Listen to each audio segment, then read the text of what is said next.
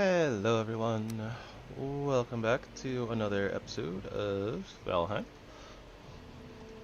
Once again, today we're continuing our axe run. We are nearing the end of it actually.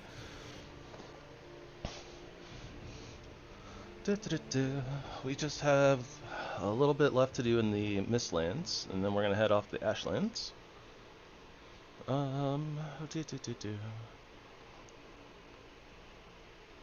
Yeah, last episode, what did we do? We did some stuff in the plains, found Yagroon, took care of him, and then we started poking at the Mistlands. Took us a little while to actually find flax, too. That was a whole ordeal. Oh, hey, we're in the spring. And spring is actually almost done. Okay, so this day is almost done. I think that we just got done scoping out these couple of dungeons here.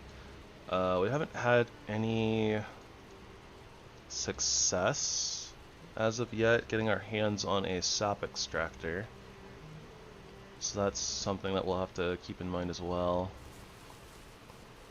Yeah, I think that basically this Mistlands we've already kind of scoped through, so I think that we're on the hunt for a new Mistlands.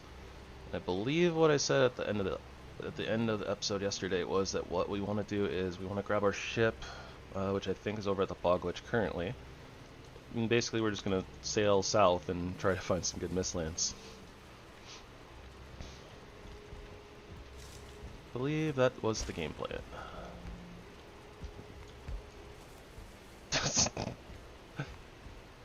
Hi, Kina. You better repair that door.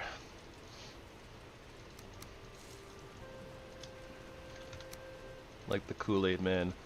You're saying, oh yeah, when you should be saying, oh no, what have I done to this beautiful home? My dad's gonna kill me.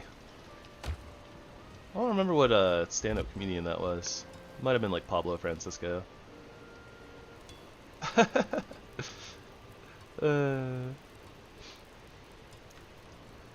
It's okay. I don't think the stream went on for too much longer after that anyways.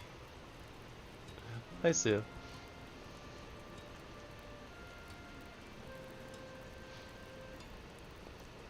How's everybody doing today?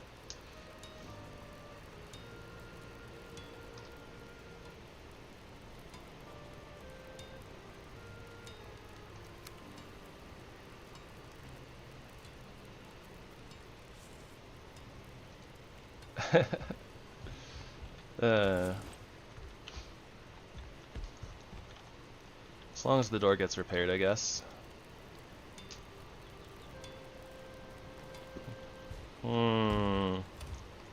That sounds to me like you're trying to put off actually getting it done. Ooh, pasta. Another one of my friends made pasta today, too. I, surprisingly did not make pasta today. I have a French loaf that I need to finish up before it like gets too bad. It's already kind of like a day stale, honestly. So I ate that instead of the pasta part, and basically I had chicken teriyaki veggies with some bread.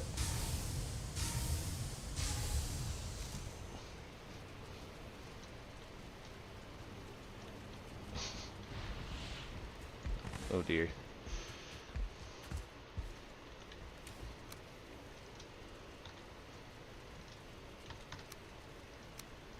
Sounds like a certain someone isn't getting enough sleep.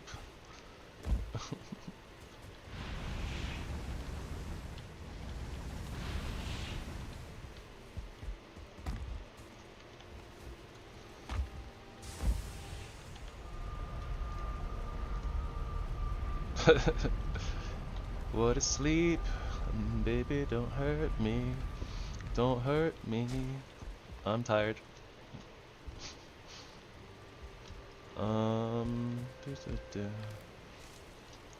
So as of the encounters with Eald Gjall yesterday. I'm doing the smart thing and I'm taking fire resistance meads with me. I said Boggy Witch. I must not have hit the OK button.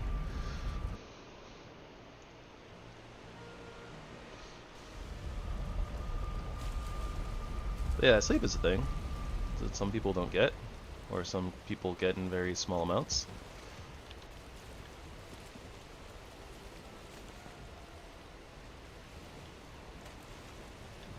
Oh, okay, what the heck? The wind totally pushed our ship.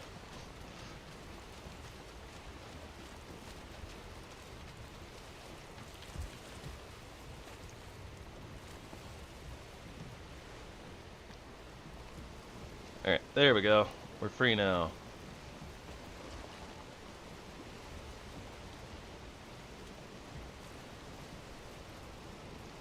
Free to turn dead into the wind.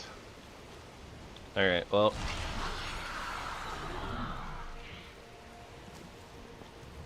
This is why we have our motor power. Where we're going, I don't exactly know.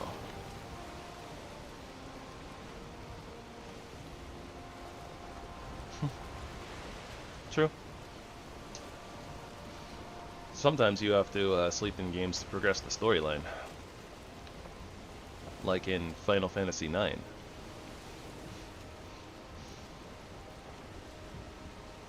And probably Final Fantasy X, and probably a bunch of the other Final Fantasies as well, let's be real here. I mean, inns are a very staple part of Final Fantasy and other JRPGs for a reason.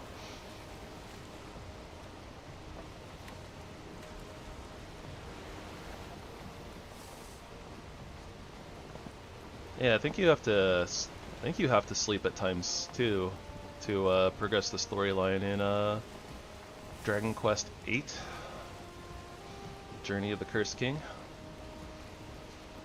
I think it's Journey of the Cursed King. That was a fun one.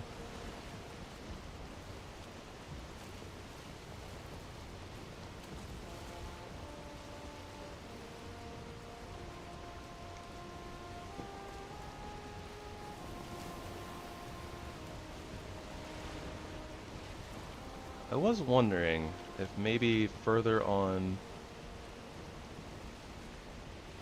Well, this is all swamp. Yeah, there might be more to the Mistlands here than I originally thought.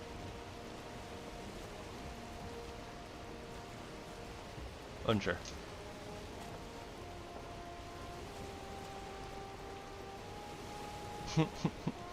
I think you just did whether I wanted you to or not.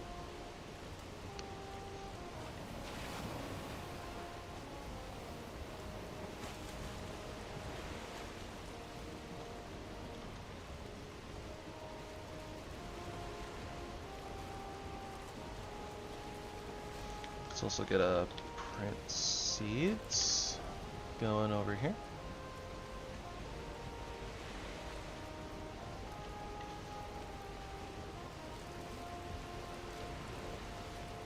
Okay, so that's a ruined dwarven area.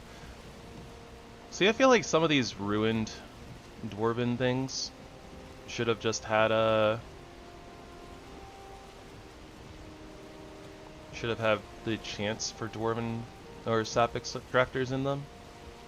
That would have made a lot of sense.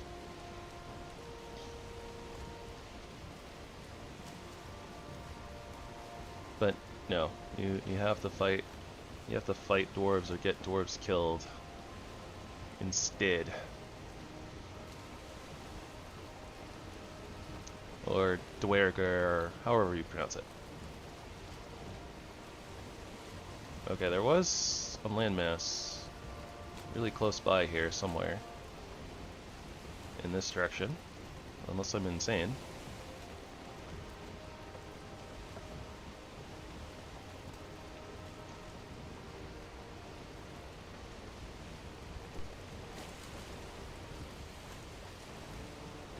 Apparently I'm losing my mind.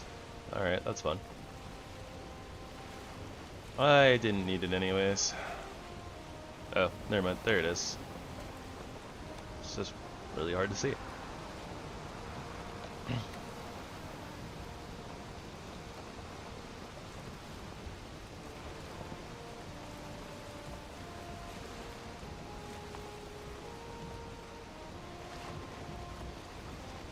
Alright, well there are mists here, so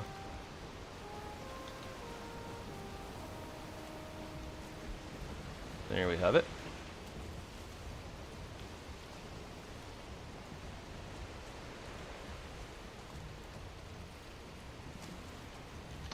You know what I didn't do though? I didn't bring portal materials.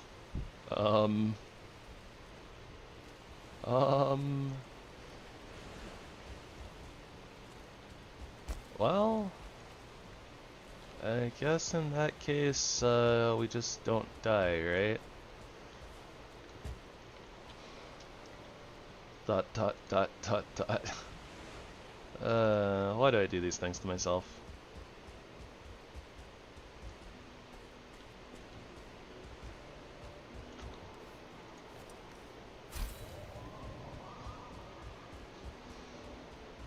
Story of Seasons. Is that just the name of the game, Story of Seasons? Or are we talking about like Legend of Zelda Oracle of Seasons?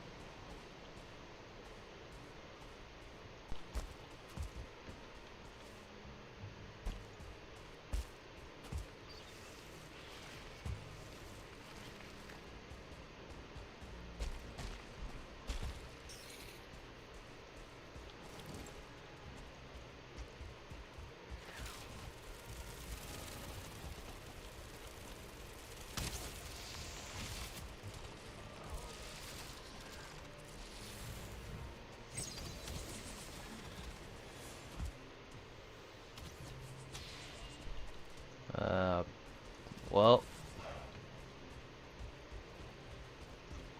this right here, that's an extractor that we need. Fortunately, we need these rogues to, well, we need the dwarves to kick the bucket.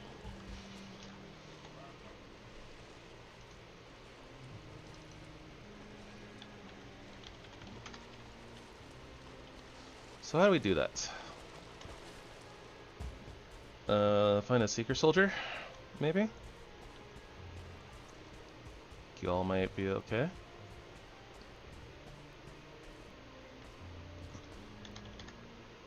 Goblin camp. Maybe we can bring over a bunch of foolings.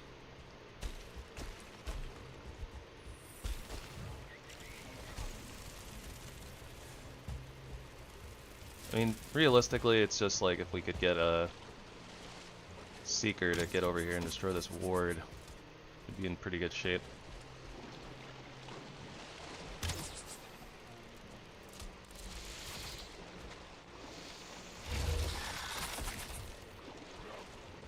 And the Seeker did nothing. Okay. Let's see if we can find a little... Let's see if we can, like, just walk into the plains from here. So if we can walk into the plains, that means the foolings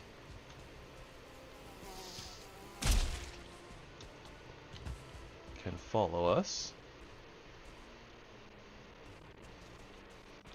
Oh, headset. Please stop.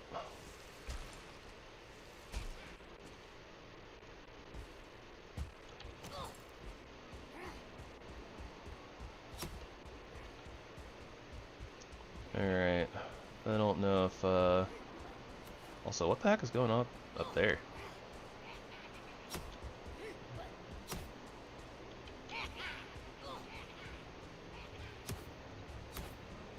Supposed to try to piss off a couple locks.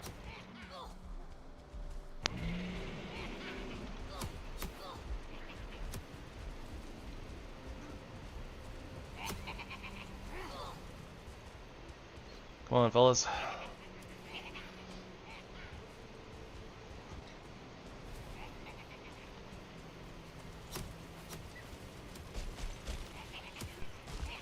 Do not want to get hit while they're just trying to hit a bunny.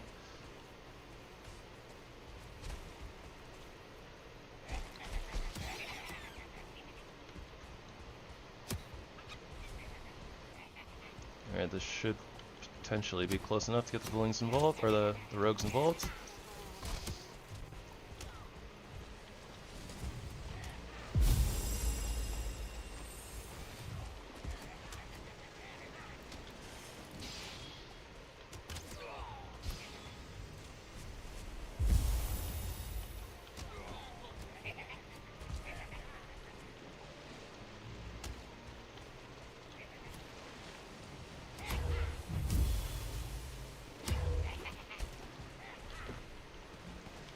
Get this mage outside.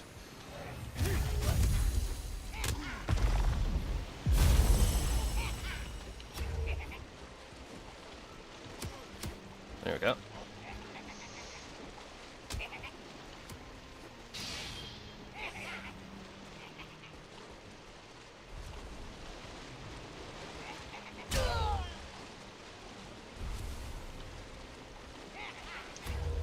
Well, they have a whole boatload of foolings.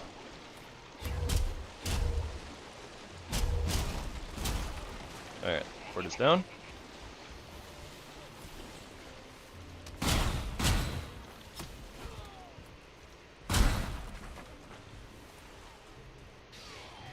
We got what we came for. Alright, so next step towards progress.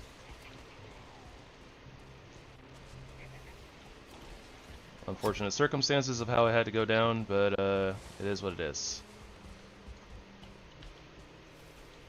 Some sacrifices must be made in the name of progress. Whether it be bacons or fooling or dwagger.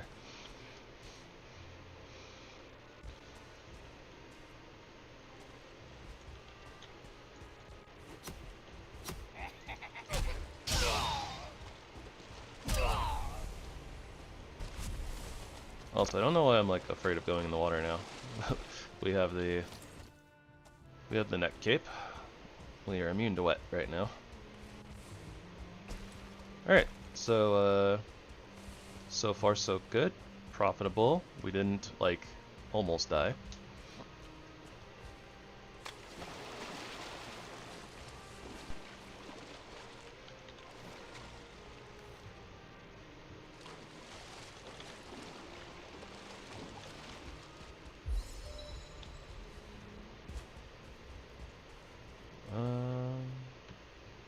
What is all that? Were there ticks that got? Yeah, there must have been. These are blood clots.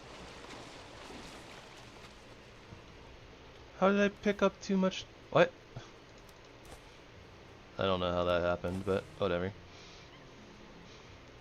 We can drop wood for right now. And yeah, let's go with that. Okay, well, our inventory is super full anyway, so let's head back to the ship. We can just use that as storage for right now. Can also kind of get a better glimpse of the surrounding area as well. I think I said as well twice in that sentence. I'm not sure.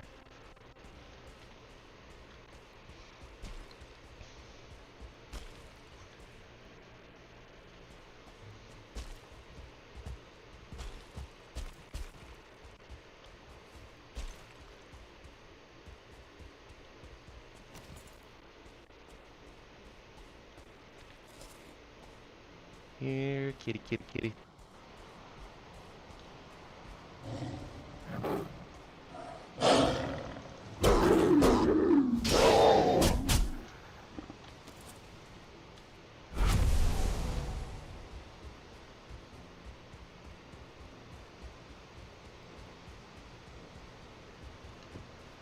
But yeah, so we have like mist down that way.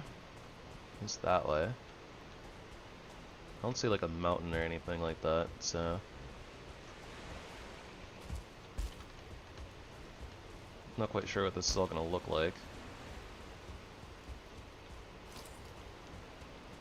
These guys are all really close. Might as well just take them out.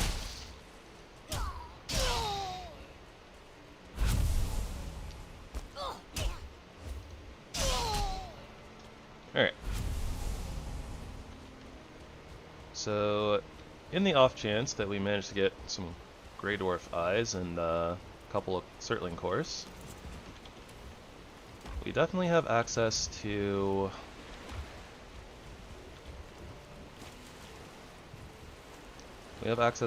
enough fine wood for portals, so just a thing to keep in mind, I suppose. Just go ahead and, I mean, might as well just put in everything, right? Oh, we actually have one core already, so.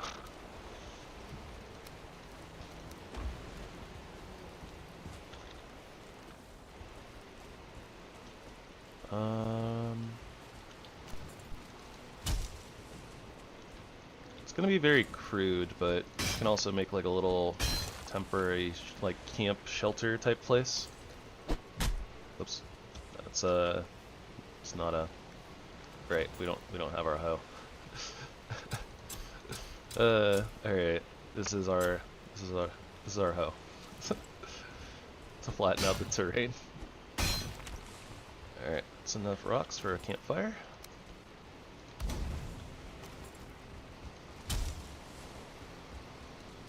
Could theoretically just make like a temporary bed too, so that we can sleep, but I don't know. Maybe if it comes to like trouble in the nighttime, we'll just get on the ship and head out into the ocean, something like that.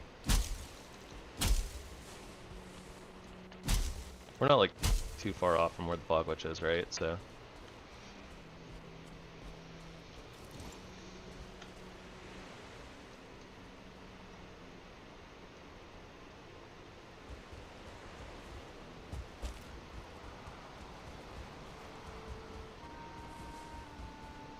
I don't know. I guess the alternate thing is we could just sail back to the Bog Witch and go grab portal materials. That probably makes a lot more sense, honestly. Yeah, we'll just do that.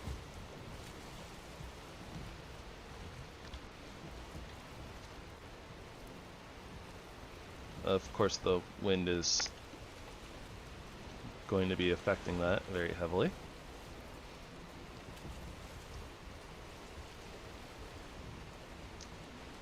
At least we know that that place where we landed is going to be like relatively quiet.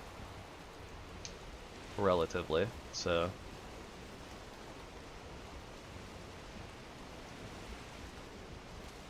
Yeah, we'll just go get our portal and come back.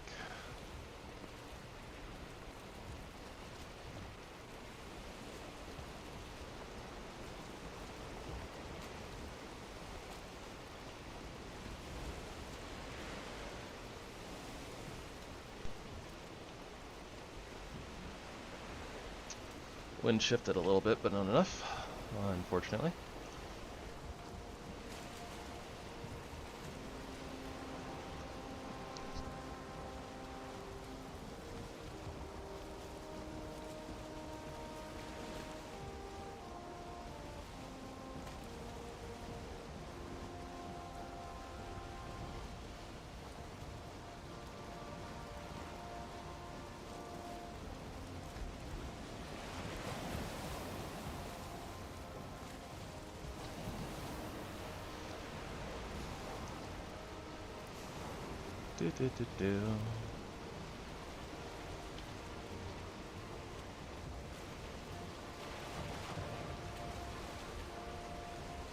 Alright, well, I don't like the idea of it being stormy and about to hit night. That's just asking for a sea serpent, so try to head back at least close to the coast.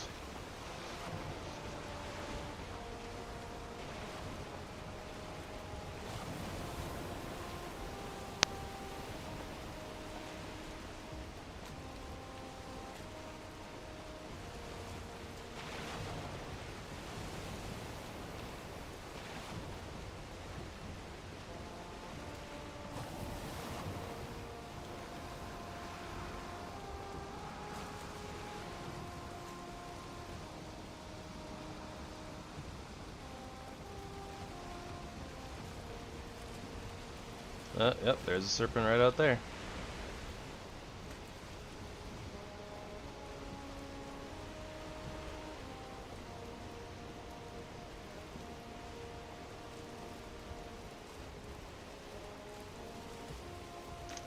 All we need is the wind to shift just a little bit in the right direction. Or the correct direction, I guess I should specify. You kind of don't want it going to the right, right? Because that's still just head on.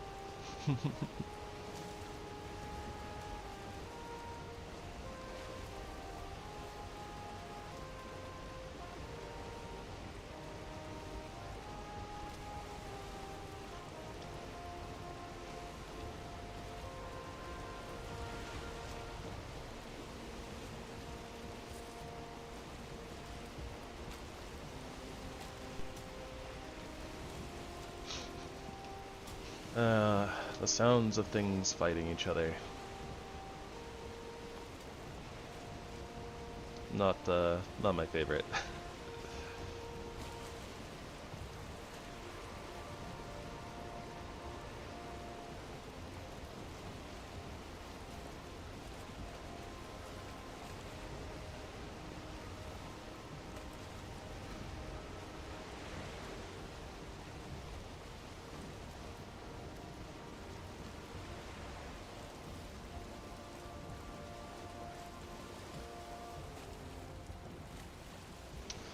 Yep, wind fighting us for basically the whole trip.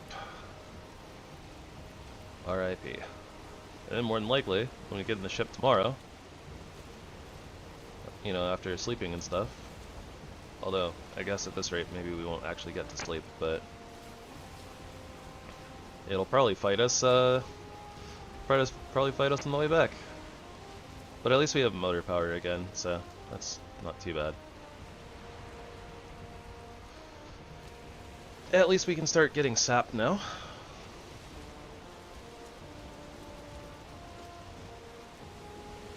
Oh, there we go, we've got some wind. The last little leg of the journey. But yeah, with our two extractors, we can go put them on the roots that are by our little farm. One of the reasons why I liked the spot where we picked.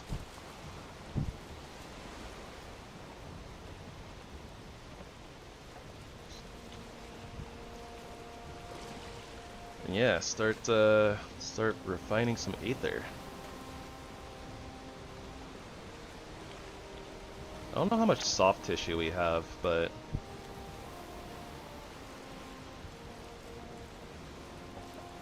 it'll be good. We'll be able to upgrade our megging yard pretty soon. Plus, we'll see like kind of what weapons and stuff we might need. Although we will still probably need to find like a fallen giant skull thingy and get us some brains. Ancient giant brains.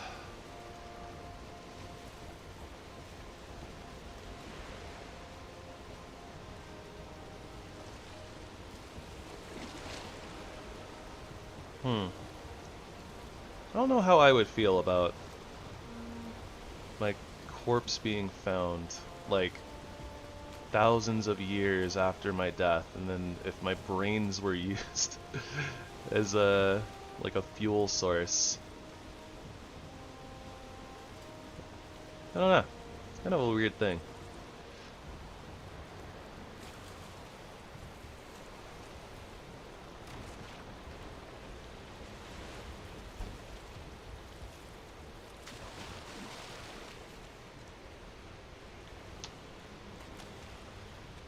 Well, I mean, so in this case, right, the giants, like, their brains are still here because, like, you know, they're, I suppose, not a decomposable tissue.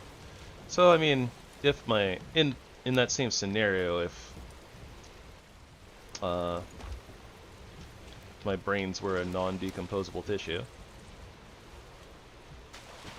it's a hypothetical question. Lex, listen, we're axolotl, alright? We ax a lot of questions around these parts.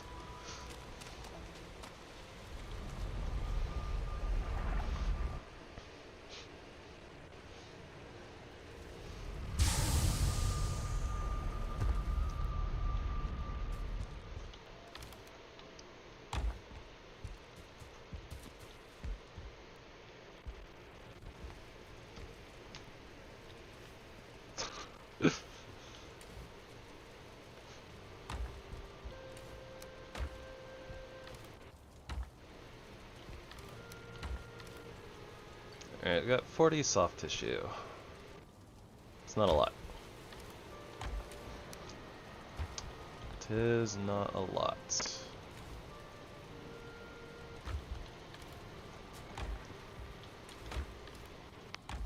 The headset is popping a lot today. That's weird. It was totally fine earlier. I don't know like why all of a sudden it decided to just start acting up.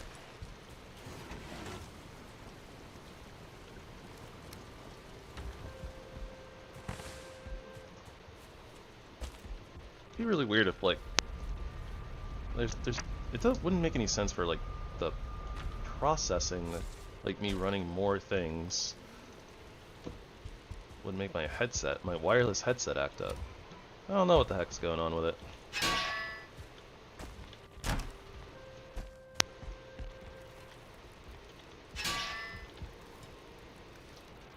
Oh well.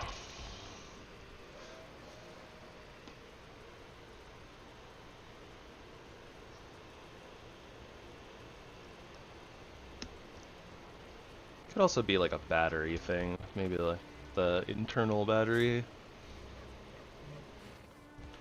is just super strained because of how often I use it. We don't have Iggy wood. That's a problem.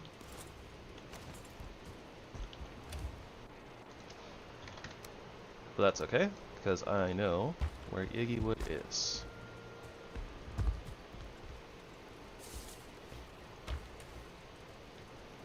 I'm gonna bring like a couple of wisps with us as well. We're gonna go over to the farm and kind of see what's going on over there. We'll sleep off the last like hour.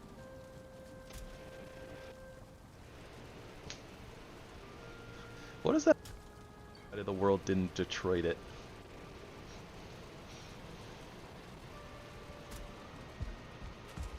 Whatever that. Pretty sure there's a skelly up top. Whatever it's doing, it needs to stop.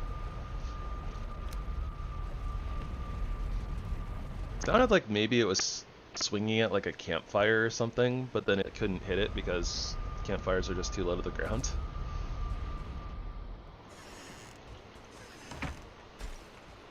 Oh look, Iggy wood.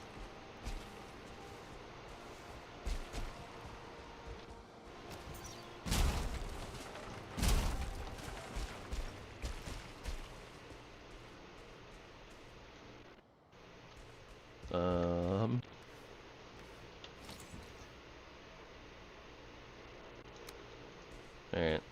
Just gonna do this so that I can see things trying to creep up on me, potentially.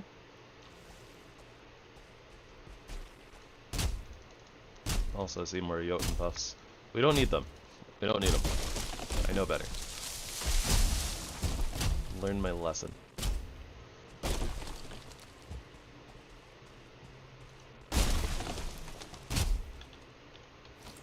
Alright. Yeah, that's the business. Because we can combo with that. Might lose my little lamp here, but we'll replace it, I guess. Ah, didn't lose it. I guess it's all possible maybe my roommate being laying in the living room with their phone might be really close and the wireless signal could be messing with my headset. That's a possibility, I suppose. Really just wish my roommate would just go hang out literally like anywhere else in the house.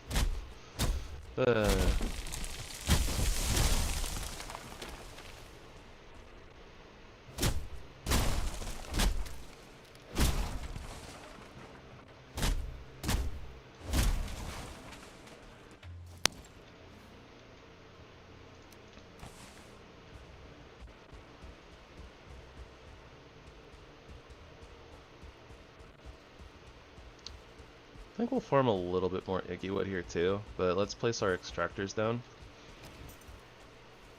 And hope that they don't get attacked by mosquitoes. That could be really annoying. Hello, Benoy. Oh, sweet little Benoys.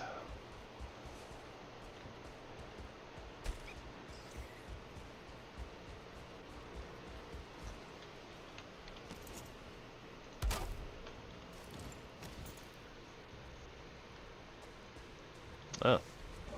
There's a kitty cat. There's no longer a kitty cat.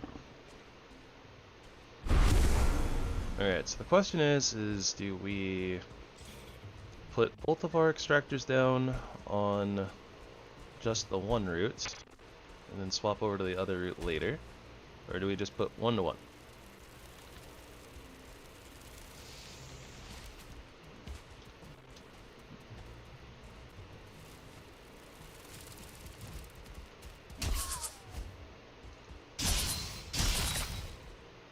Guess we can just put them on the one. Might as well. Also, partially because I kind of forgot that I don't have a workbench further out, right? So, oh, well, we don't have one close by anyways.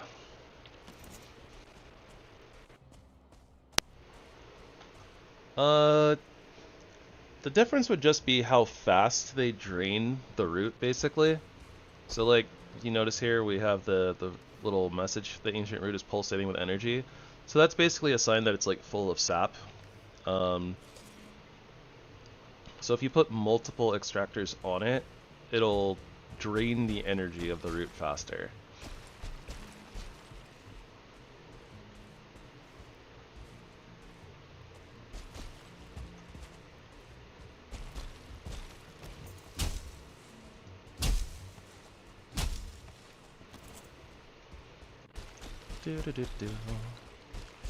That being said, suppose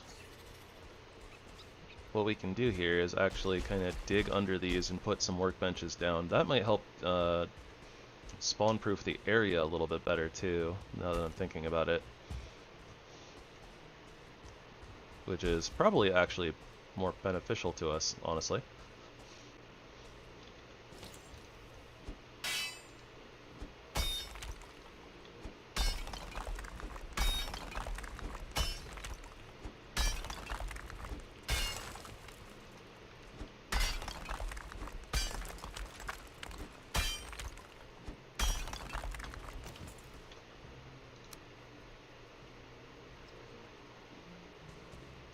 Come on.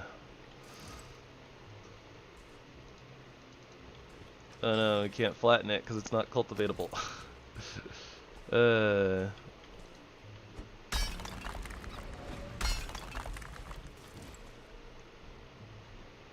Sounds like a bunny is having a rough time there.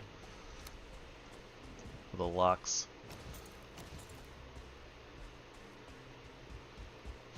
Poor Benoist. They just can't catch a break. They're just peaceful little critters roaming around,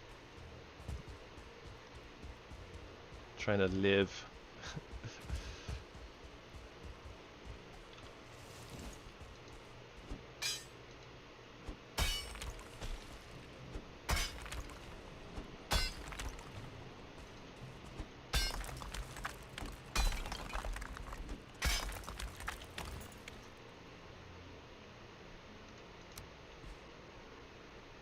Okay, so we can fit one in there, I just need the wood for it.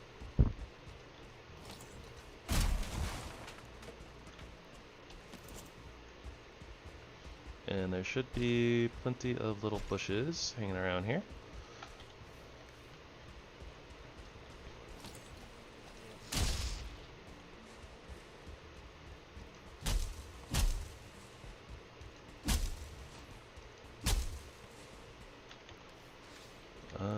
Yeah, we got some rocks too. I'm gonna put a couple of campfires around this area as well.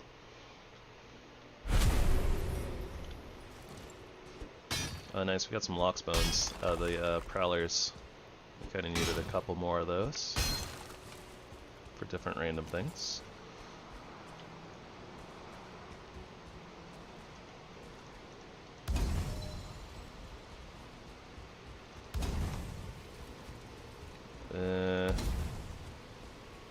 Not super comfy with that locks being over there, honestly.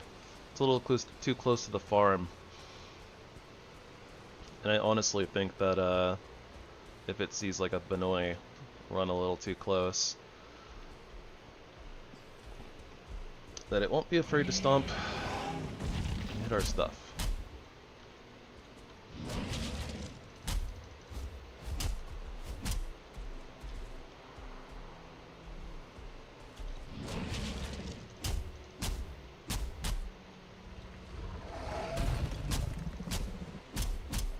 Theodoridum, Theodorime. Feel the lag.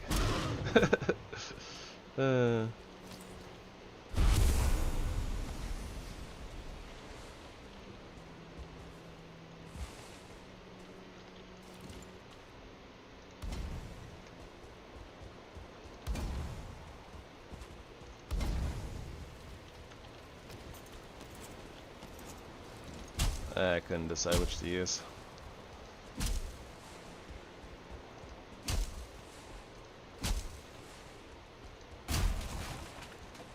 Alright, listen, I understand I don't need to pick these up at this point, but we're already over here, so I might as well.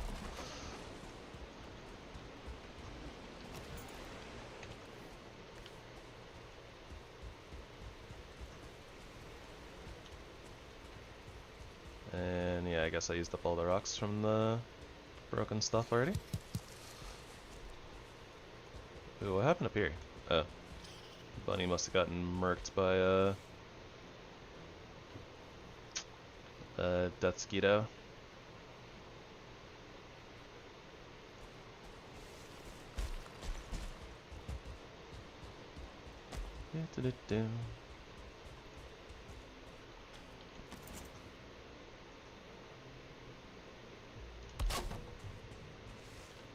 Alright, so that does that. So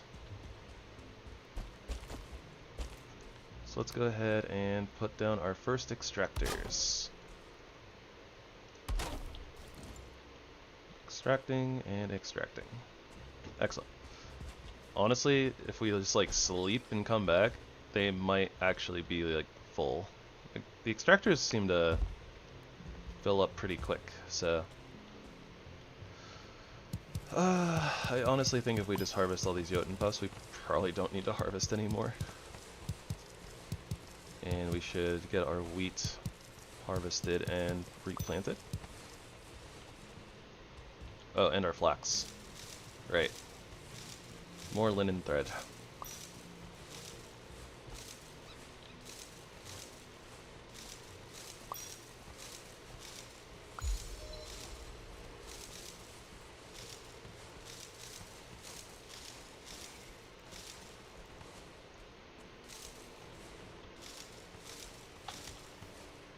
Yeah, like look at that. I have almost 3 stacks of Jotunn puffs, plus the stacks that we have at home. Maybe I should just replant it just so that we have it, just in case. If we go through all of it, like we'll at least have the ability to come through here and get like another couple of stacks and replant. I think it's a good idea. Silly little bunnies. Look at them. Being out there, being all cute.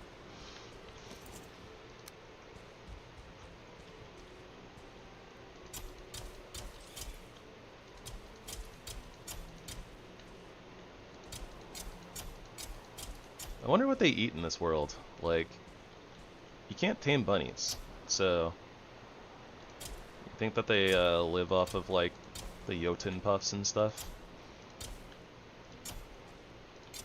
Seems like the only thing that they would be able to eat, other than I guess just natural grass, as opposed to unnatural grass, I suppose. But I mean like the naturally occurring grasses here in the Mistlands. I guess that would make sense. They just munch on grass and little seeds and other things.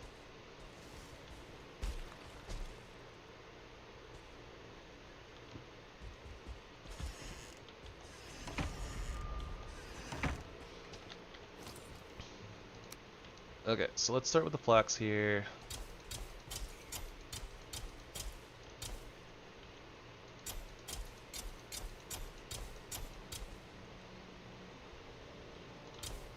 I think what we'll do is we'll go down to 40. Yeah. So we can put all of that into the spinning wheel. And we'll have enough for like another harvest. Or yeah, we'll have extra growing here for more later.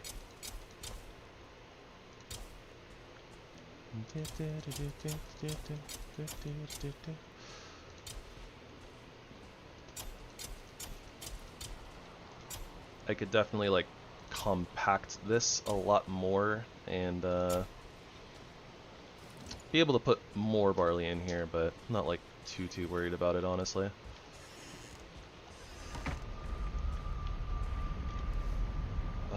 Okay, we have a little bit more room in our inventory, so let's go ahead and chop down at least one more Iggy tree and get us some more extra Iggy wood, because we'll probably need it.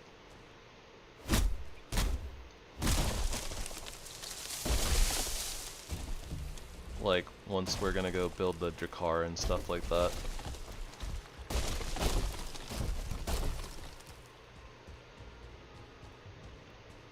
Okay, hopefully that'll stay put. Also, apparently a rogue got absolutely bopped over here.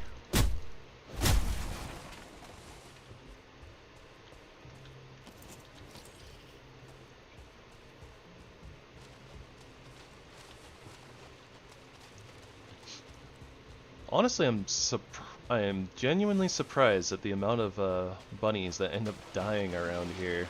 Like,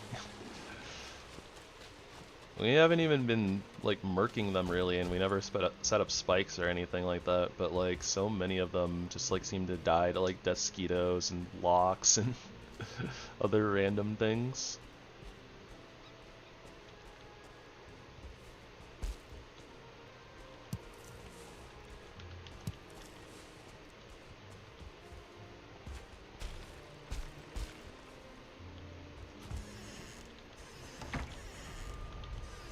Oh, whoops.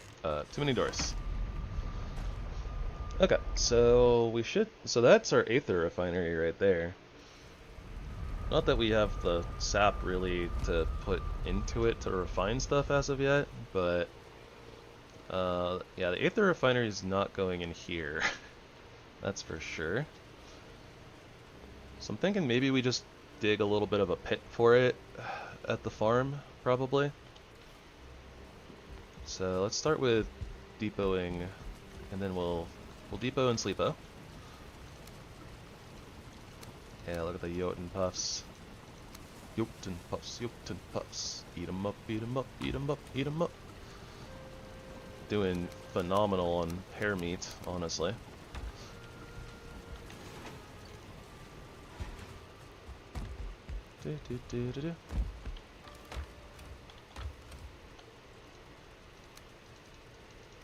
Yeah, we'll do something like that. Carapace stacks up pretty quick. Yeah, definitely need more Iggy wood.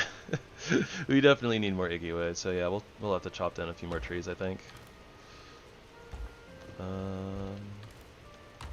Oh, right, and let's put the flax in here.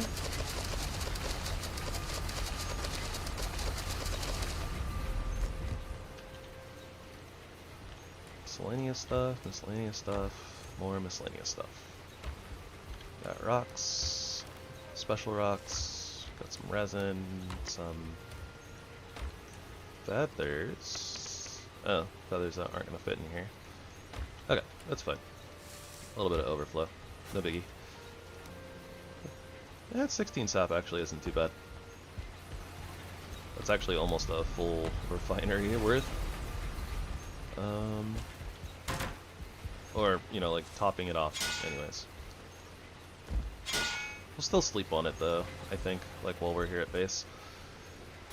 The extractors will probably be full. Honestly, we might even just be able to move them right away.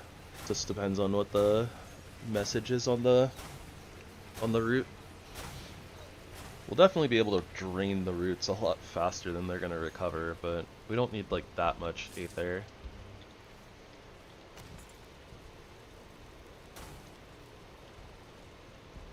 And I just want this in here. Now we're gonna have to do it the old-fashioned way, grabbing the materials out of chests, like poor people.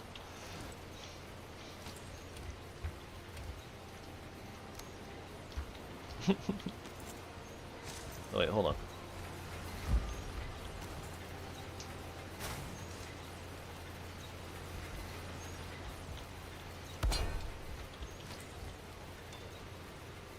Okay, that did not get us anything.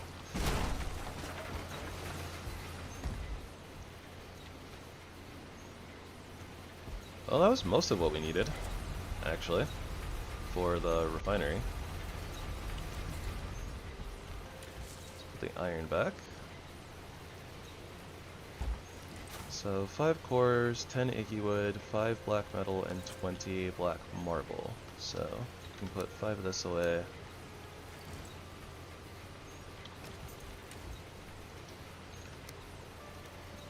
Yeah, that's that right there. Very nice. Kind of funny how that overlapped a little bit.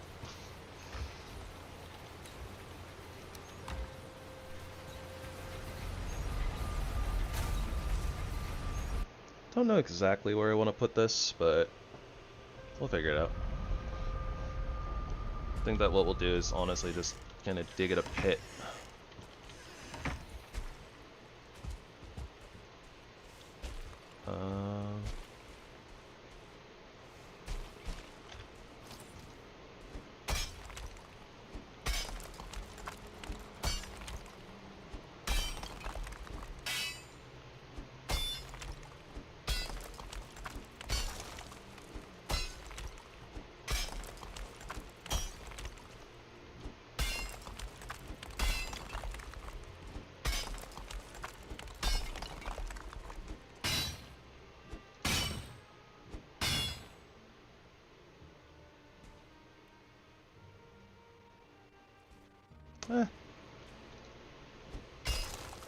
Maybe I actually kind of want that.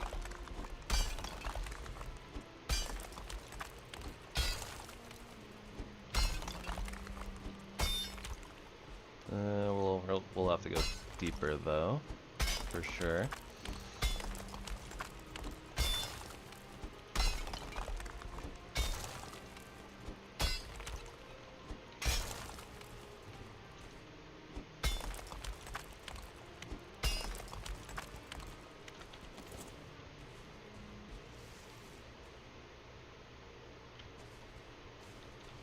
Oh, I saw it change color for like a second.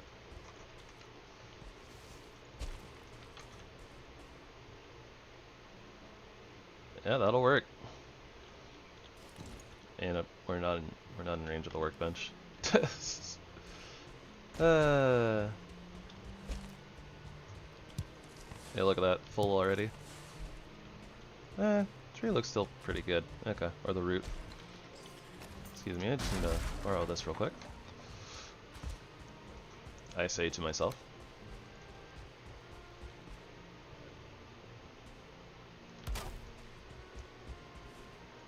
That's close enough, right? Looks like it.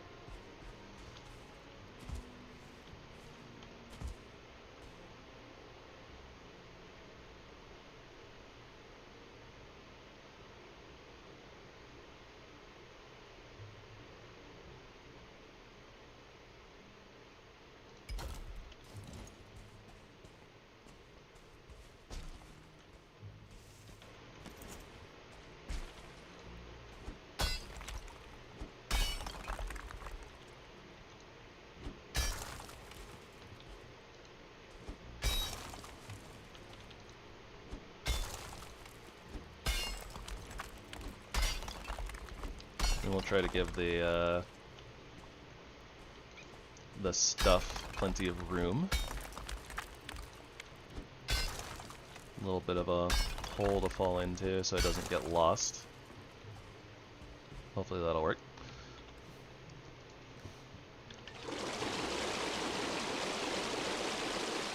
And I imagine that it's probably not... I don't know if enemies can really path into this very well, realistically, so... might actually not really get attacked by too much.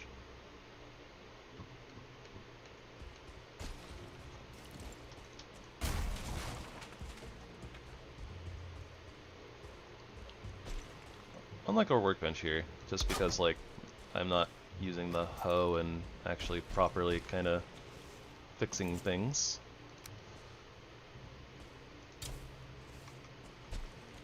Oh, yeah, see, I made it worse. I made it worse.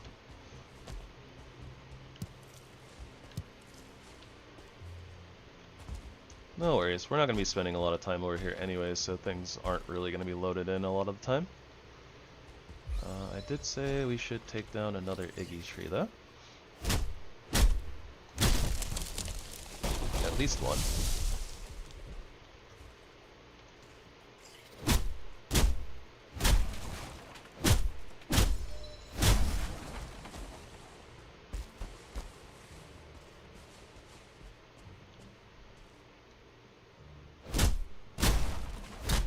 I guess I'll take out that stump for all of you stump haters out there. Oh, whoops. And then proceed to fall in a hole.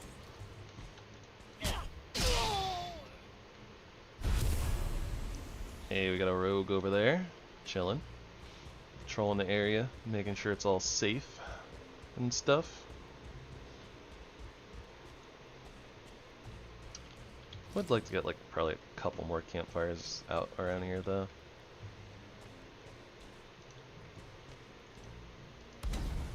There we go.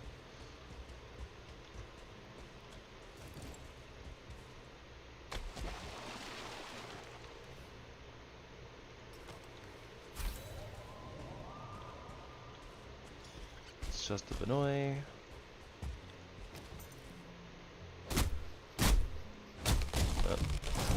Seeker out there doing seeker things.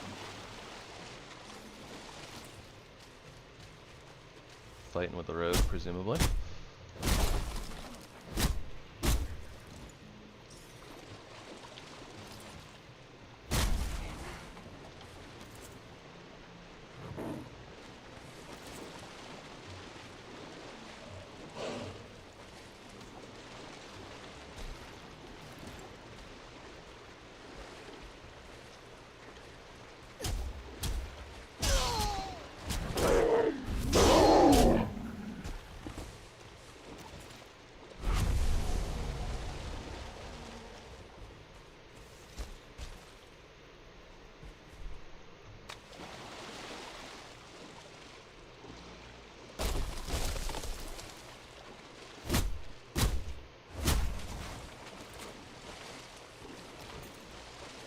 Gotta love the neck cape. Making sure that we're not getting wet. Love it.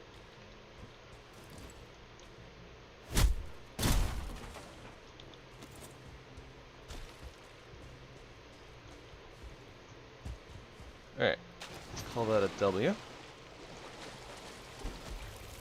That.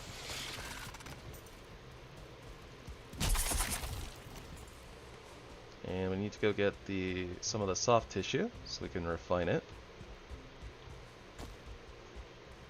I guess that we are moving the sap extractors.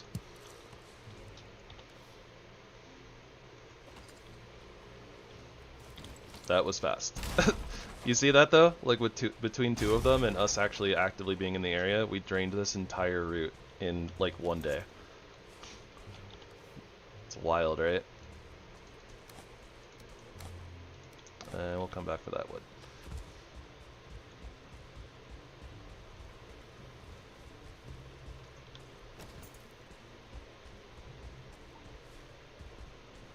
Where did the Dusquito go?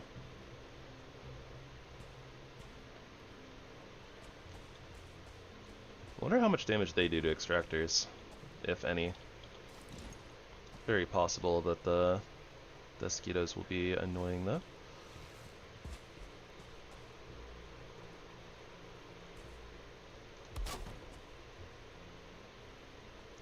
And I don't want to put these too close to each other, so...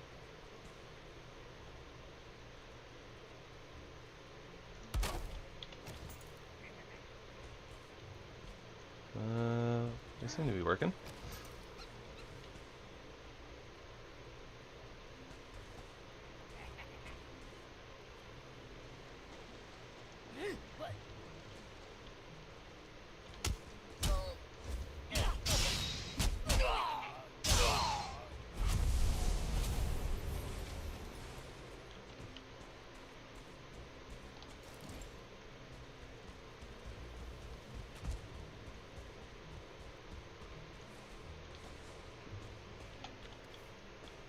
Yeah, here, resin. We don't like you and we don't need you.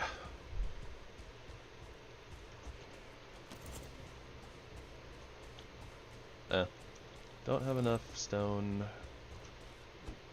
for campfires. So let's get some.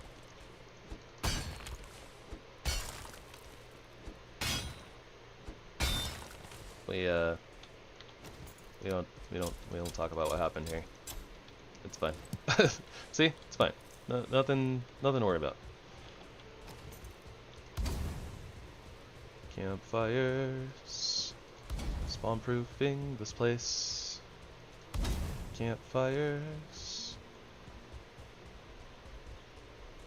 Burning Deathsquito face.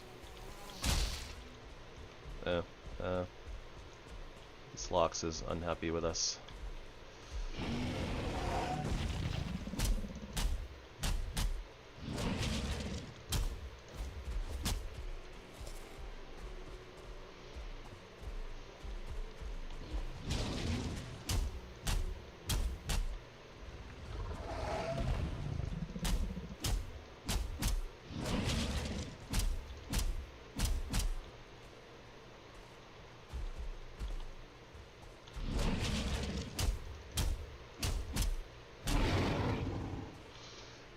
There we go.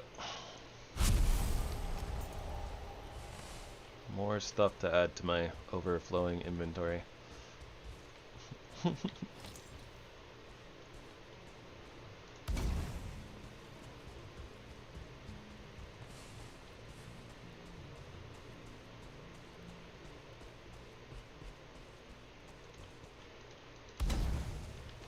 Alright, well, that is all that we have mats for, so... she'll leave that be. Campfires have been spammed. I'm sure that there are places that they don't overlap, so there are likely places where things can spawn, but whatever. It's fine. Probably it's fine. Hopefully it's fine.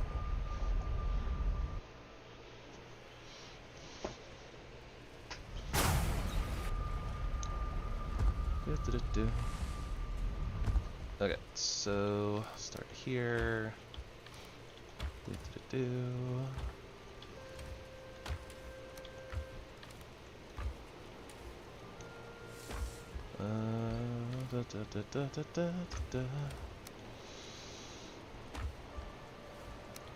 So many things to put away.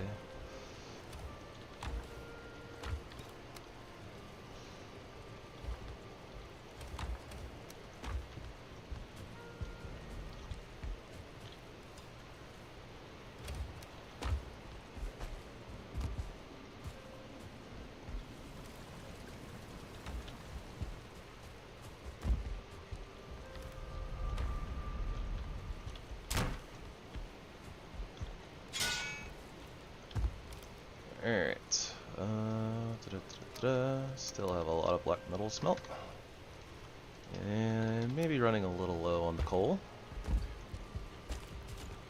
Well, and at the very least we're going to need a lot more for when we get into the Ashlands, right? So let's keep that coal pumping.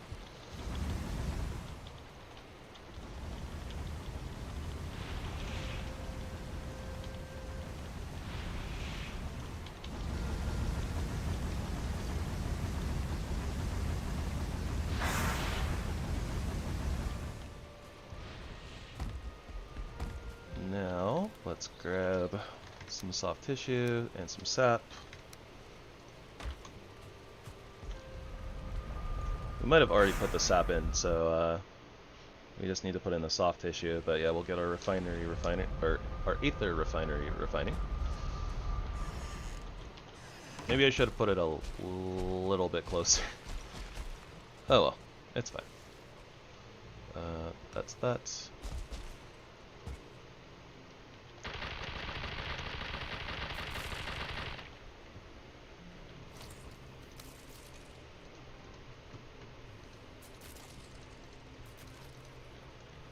But I wanted to flatten that out like maybe a little bit, just so that it's like a little bit easier to stand on the thing and balance. But oh well, it should be fine. We weren't like slipping and sliding, so hopefully if it's not really annoying, then we don't really have to do anything extra. Even though doing things extra is definitely a thing we do on the channel. Sometimes you gotta be extra, right?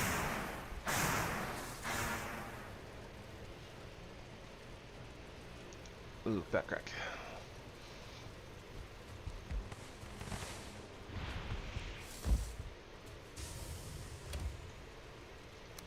Back and cracking.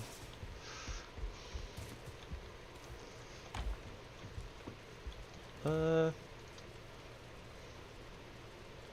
think we'll take like another half of this. Do we need soft tissue for like soft tissue itself for a recipe? Because we might. Yeah, we have we have a battle axe that actually needs a lot of it, so that's fun. The dwarven battle axe. Oh, that needs a Gyal trophy? We're never getting that. We're never getting that. Carapace reinforced raider stuff though. Yeah, we need some. So yeah, we definitely need more. Cause we need like all the refined ether too. But we do need some soft tissue just as soft tissue. So we'll definitely need a skull at some point. Or like many a box from a dwarven camp, that type of a thing. At the very least, we can get some refined ether right now, unlock some recipes. Although I don't think we have enough black cores to make the Galder station, or the Galder station quite yet. That'll have to be after probably the next dungeon.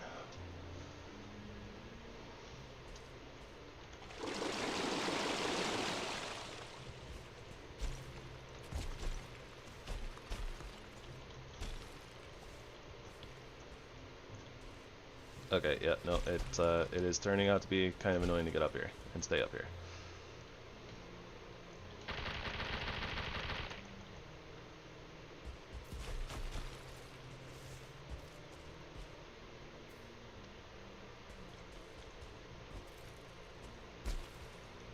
All the trees and things are so far at this point.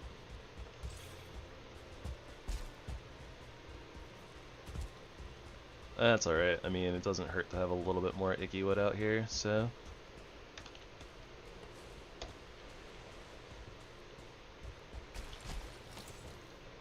Ooh, 2 trees for the price of 1.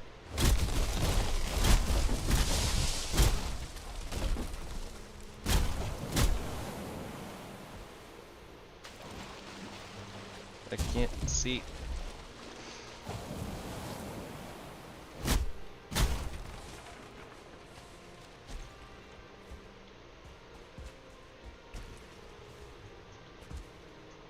Don't want these out in the water, but I need to be able to see.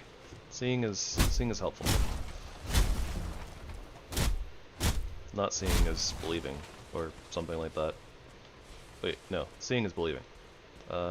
Shoot. Yggdrasil shoot.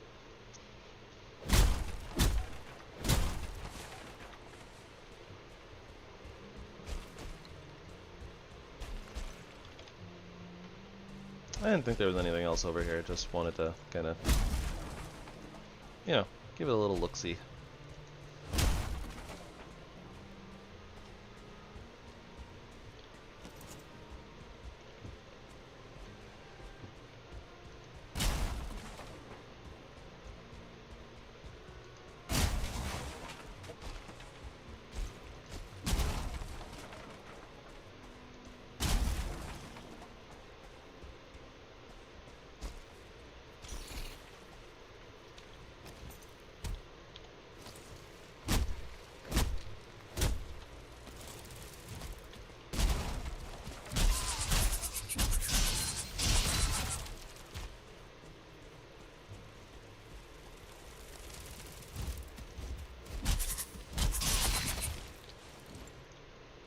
We saved the bunny, who probably wasn't being attacked by that seeker anyways, but that's besides the point.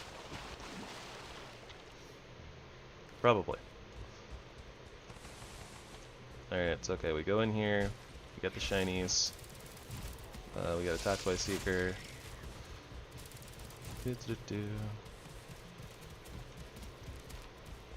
We head back to the Wards of the Light.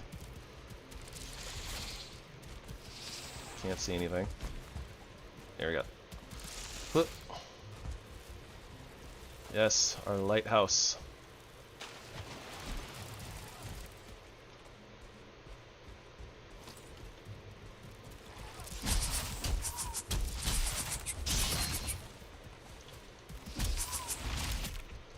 Kind of crazy how strong we are. Like, we just like chew through seekers, even though they're like, you know, resistant to all of our damage.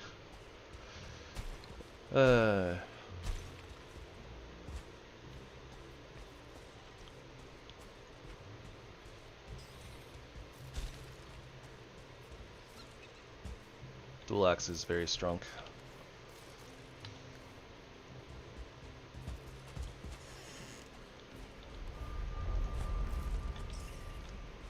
Hey, what's up, Kami Garoshi?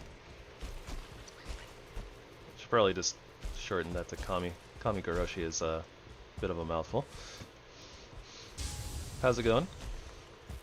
Any success with your locks project?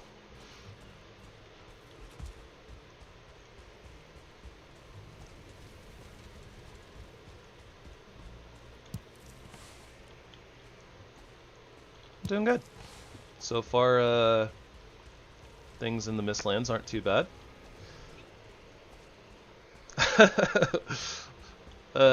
Right on. That'll do it. Well, usually I'll do it anyways.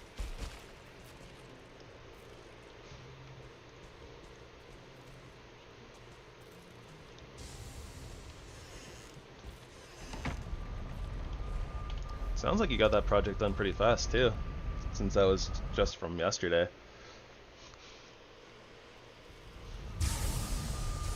Sometimes, I know that some projects like that are kind of sizable can take a lot of finagling and many hours.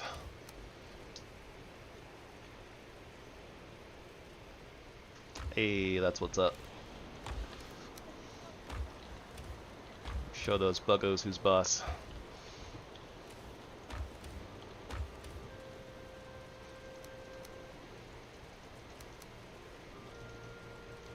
Alright, we have refined 8 there.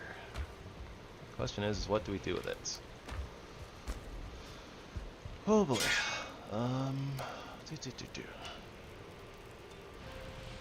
Auto store mod. The last time I tried to do one of those, it didn't really work, so like I couldn't figure it out. I think there's like a couple of them that aren't like compatible with Valheim Plus, which is one of the big mods that I'm using, but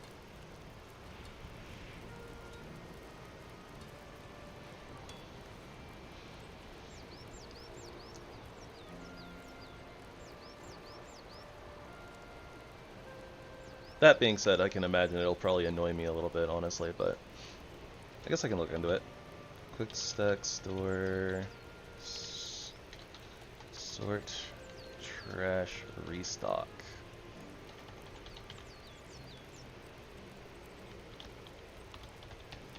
That might work. We're using another Goldenrevolver mod that works in this pack, so Yeah, we'll see. I kind of like knowing where my things are going, because, like, you know, we look over here, right? Okay, well, never mind. My ship is out and about, but normally I put, like, my ship stuff, like, over here, or, like, separate, right? So then, you know, like, an auto sorter is going to be like, oh, you have fine wood over in this barrel, or box, or whatever. Let me put fine wood in there, and that's, yeah. Yeah, I know how they work. I've had not great experiences with them in the past.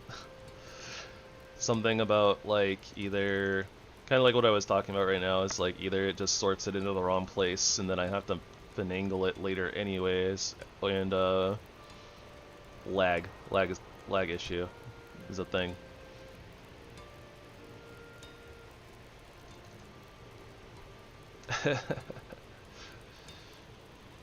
Yeah, I don't know if it's like a, well, yeah, I don't know what it is. Like there are some things that I like automated and other things that I don't.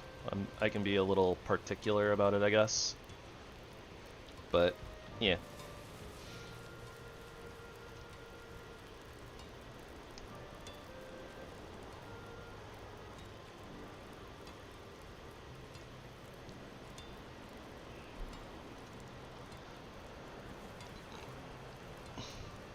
Oh no.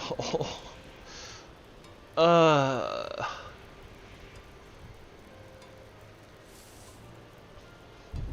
I I could cry. The fact that our axes need bile bags is painful. Oh, why? Why do we need the materials from Gyal? I don't want to fight Gyal. Skippy card, skippy card.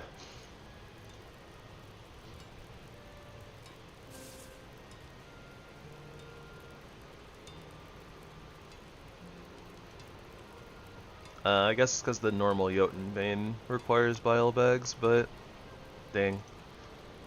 Also Dwarven Axe. Man, why isn't...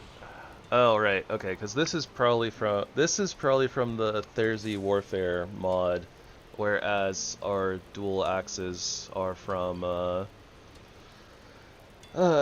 these are from just the ValheimArmory mod.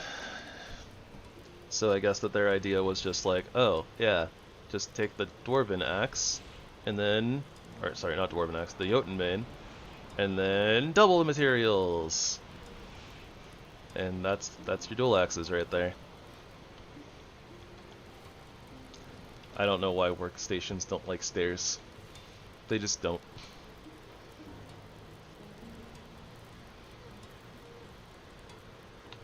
Well, I could cry. Let's see what we got here. Alright, Carapace, Refined Aether, Scale Hide. Carapace, Refined Aether, Soft Tissue. Carapace, Refined Aether, Mandible. We can upgrade our armor to the next set. To the next tier. We have enough materials, and I think that that's probably what we want to do. Probably. That's like all of our Refined Aether, but honestly, we're really far away from our weapons anyways, so... And honestly, realistically, I might just skip them. I might skip them.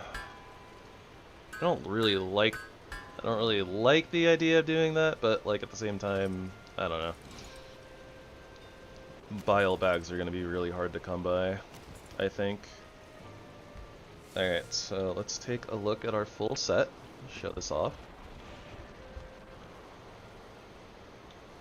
You know, nope. I mean, it's green, so that makes it, you know, cool looking. The set, nice texturing. It's still the bronze armor set, so, I mean, it's meh.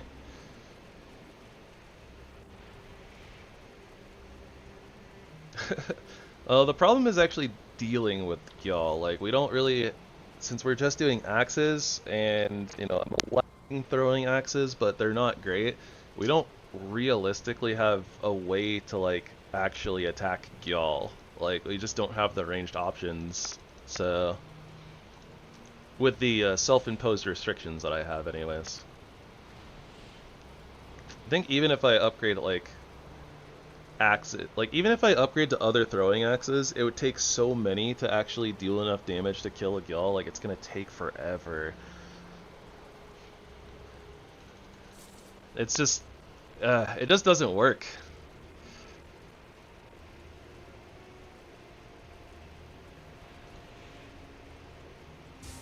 We don't have the feather cape yet, so like it's into a spot to jump onto a Gyal. That being said, I don't know the timing. I didn't realize that you could actually like jump when they try to shake. I realized that that you could dodge that.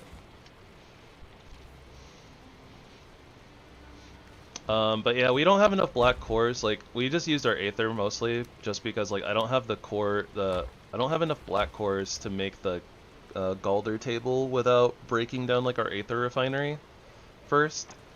We just got refined Aether, but we need to hit like one more dungeon to craft the Galder table. We also need more soft tissue. Like we're kind of out. We have 2. You don't think you're supposed to? It's wacky possible. I see. Yeah, I wouldn't feel comfortable doing that without the feather cape though. Realistically, just because like, you know, if you take the 100 fall damage and then get blasted by the Gyal, you're just dead.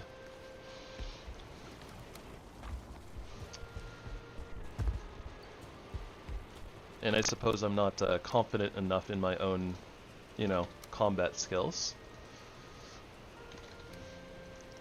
Something, I'm a potato, something like that.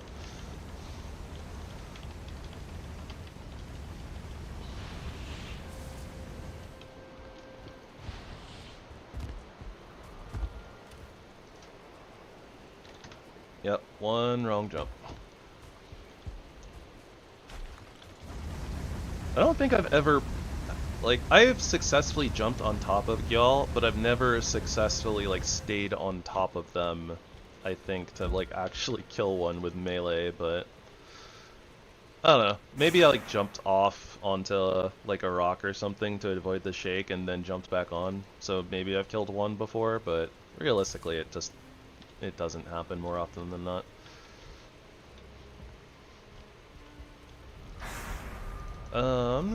That being said, I need to grab portal mats before I forget again. That's where we started our adventure off today, actually, is me forgetting portal mats. And then we got distracted with other things.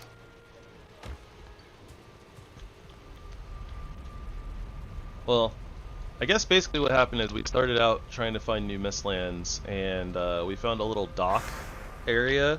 So we pulled a bunch of foolings over there, and the dwarves, we were able to break the ward and then get the extractors.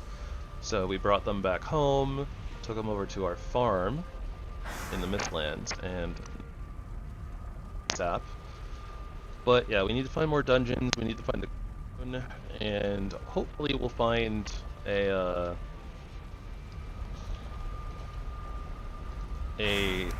giant, one of the fallen giants, so that we can, specifically with the skull, so that way we can get a lot more stuffy stuff.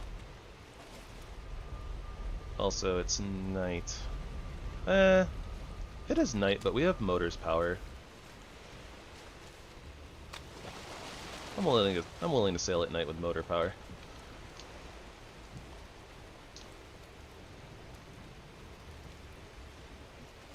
Oh, oof. Yeah, I can't imagine playing this game with no map. That sounds so hard. Oh, and like Mistlands with no map? That sounds like pain. You are a brave soul. You are a brave soul. I commend you. Tip my hat. Salute.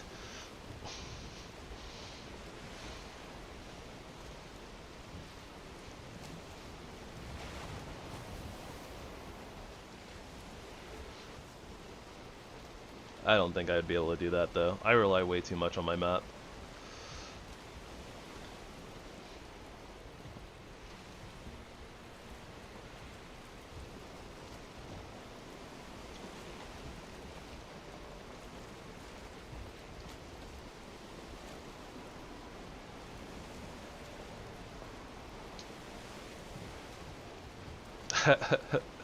I see. So, how does that work? Like, does it like send like a giant light into the sky, like where one of the boss altars is, and you can just like see it from like everywhere?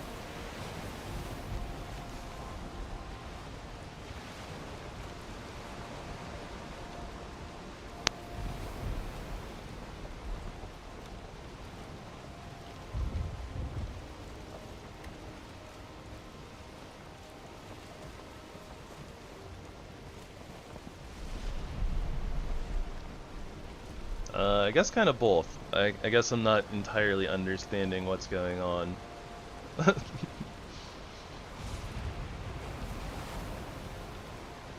yeah, like I've never played with like no map setting, or I guess even like mods that are tailored to that, so.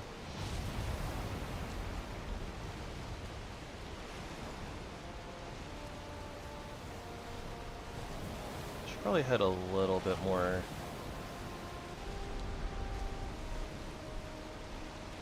And there's a serpent.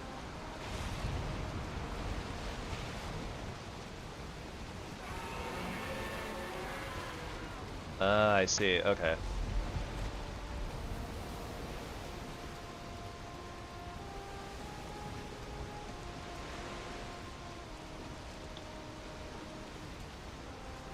Alright, Mr. Serpent. It's just you, me, and the swamp critters.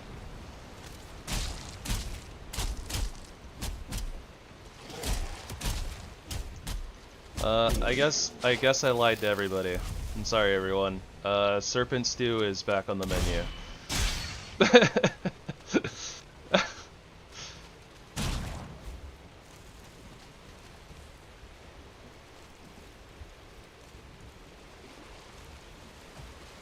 I see, I see. Okay. So you okay, so yeah, you're just laying out stuff for yourself, and then you use little things like that to help you keep track of where you are in orientation. That's cool. That adds like a whole different feel to it, doesn't it? It's a lot more like immersive, right?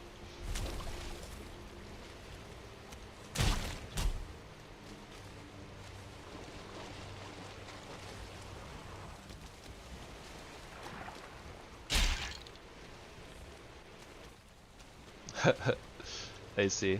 Yeah. That's gotta be kind of brutal too for like finding traders and stuff, since you have to like really actually like find them and spot them yourself. You can't rely on the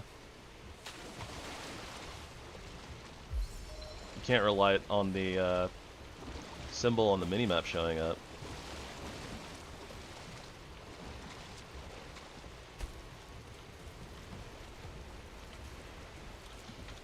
Okay, that's all the scales on the meat. I guess we'll just use this opportunity to head home and depot this stuff, because the serpent meat's really heavy.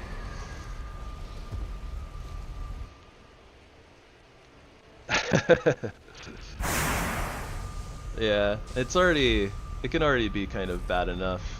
Yeah, just like finding them, even with being able to see the map and symbols. So I can understand.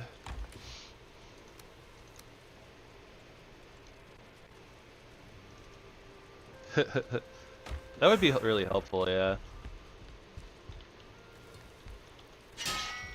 I mean, you know, obviously the symbol showing up on your map from really far away is probably like they're, you know, like intended helpful, but I guess if you're playing with no map, then yeah, you would need something else. So it would be really nice if they added in an extra thing of just like, oh, I see you're not playing with the map, so this doesn't really help you, so let's do something else.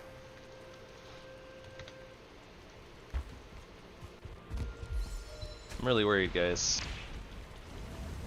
My headset is like popping just so much. I don't know if it's gonna like fully die at some point. I mean, I guess I shouldn't be that worried. I do have my old headset.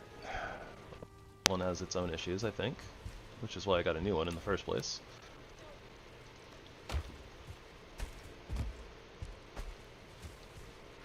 Just hope.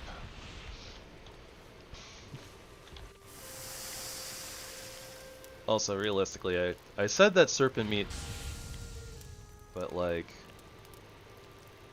I don't know. We're kind of already into the mist foods, and mist foods are probably a little bit better. So our serpent stew might kind of just be like a backup food.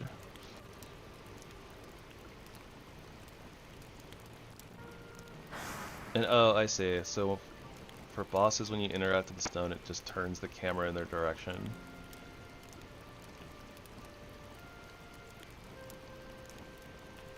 Huh.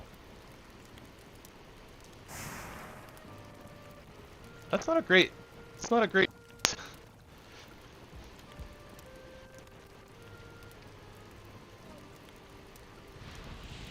Mostly just for the fact that it's like...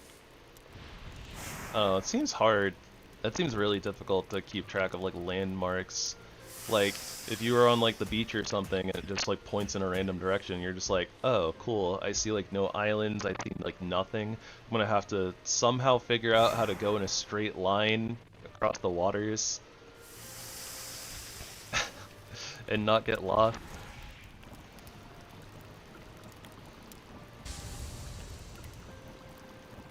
$80.26, 4 HP attack. Yeah, literally, like, both of these foods are technically better than serpent stew. But we don't have anything else to do with serpent meat, so I might just make it anyways. Oh, right, yeah. Iggy tree. Yeah. Okay, yeah.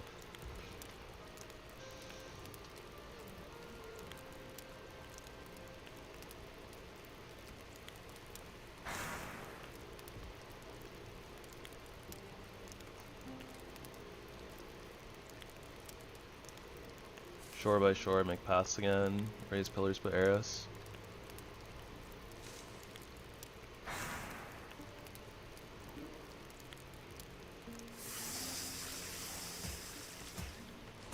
I see. It's very interesting to think about. Seems, it definitely seems like something that'd be really hard to just jump into, and it's like, if you didn't have like the tips and tricks like that, you know, I don't know. I feel like I would get very lost. very easily.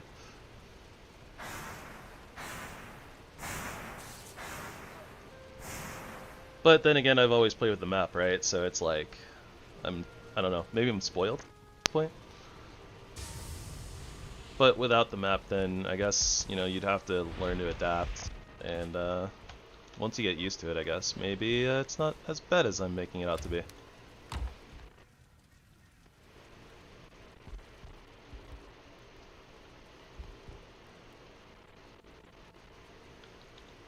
That's like actual, like, real life wayfinding, but does that work? Does that work in this game? Or like the constellations and stuff actually constant? Or consistent, I should say.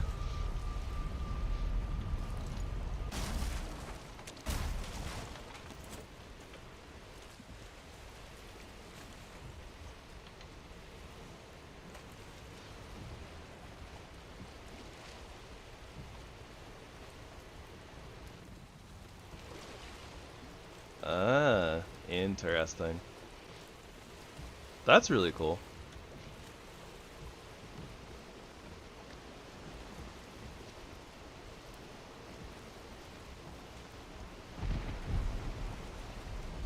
Oh, whoa, hey, it's the one of the rarest weather events in the game. Or, I think it is the rarest event in the game. We got the Thunder Chariot.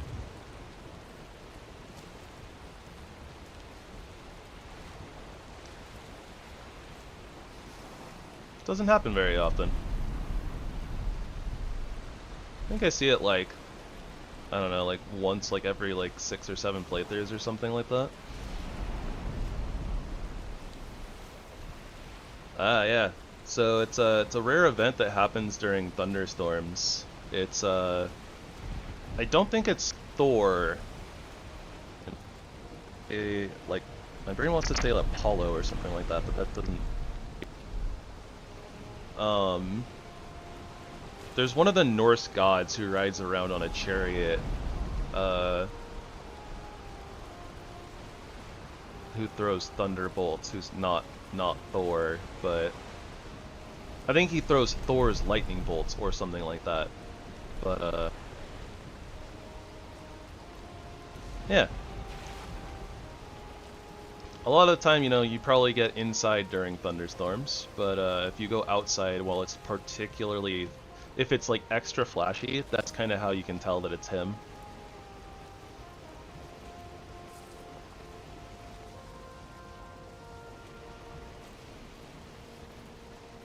Yeah, I forget. I looked into it like a long time ago, but it's been a while.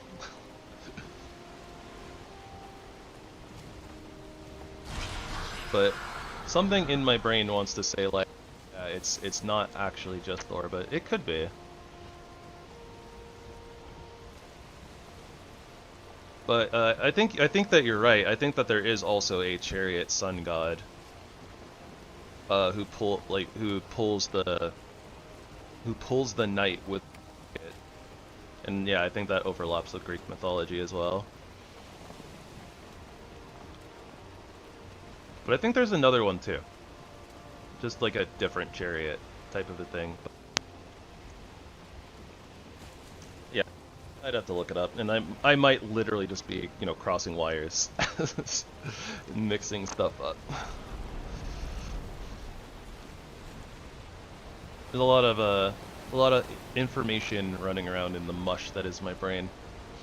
It's just a rubber band ball, like just literally rubber bands of information wrapped around each other. So like sometimes they kind of blend together, right? So.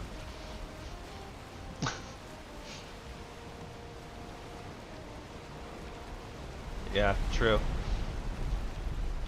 They are very, very deep in the lore and everything else. Oh, there he is, good.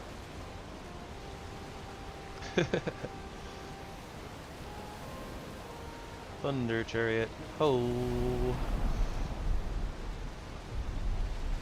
Thunder, thunder, thunder cart, ho!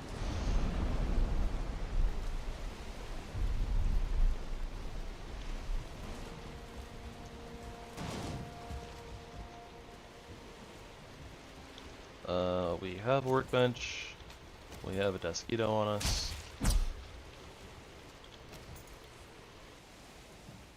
Come on, work with me, game.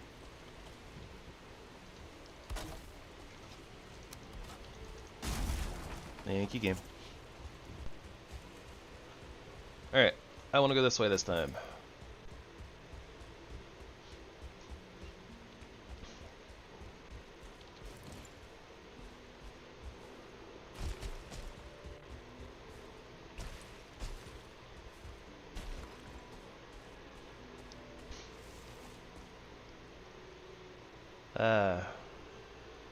Grass looks so lush and green. Oh, we have our, yeah, thing on. Okay. So I want to make my way that way towards that light, although I don't think it's gonna... I think it's probably one of those like spawn points that just randomly spawns dwarves next to it. Oh no, it's a whole dwarf base from the looks of it. Ooh, wait. Is this just a dungeon?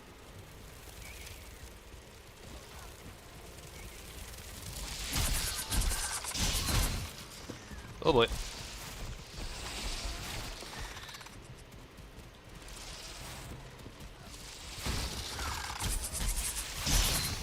Yeah, I always just call them dungeons.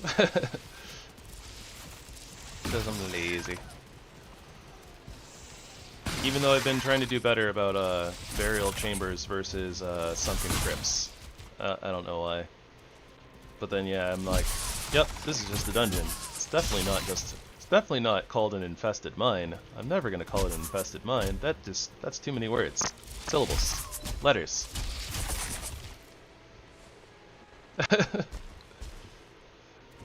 It's fine either way. But yeah, honestly, I thought this was just gonna be like a dwarven tower. This is actually what we're looking for, so we call this winning.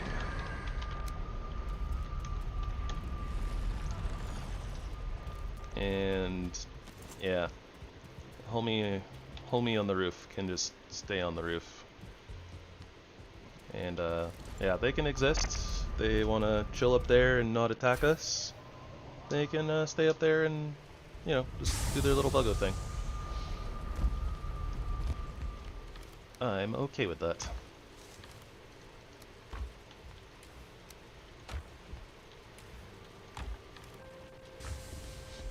Alright, we want...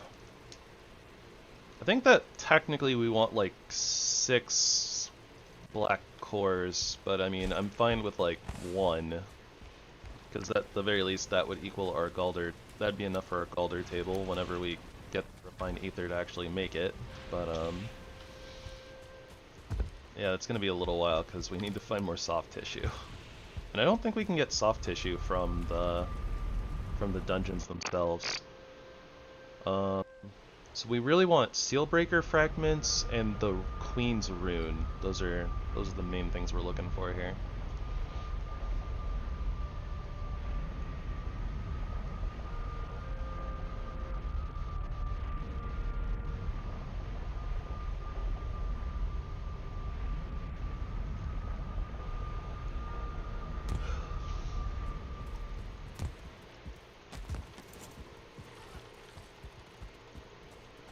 Hey, yeah.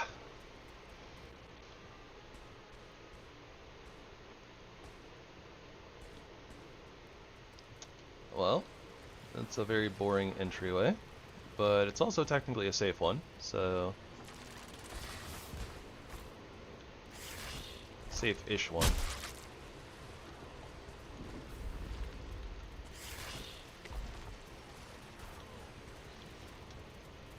At the very least, Seeker soldiers can't cross this, I don't think. I don't know, maybe they're too fat to fall in.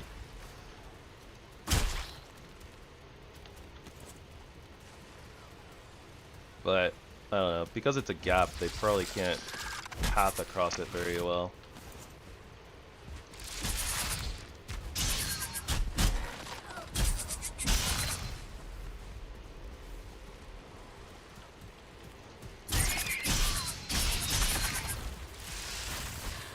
Oh boy, almost found the hole.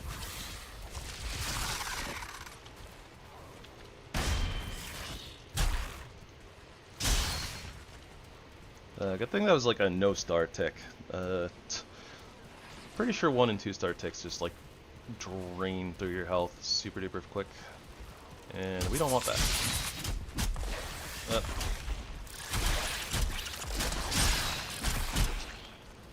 Well, we got the core we wanted.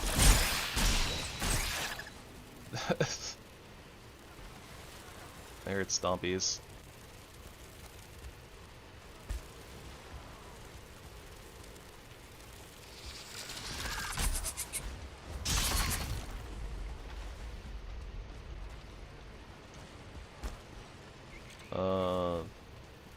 Huh. Awkward. Not sure how we got here.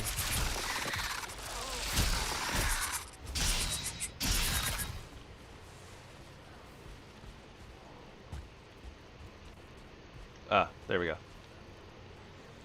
There we go. That's the connection. Okay. And then we fell down there.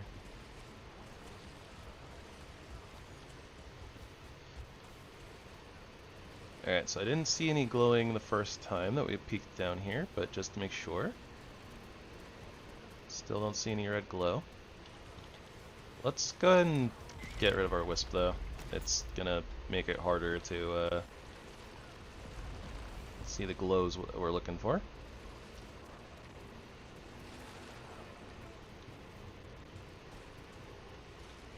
Although I imagine that you guys can't see very well. HipLantern back up. Hey, Kami. Good luck with your run. Hopefully you won't get so lost. Also, have a good night. All that jazz. Steel potion because reasons.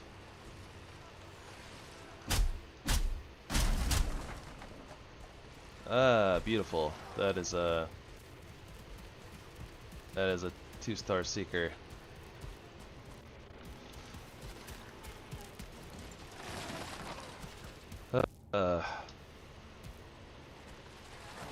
Don't usually want to see those. Definitely don't want to see that right now.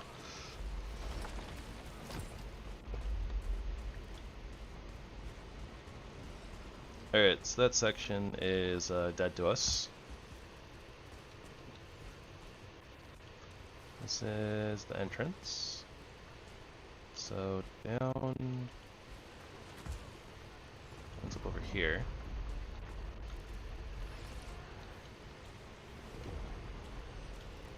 I have a feeling I'm going to be turning this HipLantern off and on very often.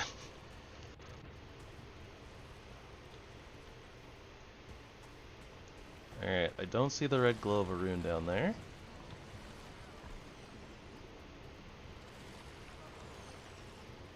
Just seekers.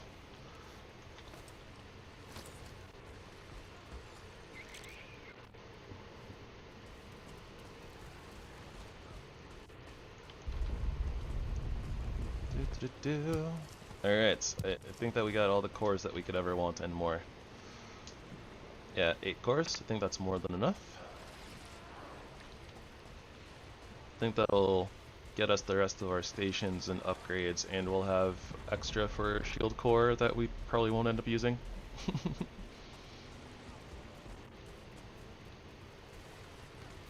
Okay, so both of those go up, and we haven't really explored over here yet, have we? Okay, turn the light off again. Look for glows. I don't see any. That glow, but not glow we're looking for. I don't see anything in there, so I don't think there's a reason to let those seekers out.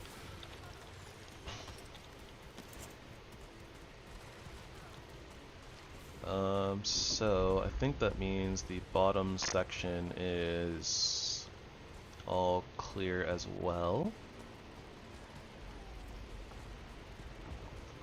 Yeah, so the lower level is like all done. I think we're done in there. So we got these couple of doors left to go through, and that's about it. Okay.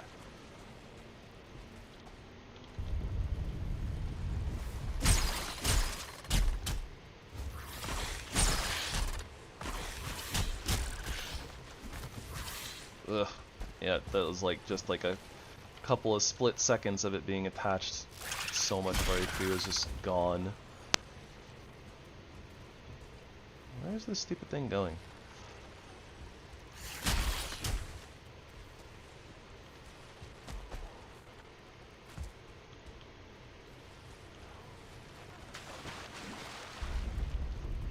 Don't actually think there's a reason to go into these secret rooms anymore, honestly.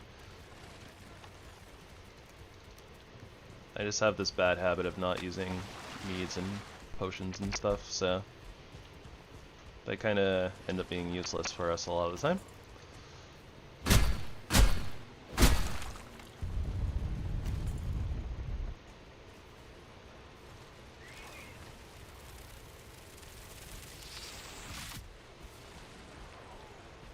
And yeah, this door basically leads to a pit.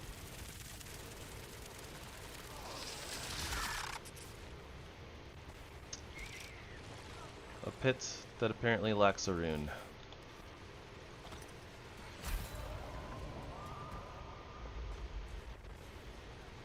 So maybe I just heard one of the Seekers like turning around. I thought I heard stomps from a Seeker soldier at some point, but I guess I didn't.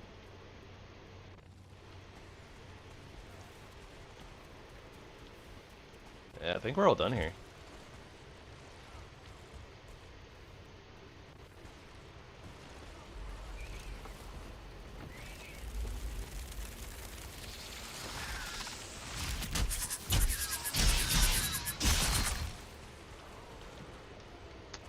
Believe that we are all done.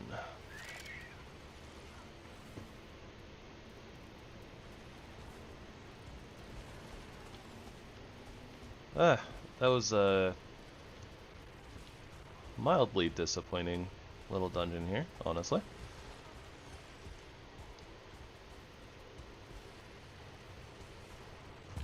But they can't all be winners. And we got the cores that we wanted, but basically nothing else. And the cores were like the least important item, sadly.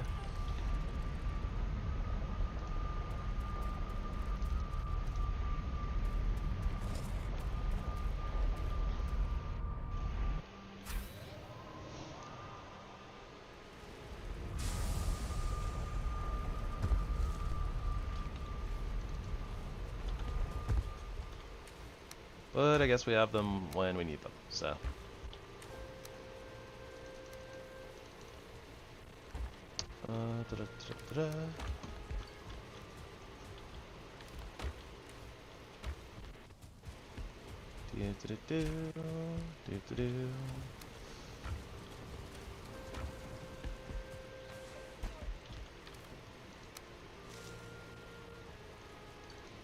Guess we'll keep the health meats with us just in case, but I definitely don't do a very good job of actually like using them when I need to.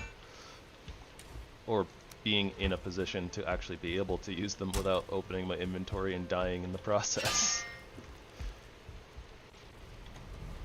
So I mean, they'd probably benefit me more from being up on my bar, but... Alright. Is it important for us right now to check the farms? I don't think we've actually touched the barley flower as of yet, because we kind of just got the barley set up last time, so let's pop back over to the normal farm and go grab that.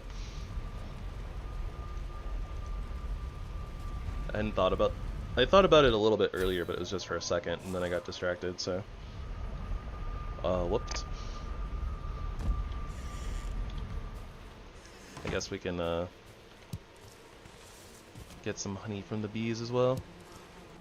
I will say the one problem I seem to be having is that the onion seeds keep getting in the way while I'm trying to target the beehives to, you know, interact with them. It's the one problem with the beehives being, like, elevated. Wait, come on. It's been like so many days in game. How are these not done yet?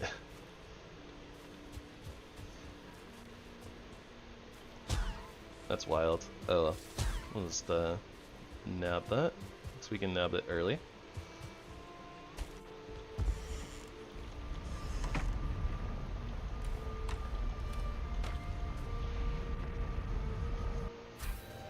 Though at this point, don't know exactly how much barley flour we're actually going to end up using, but...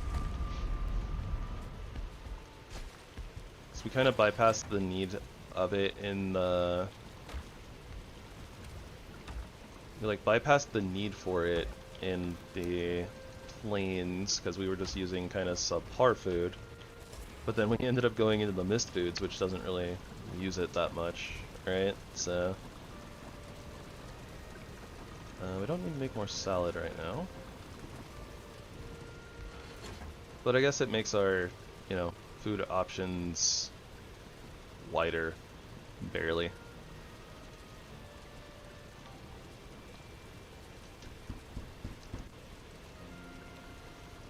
think we'll do like 6... Yeah, 6 of the Mist Hair Supremes in the 6 of the uncooked meat platters gives us an even 12. Well, gives us a multiple of 4 for our oven.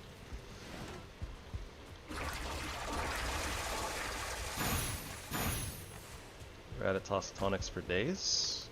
We need to be using those a little bit more because we have them. I keep kind of forgetting that they exist. They're really helpful when you do remember them, though. You gotta go fast.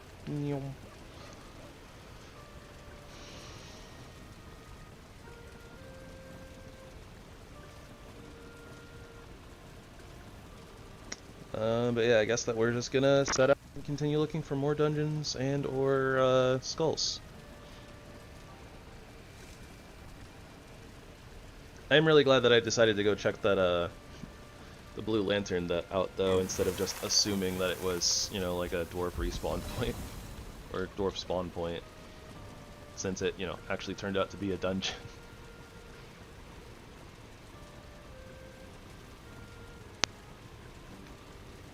Do do do do.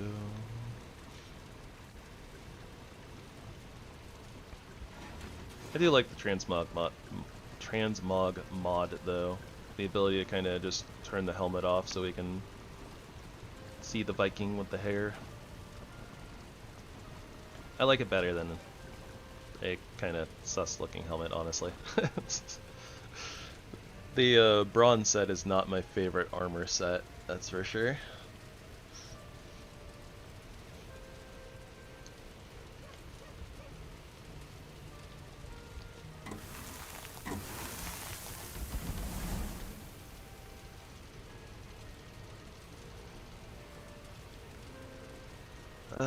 So we need refined aether, we need Steelbreaker fragments. I think we have 2 currently, so we still need like 7 more. Oh no, it's not that bad. We're at 4, so we need 5 more. Still probably at least a couple more dungeons though. You can find 5 in a single dungeon, but typically speaking, more often than not, they're gonna have like none to like 2 or 3. I think it's like kind of the, in my experience, that seems to be probably the average in general.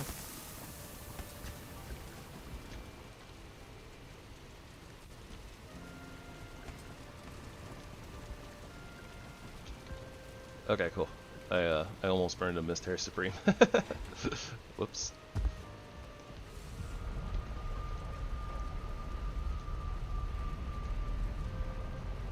Oh, okay, let's ping that one. Yeah, that's not the right one. Okay, I gotta name these differently. I guess we're on Mist Dungeon 2 for the name of our portal.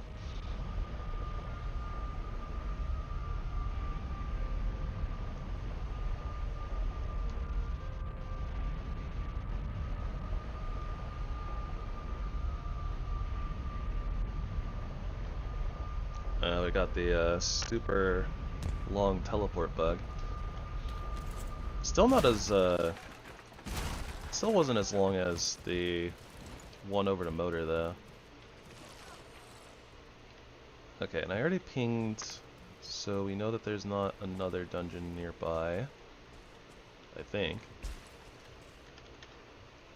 Yeah, we're only pinging one thing, so this light off in the distance likely is not a dungeon.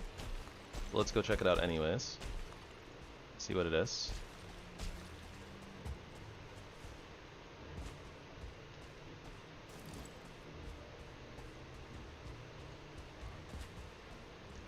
Occupied Dwarven Fort.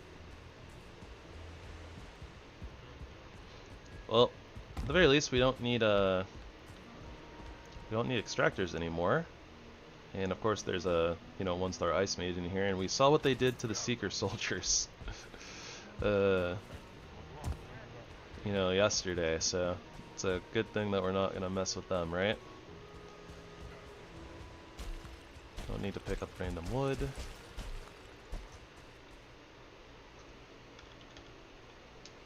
Still just the one dungeon ping.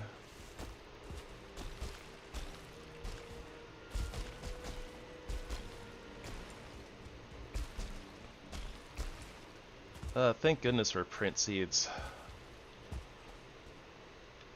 Definitely makes finding dungeons a lot easier.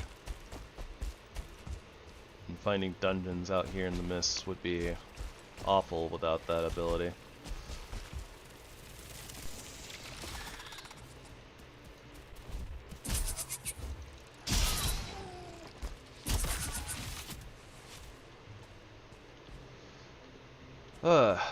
Honestly, it'd be a nightmare. It's so hard to navigate this biome already, and then like trying to randomly stumble across the dungeons. It's rough.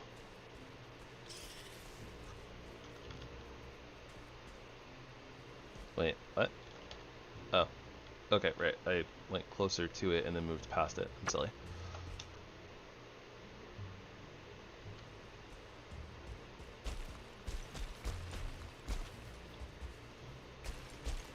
Alright, moving towards the heart of the biome.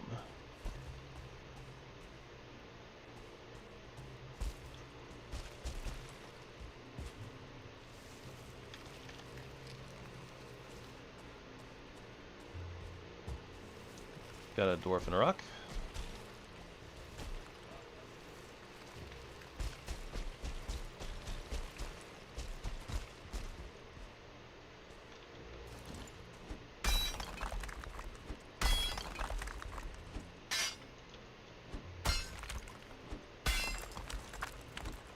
Sometimes you gotta make a door.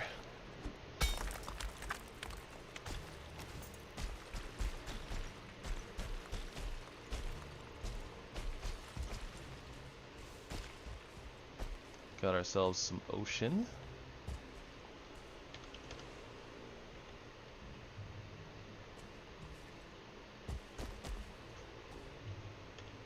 That was clone, yeah, so that's the same dungeon. Should be the same dungeon that we were pinging before.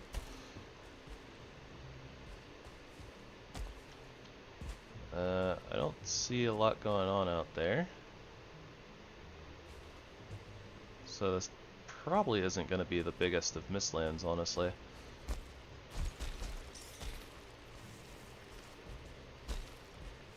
Not really hurting for black marble. So I don't think that we're going to come take this bridge down, but call this a big bridge regardless.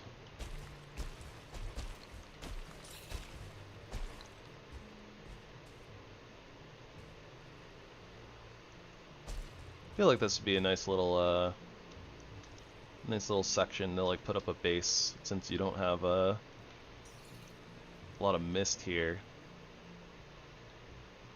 This has grass, so this might be cultivatable, so you could make like a little farm in here. And then yeah, you have like a lot of space to work with. So if you were gonna build a base in the mists, not that I'd want to, but pretty decent little spot here, I think. Lots of bunnies running through. Although if you make a base here, you'll probably despawn the area a little bit, so you might not get as many bunnies, but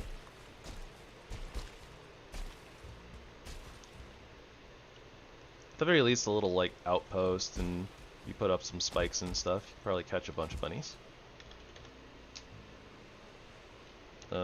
Joy Goblin Camp is what we're pinging, and I'm pretty sure it's that same one. Yeah, clone. So we know where that is.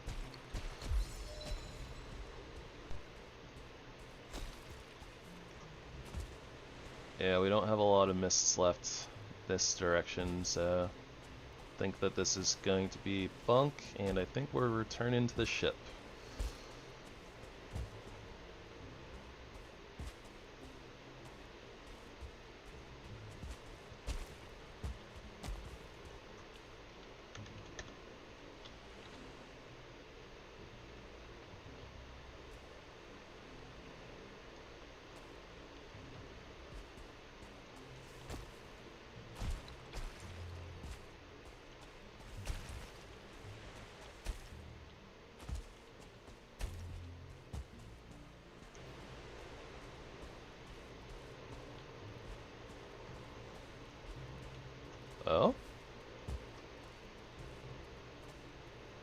cage.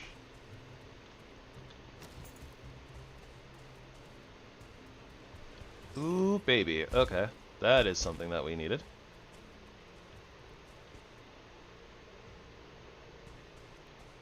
And unless they respawned, all the ticks should be gone from over here, so...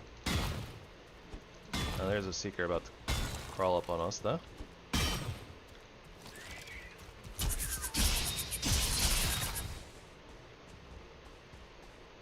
I hope that's just like a dwarf or like a hare.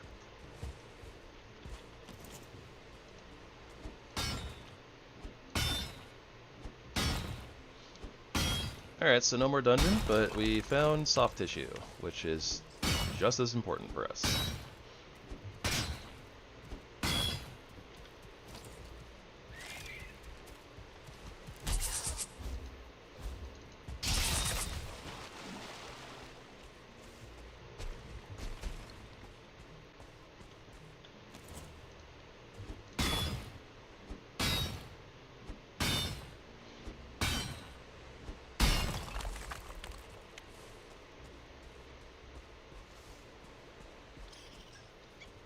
But nice. Okay.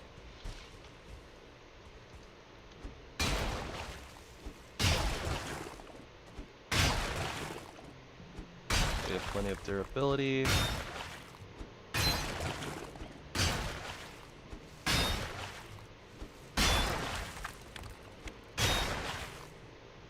Not a lot of space left though in our inventory.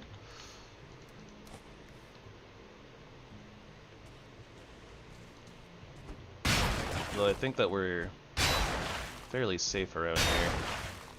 Might be able to swap over to our megging yard.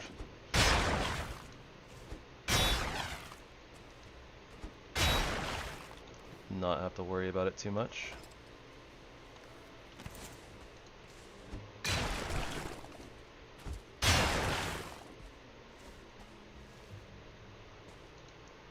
Try to keep our ears open for encroaching threats.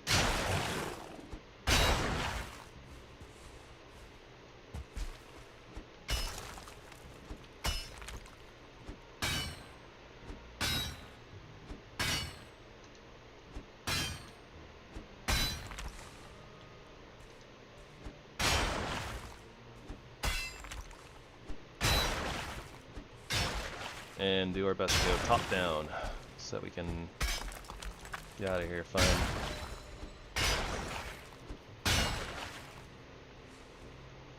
Definitely hard to see though.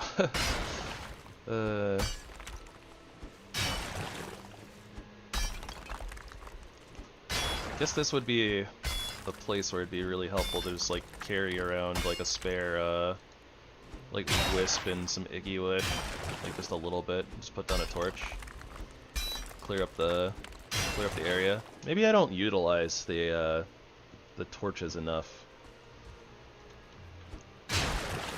since it's pretty easy to carry the mats around for the most part. Although I already have so many troubles like not having megging yard, so I don't know, just like more things to weigh you down. Like I get to 300 weight really fast a lot of the time. Especially when you go into a dungeon, it's like really easy to fill up on like carapace and seeker meat.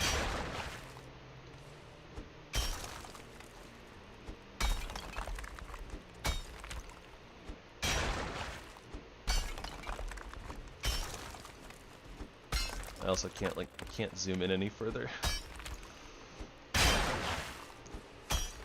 Alright, there we go. There's a little bit of the mist clearing out. So you can see a little bit of what's going on here. Although I can't see the exit. Okay, there we go. I want to make sure that this is accessible to us at all points in time.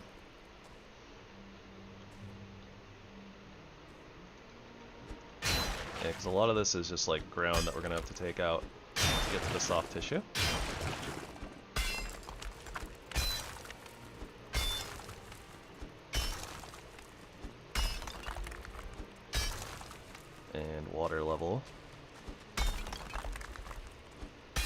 Okay. I think that we'll be good to be able to get out of here. No matter what at this point. I think we're almost to like where we're hitting petrified bone, but we should be able to jump out. Yeah, we should be able to jump out no problem.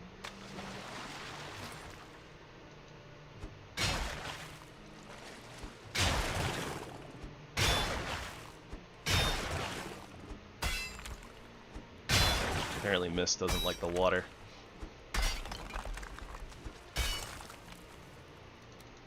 These rocks out of here.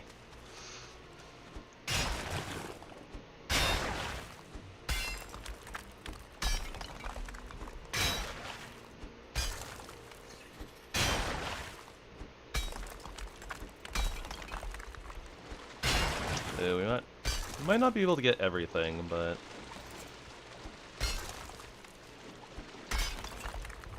get a good bit of it, I think.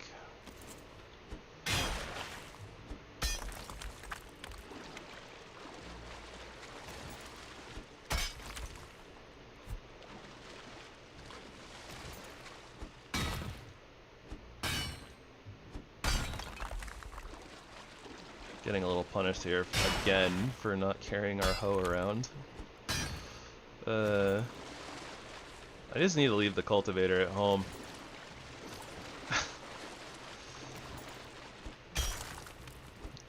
something hoe over a cultivator.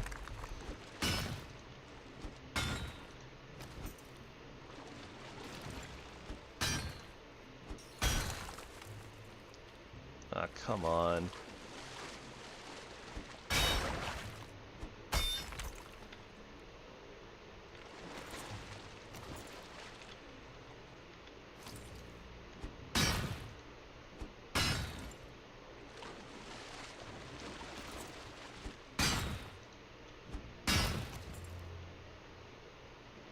I am having a time trying to get this last little piece. I can't find a good place to stand.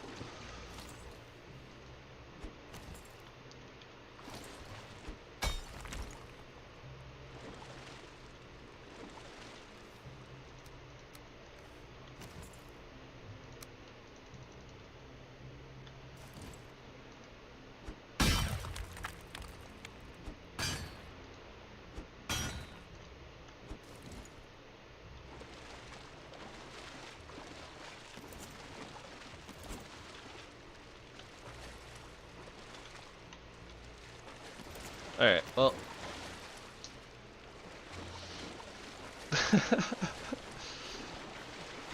Not that kind of hoe, Sue.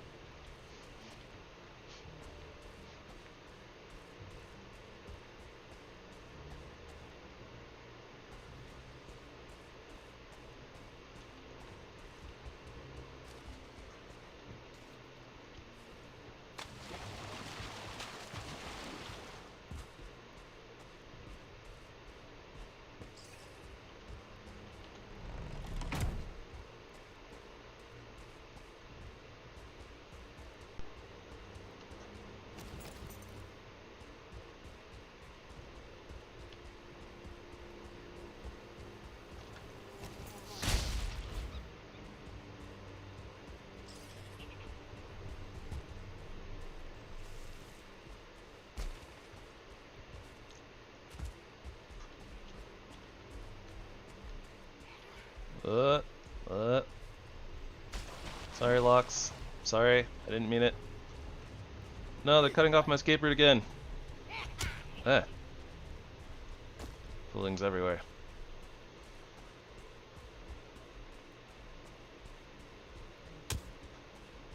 It's okay.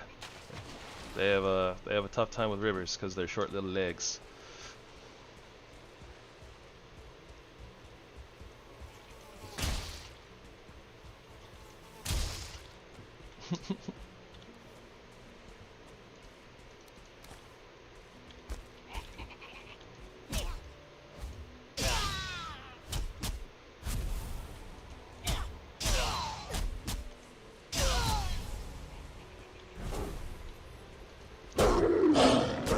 Kitty. Yeah.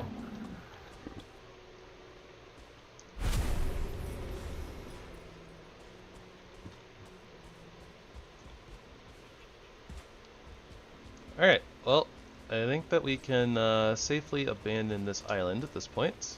Our ship is somewhere nearby.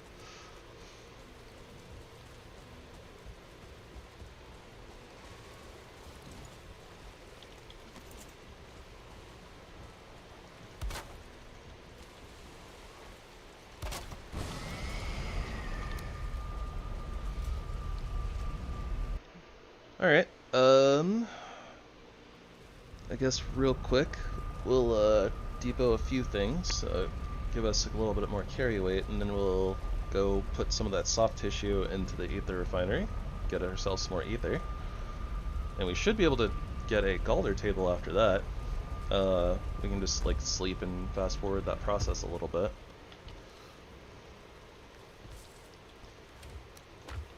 Yep, that'll do it. Get ourselves some sap.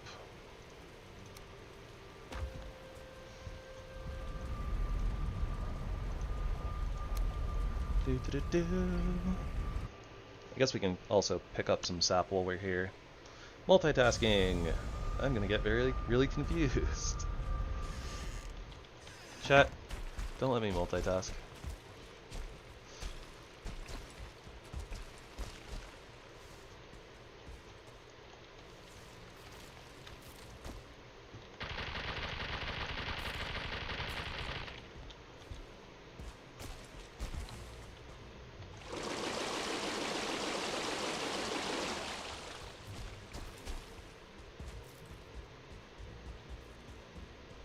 Our root over here is recovering.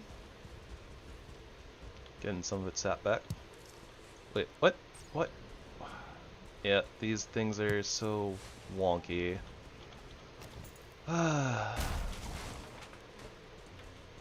genuinely, I don't understand why sometimes they work and sometimes they don't. Like, you can look at it, it'll say extracting, and then as you saw, it'll have like one in it. One little thing in it. Oh, hi Odin.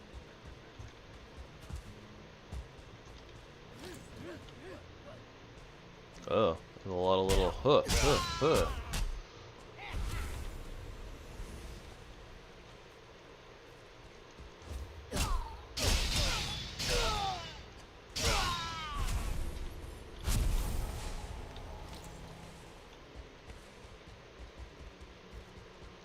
Our field over here is all done. Can harvest that later. Don't really feel the need to do it right this second, so we'll just, we'll leave it alone.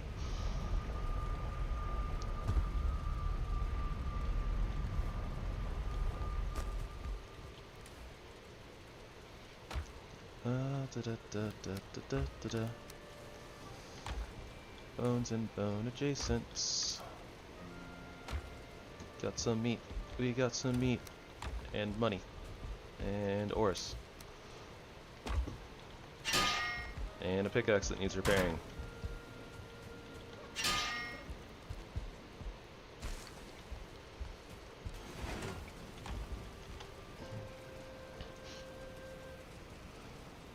Alright, I don't remember how much the Galder table costs. It's either like 5 or like 10 ether, like it's not like a ton. So I think that we're actually good to set it up now. I don't know where it's gonna go, but yeah, it's 5. Alright, Galder table, where do you go?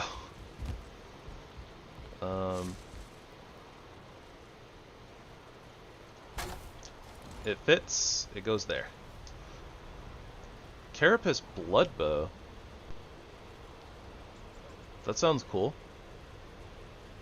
Your weapon is eager for blood. Health regen plus 100%. What? That's crazy. Okay. So that's a thing from... Also, Staff of Poison. Huh. So, I think that those are from the ValheimArmory mod. Because I've never seen those before. That's cool. Galder table upgrades. We need Aether, and... yeah. Yeah. We need a lot of ether, because we need to get our Golder table to level 2, and then the upgrade for our Megging Yard is going to cost more ether as well. So it's a good thing we got like 120 soft tissue from that skull. We could use like one more though, probably, and I think we'll probably be good for the run. Probably. I don't want to look at that. Every time I do, I'm going to want to cry. It's not a lot of... It's actually not a lot of materials to upgrade to the next level on our Carapace armor. Also, look, 34 armor? Is that 32? What's normal Carapace armor? 32, okay. Yeah, so we're like actually just as tanky as regular Carapace armor.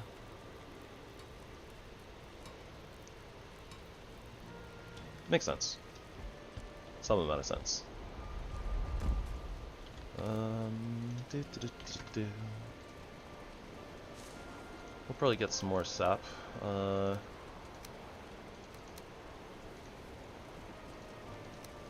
we'll probably get some more sap when we head over to the Plains farm.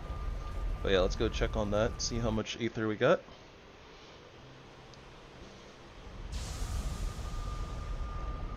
We also need like 10 or 20 for the feather cape as well, so we definitely want to get that.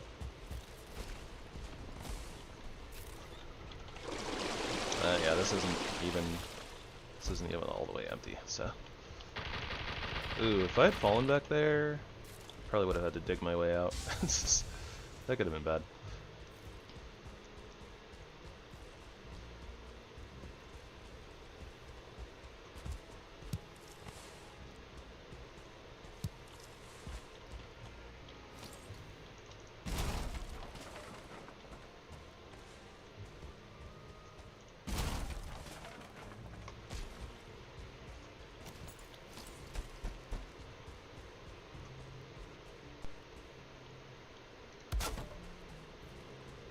Alright, let's spread these out a little bit from each other.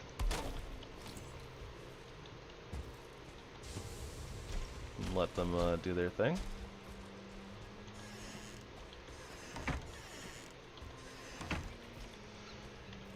I don't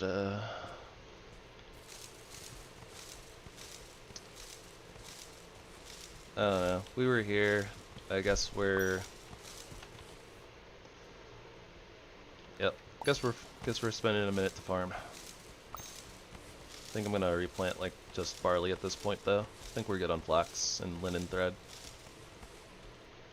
Maybe we might use a little bit more of it. So I mean, we're just gonna put flax in a box and then if we need it, we'll replant it, I guess. And wait a couple of in-game days, but I think for the most part, honestly, we're probably good.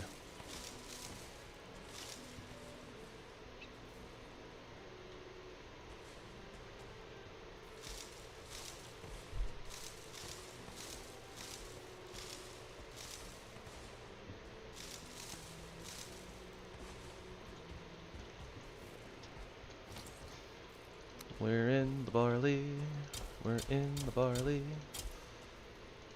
I didn't actually get as much barley as I thought we were going to, honestly.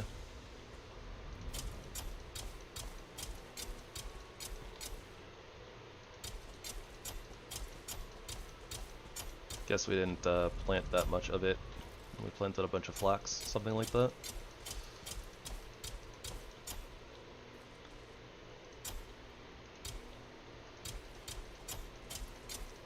This harvest should definitely be a lot better though, when we get there.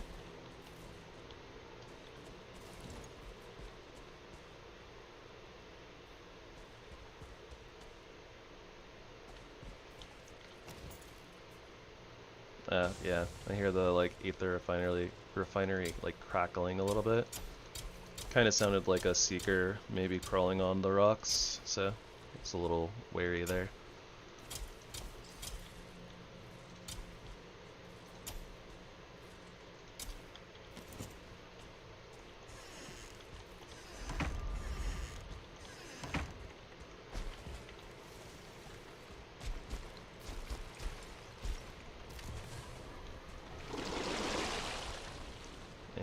as well top this off because we're here. This is so scuffed.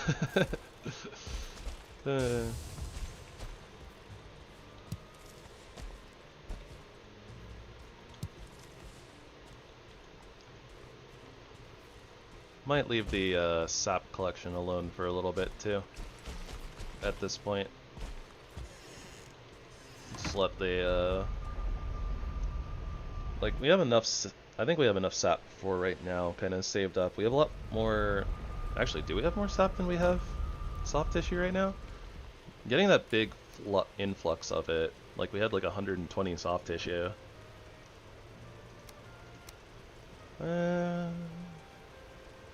It's like 90. This is over 100, yeah, so we have more sap.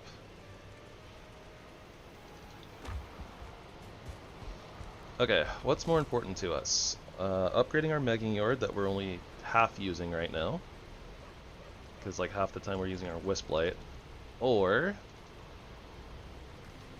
upgrading or getting our Feather Cape. I feel like the answer is probably the Feather Cape, except that we're missing 2 refined ether for that. Ugh, it is 20.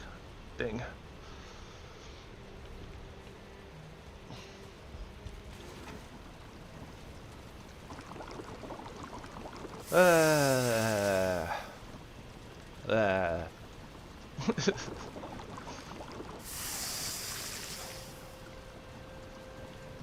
That's what I have to say about that. Probably want to make a little bit more fire resistance mead, honestly. We'll have a couple of them on the back burner. Get them fermenting soon. But yeah, if we're gonna go to the Feather Cape, then we're gonna need to be carrying fire resistance with us at all times. Oh, we have a bunch of barley in here actually.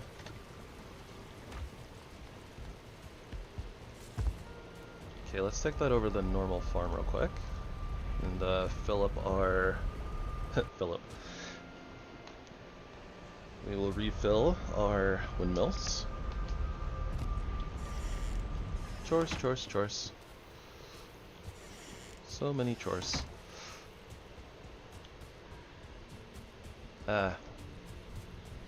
Love all the color on the I love the seasonality mods so much, just for literally adding to the aesthetics, just like adding all the color pops to the game. It's not like it's not a colorful game like in the first place, right? It's just like the environments aren't necessarily really like vibrant and they can kind of blend in together sometimes. But then you get like this where it's like, oh, look at the, you know, the color pop against the green. And it's just really nice. Anyways, don't mind me. I'm just gushing over nonsense. But yeah, I mean, like, you know, look in here, like this is all vanilla. Outside of maybe growing these at home, but like onion seeds are really colorful. Technically, the you know, brown building with the thatch roof is a very, you know, color contrast to the greens. So yeah, you get like the red on the rune stones, all sorts. You have all sorts of colors going on. It's not that the game lacks color, but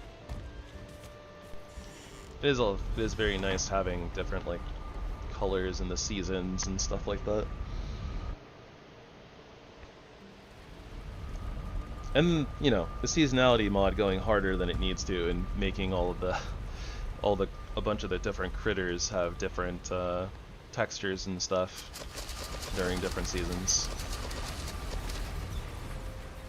Okay, I think for right now I'll just leave the flax there as it is. We'll have a little over a stack of linen thread when we need it. Seems good. Nom the noms. Do a little repair. Okay, so now adventure. Oh, okay. So we're gonna pick up our portal and head to the next island. All the while inching ever closer to hell.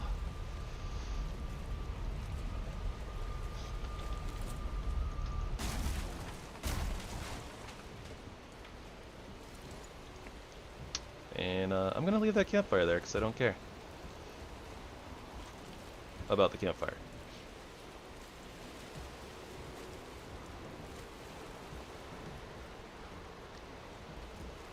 And of course the wind is blowing directly against where we want to go.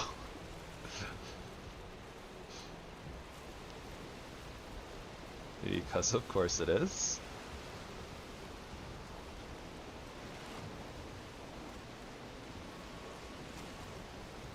But once again, for some strange reason, we actually have the motor power and we have a reason to use it.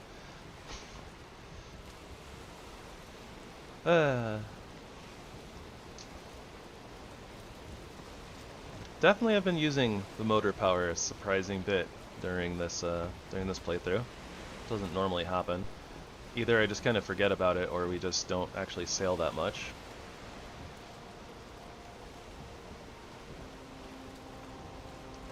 Wait, is there a lot more mist over here than I thought? It's kind of broken. It's still very...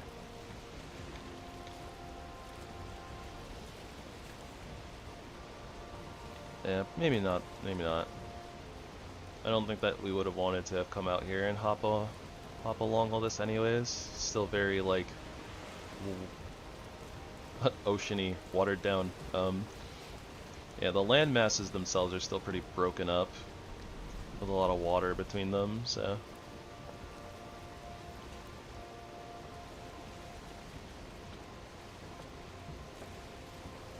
Yeah, I wouldn't have expected much. Right. I think that we were already over there, no? Unsure.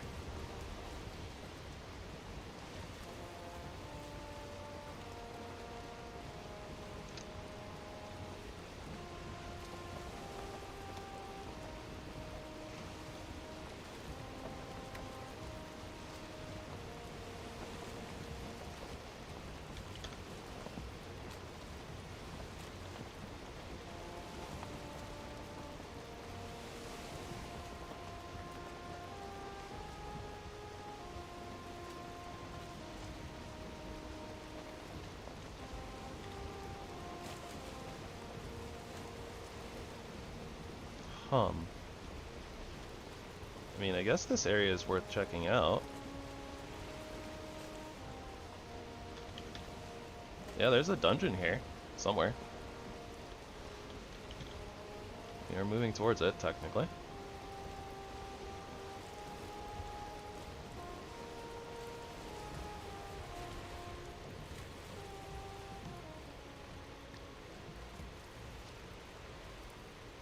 Honestly, kind of surprised that we didn't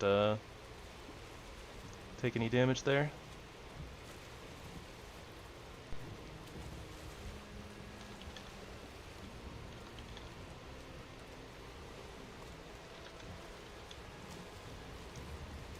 So I think dungeon is that way. Could be wrong.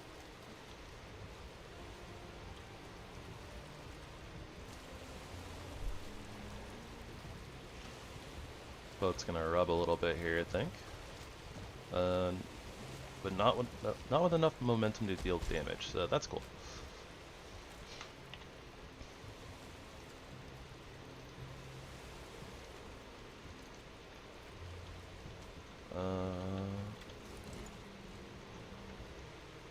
Oh my gosh, I need to. There's the dungeon. I see it.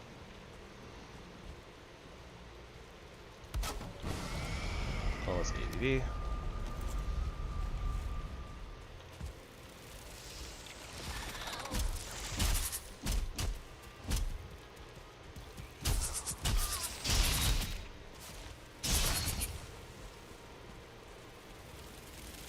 Not really worried about picking up seeker meat at this point.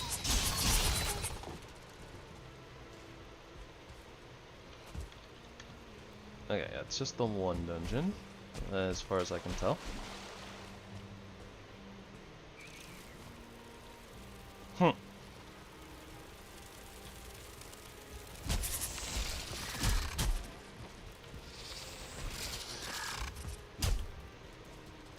Okay, this actually kind of obnoxious terrain. There we go. There we go.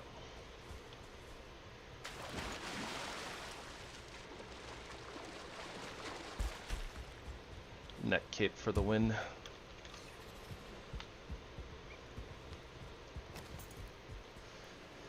Alright, this will be the one that'll have like 3 Sealbreaker fragments and the Queen rune in it. And that'll point us in the right direction.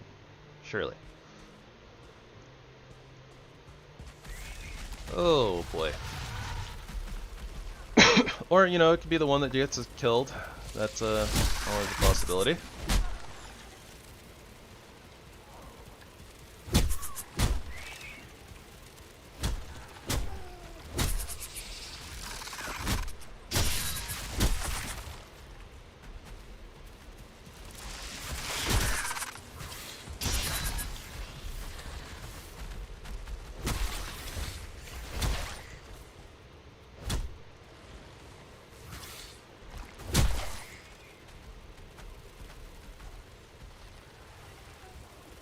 Oh boy.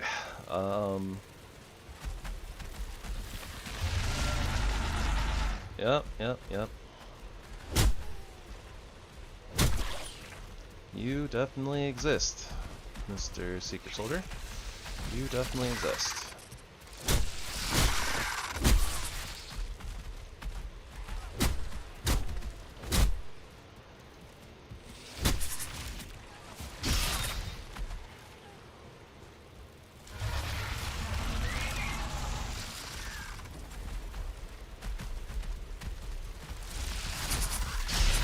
Oh!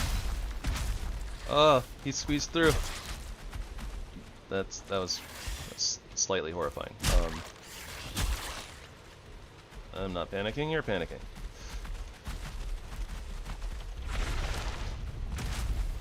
Not good. I don't think we need more black cores, but I'll pick up a couple.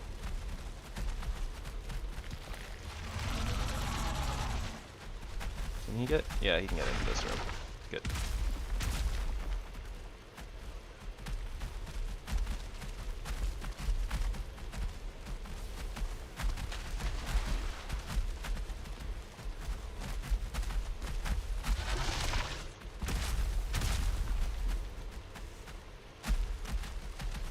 Trying to get him to try to like squeeze in here and maybe get stuck, but it doesn't really seem to be working out too well.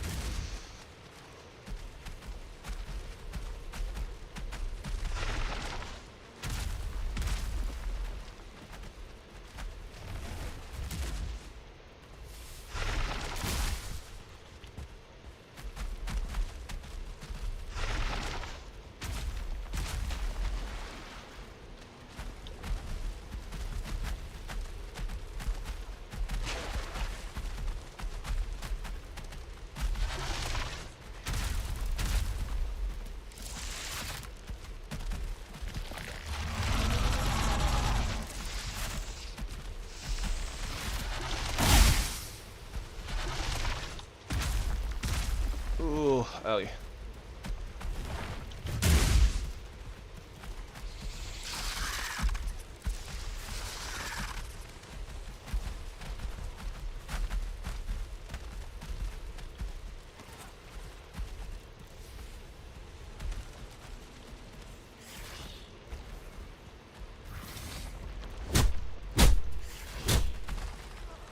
Phew. Okay. This is the answer. As long as he's not getting pushed.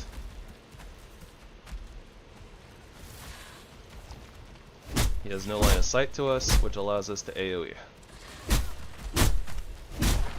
As long as he's not getting pushed. Once he starts getting pushed, that's when we have problems.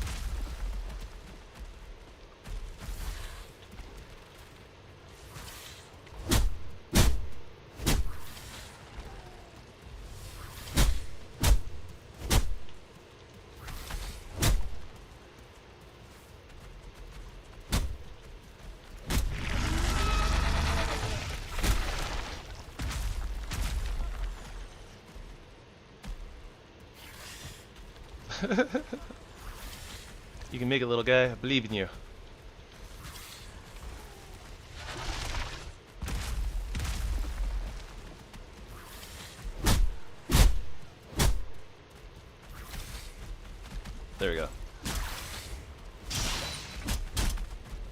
that little jerk will hopefully stop pushing the Seeker Soldier out to where he can see us.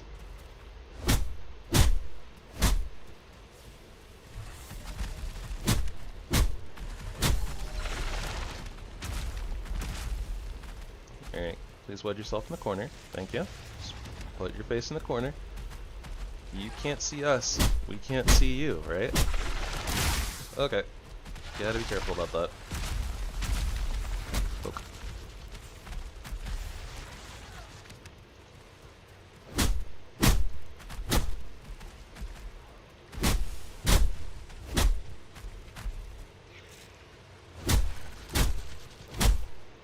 Gosh, these things, these giant damage sponges.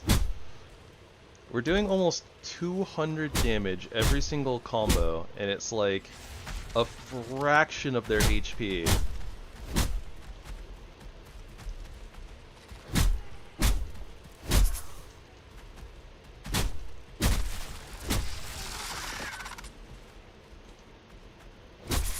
Literally just giant damage sponges. Alright, got it. Now, for the second one. Can you make it through this door? Should be able to now, right? Especially when he does that. Alright. Put baby in the corner.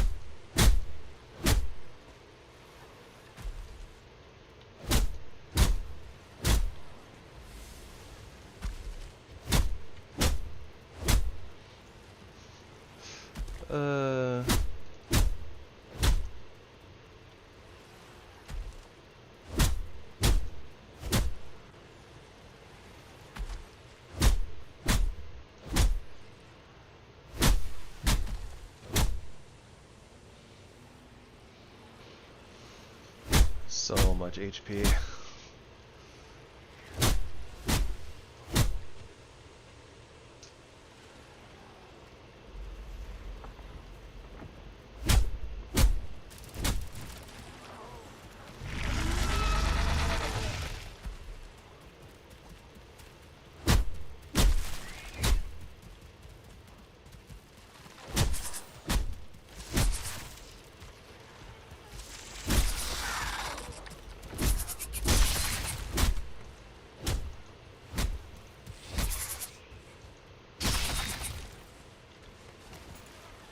Alright, we'll try to save the battle axe for, I guess, what you would probably consider as cheesing the Seeker Soldiers. Whew! That was, that took a lot of time. Cores, cores, cores. Cores light. Or something like that. I don't know. Ugh! Seeker out of nowhere!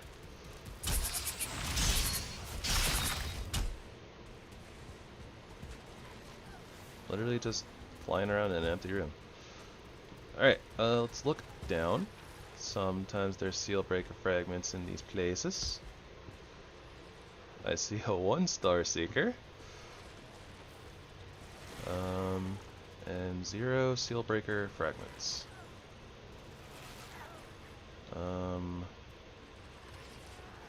Nor do I see a boss rune. Let's turn our lantern off real quick. Looking for red glows that aren't these, you know, larvae, but nope.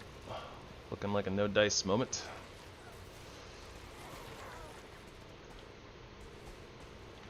Can I squeeze? Yeah, I didn't think so. Crouching doesn't actually lower my hitbox, or shrink my hitbox, I should say.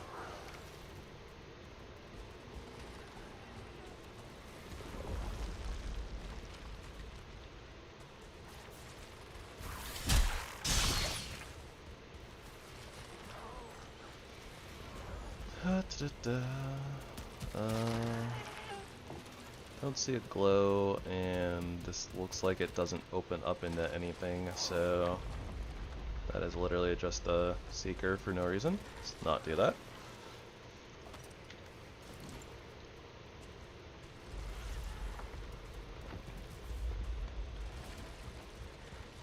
here. Larva.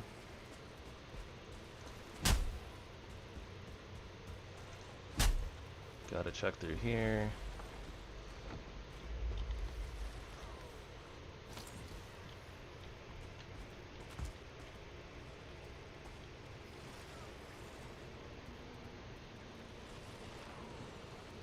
No red glow that I can see.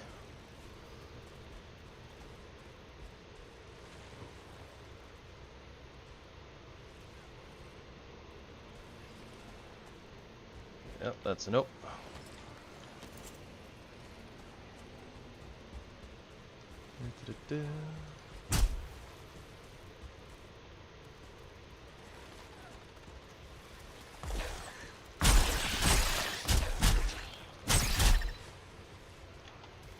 Yep, HipLantern off and on and off and on. And on and off and on and off. Think you need a software upgrade.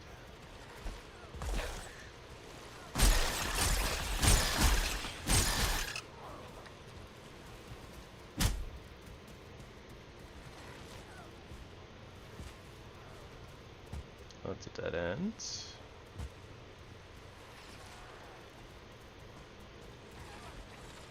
I think I'll take the stairs, thank you.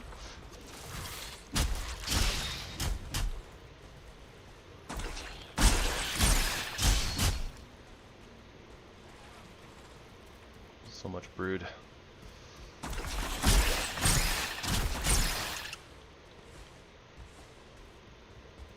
Ah, okay. So this just goes just big old circle.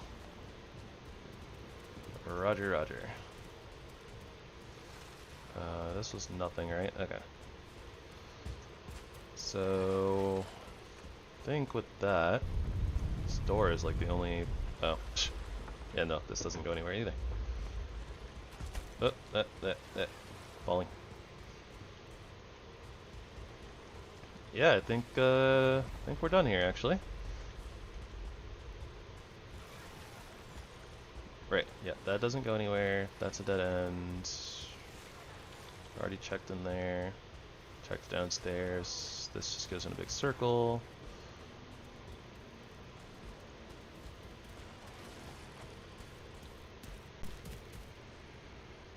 That leads somewhere, potentially, but I don't actually see anything out there. And ultimately it wouldn't lead back over here, right? Because that's that wall. So it'd have to go like backwards, I guess.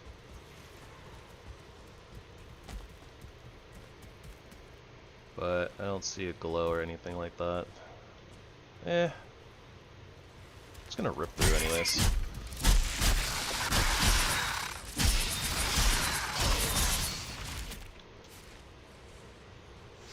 Oh. I thought they were on the other side for some reason. I don't know. I don't know. I don't know why I thought they were on the other side of that little mucus wall. Presumably mucus wall. Pretty sure all this is basically bug snot.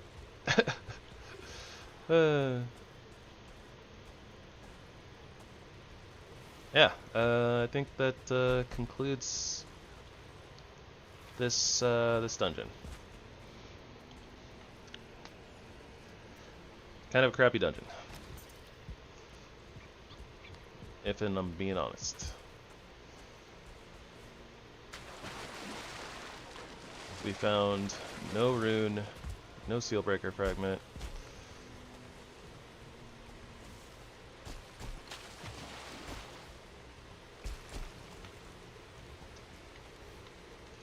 Ditch that seeker meat. Don't really need that. Don't need royal jelly. Don't need blood clots. Take the carapace, and then we can probably start tossing carapace out at this point.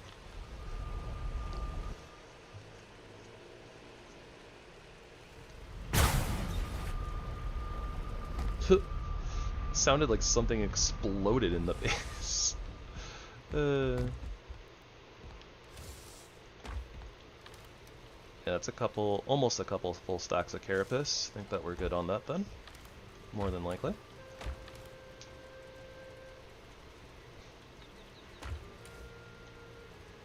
Ah, right. I think what I'll do is I'll just kind of throw the thread down here because we can. Tick trophy, we got wood and some tonics. So let's go ahead and grab some sap and some soft tissue. Keep the refining going. Should be able to get our feather cape at this point now.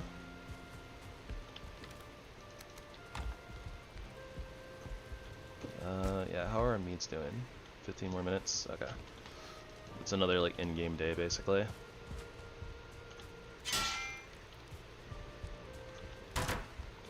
And yeah, I think at this point, we gotta bring the hoe back instead of the cultivator.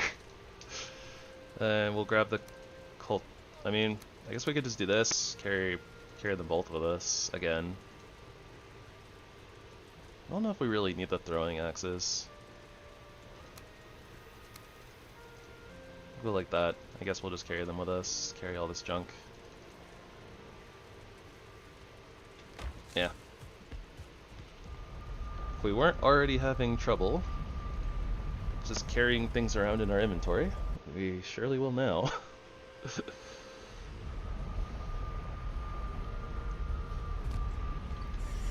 Wrong farm. Whoops.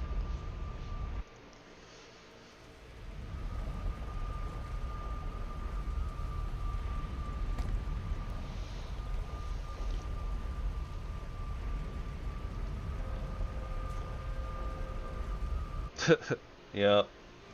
That's why you need mods for backpacks. Or, you know, I could just increase my inventory line another section, technically, but... eh.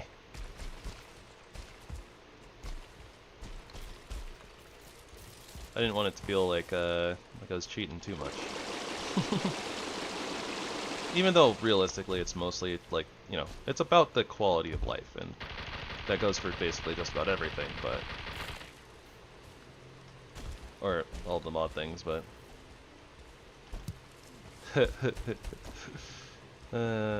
yep. When you could have 20 items in your inventory at any given time in the Pokemans.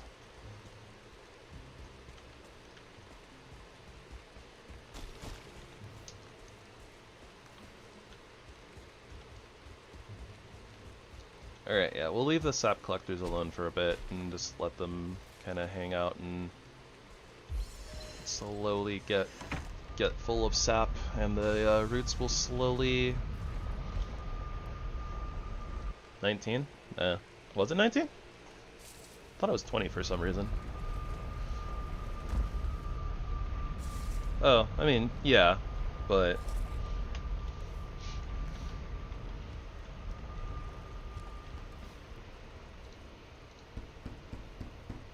Go feather cape. And that means we can put the wolf cape away. Go ahead and keep the neck cape on for right now until we're sure that we're like out of the ring and stuff, but...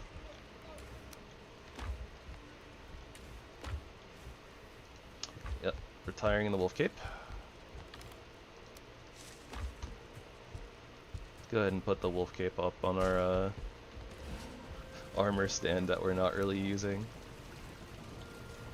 Because of reasons.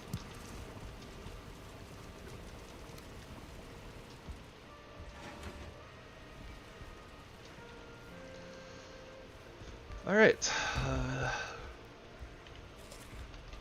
Guess I might as well refresh the HipLantern too.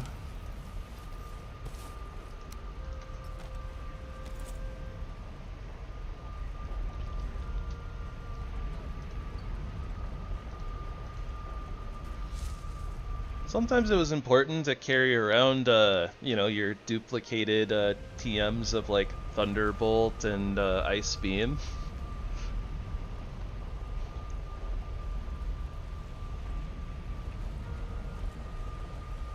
You had to have the Pokey Flute in there for like, you know, couple seconds, couple minutes, however long it took to get to Snorlax, and push it out of the way.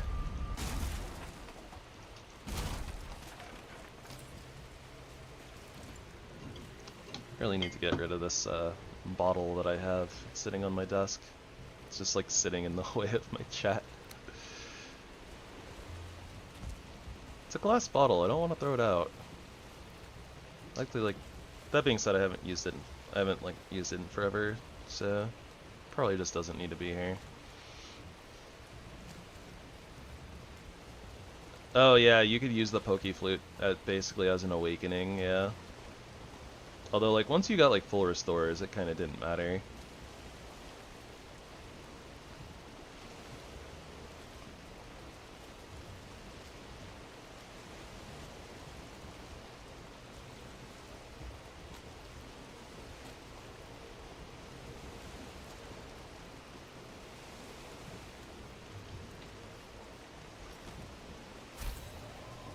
Oh, there's another.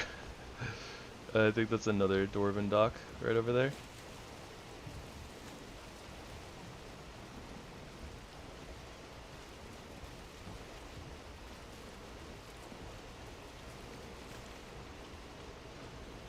Okay, so what I'm looking at seems to be more Mistlands. So maybe this mist over here also extended out further than I thought it did.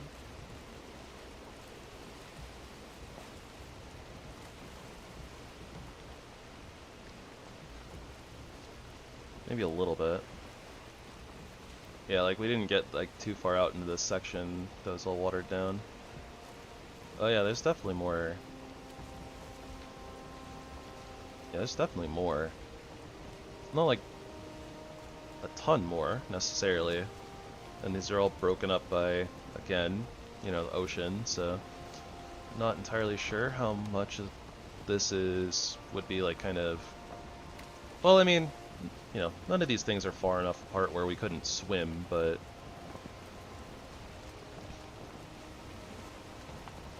normally Mistlands like that out kind of towards the ocean tends to not have too much going on. So I don't know if we'll actually get like a dungeon or anything. There's definitely a lot more land mass than I thought there was, though.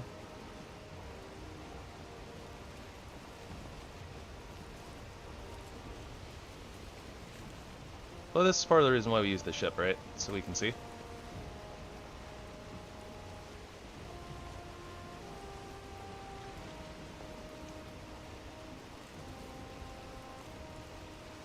Get a different alignment, different perspective.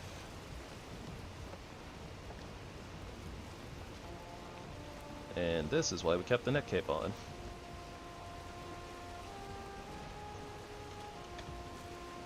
There is a dungeon somewhere nearby.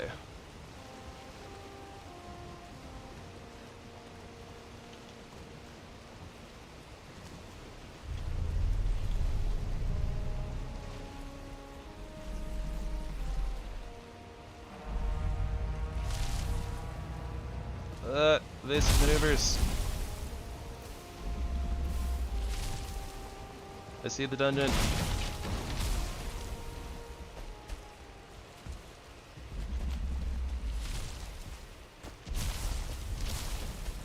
Oh my gosh, what am I supposed to do about this?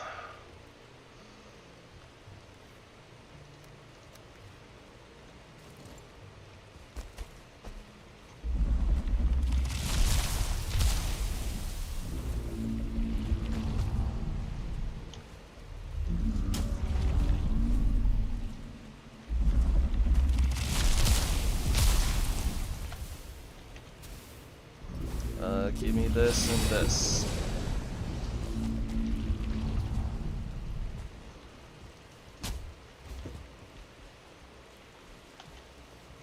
I don't know if this will help, but give me this too.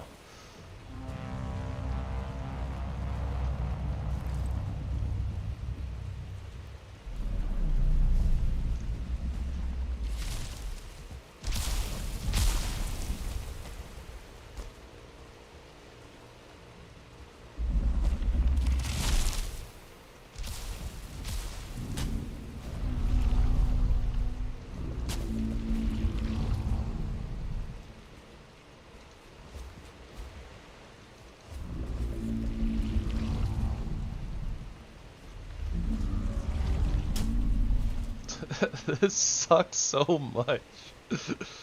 Okay,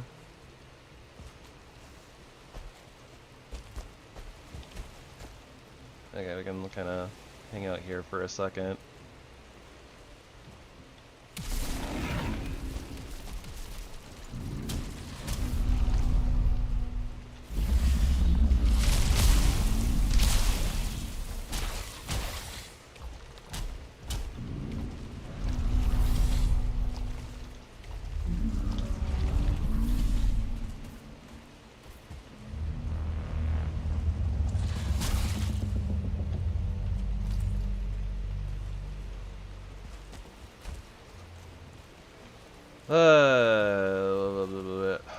Stamina. Can't use it.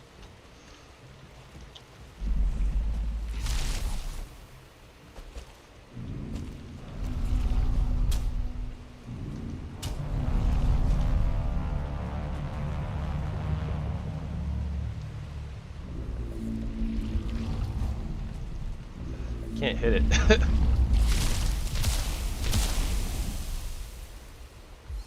You know what? I am super thankful for this rain right now, I'll tell you guys what.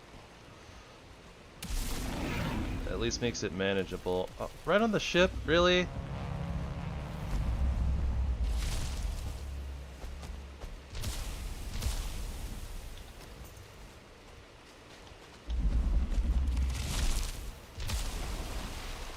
Not like this.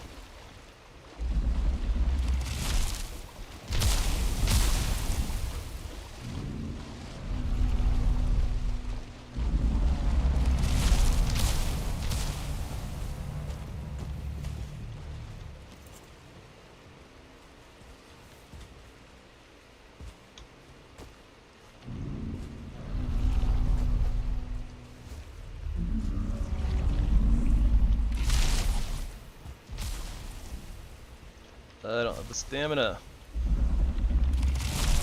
Oh, apparently I clicked it already at some point. The knockback. It's screwing us over. Come on, get up there.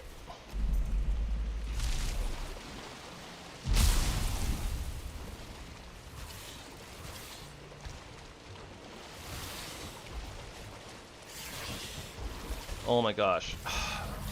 I have no stamina.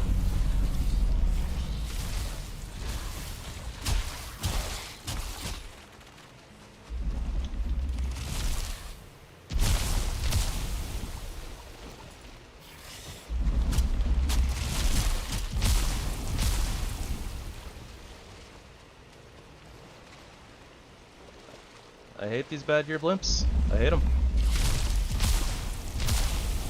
They're so annoying. Oh, come on. This was already bad, really?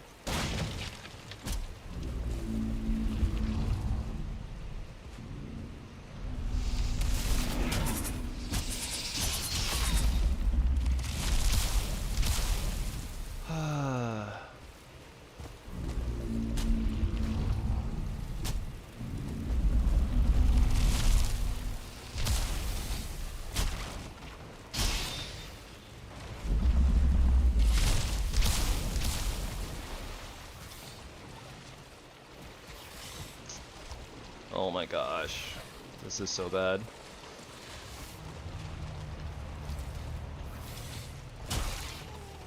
We're about to lose the rain.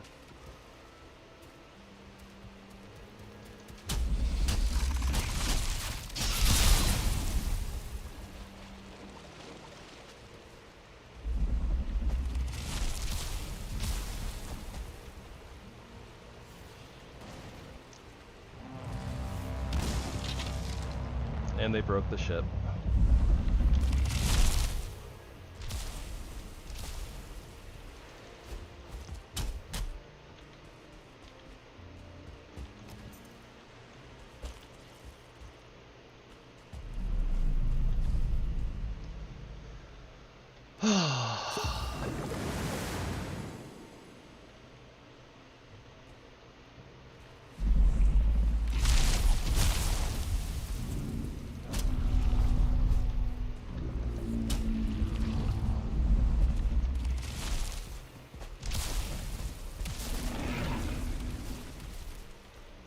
It's almost dead.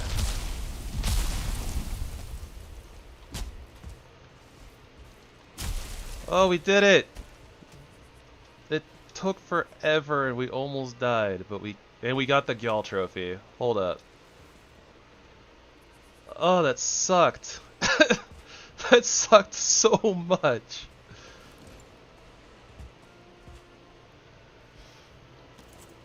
We're not like done, but yeah, that was awful.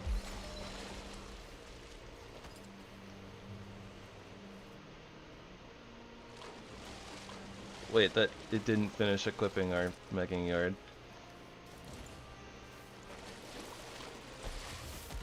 I think that pulled the seekers over from the dungeon. I think that's where those seekers came from. So I guess at least we don't have to worry about them for right now when we go over there.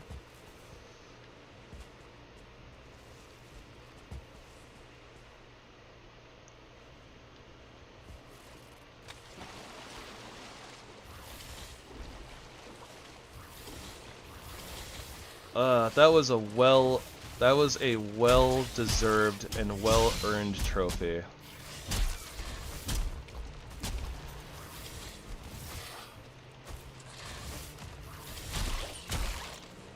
Annoying little buggers.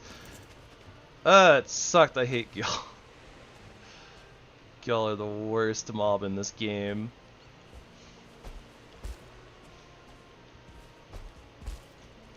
Frickin' bad year blimps, man. Not gonna lie, I panicked a couple of times, in particular when we saw the 1-star and when we fell into the water and we had to like swim around to this little section there. I thought we were toast. But honestly, thankfully, because of the wet debuff in the water and the rain, like we were able to basically stave off like all of the damage from the Gyal. And like, you know, it'd blast us like a couple of times or whatever, but then we would just, you know, heal. I guess it was a good thing we had those little, our lingering stamina meats. Even though they were small, like they were still helpful. Oh, that sucked so much though.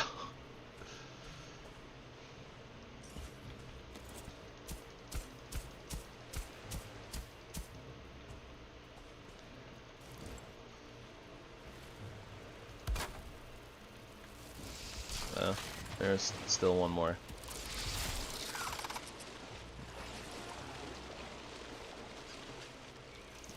Just kidding, 2 more. Okay, so maybe the seekers that came and attacked us with the Gyal weren't from the dungeon.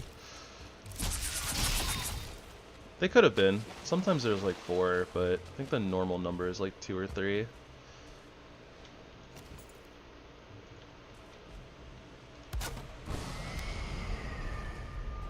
I guess at least this way we get to kind of put our long ship out in a position where it's gonna be angled out properly instead of having to like back out.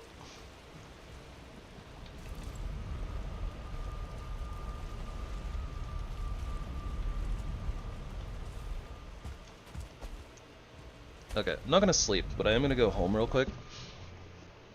Because we have a Gyal trophy, which I wasn't expecting to get, and we should have enough bile bags. We are upgrading our arsenal here. Oh.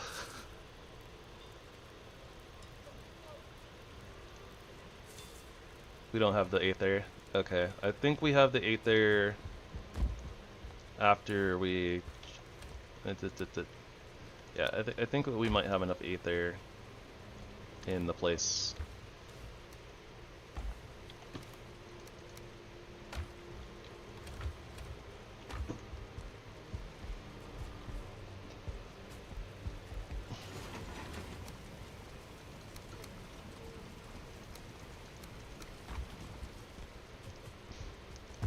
I guess we should keep refining Aether too.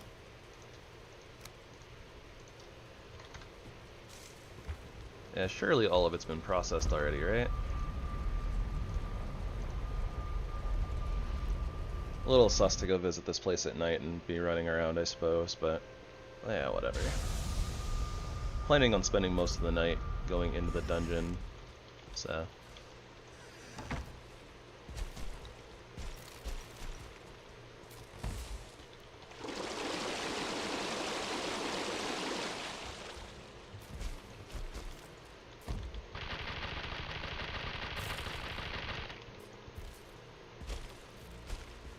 And again, we're just going to let the sap collectors kind of do their thing.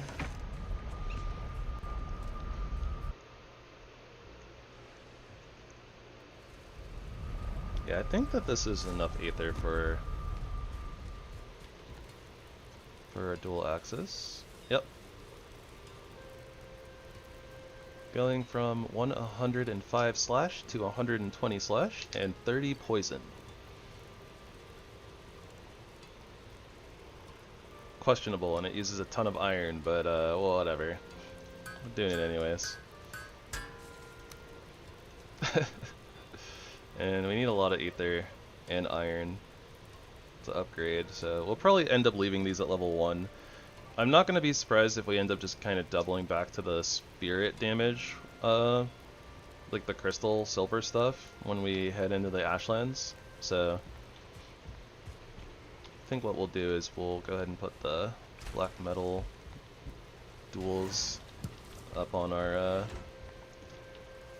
rack over there. Armor stand? Yeah. Armor rack, armor stand. Eh, same diff.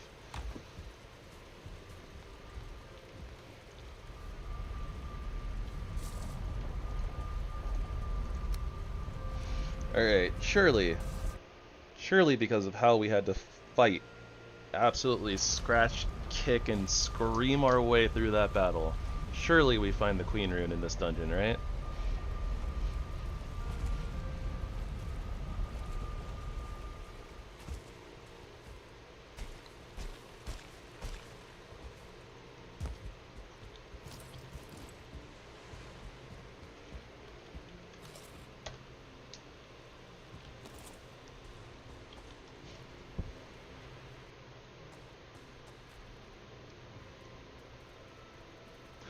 The double Jotunn bane. Pretty cool. Alright. Let's see what we got going on here. Okay, I definitely hear stompies this time. From this general direction.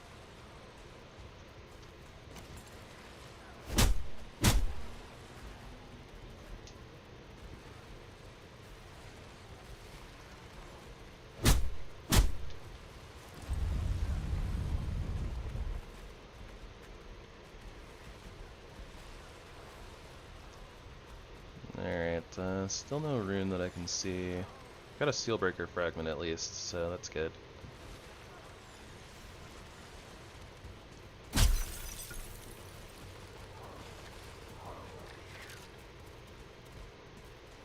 And that looks like it goes into a dead end. There's a door in there though.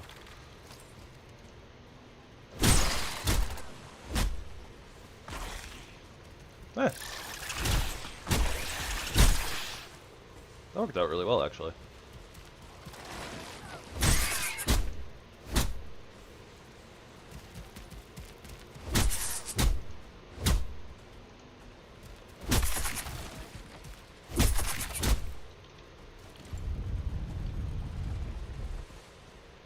Yeah, door to nowhere, though. Haha. It's also the name of a magic card.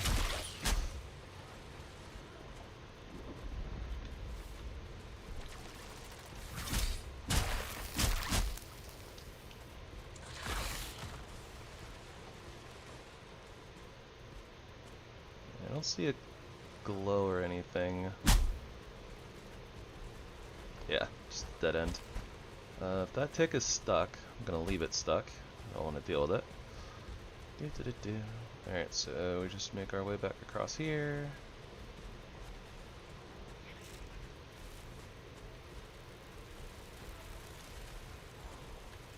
Don't think we got the full aggro, but maybe we did. They're not flying, so I guess we're okay.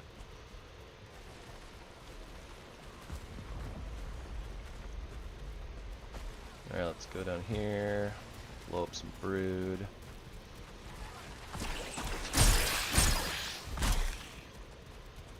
Oh boy. Well, I think that we have to go through here, unfortunately.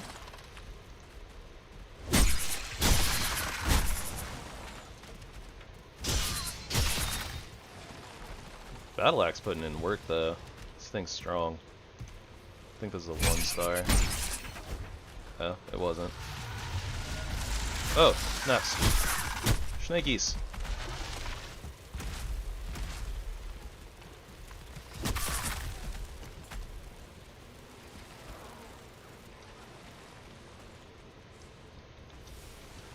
Big booty seeker, it's a big booty seeker. He's kind of blocking the way for all the rest of the seekers though, so don't hate that. I don't think I can hit him from here. A little too far out of my range. That's not good.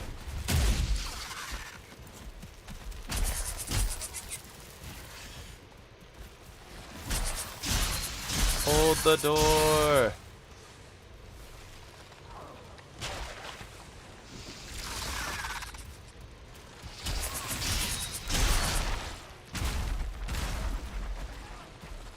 Okay, that's good, because I think I can hit him from here, and he can't hit me.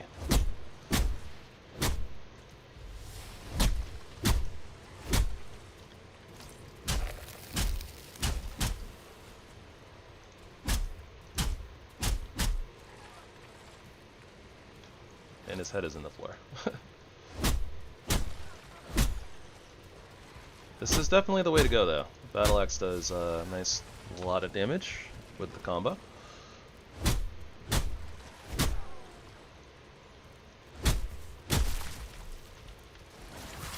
There. Oh yeah, we got a Secret Soldier trophy. I think that's 2. I don't know what we'll do with those, if anything, but 1 more and we could technically summon the Queen again if we wanted to do that for some reason. Which I really don't.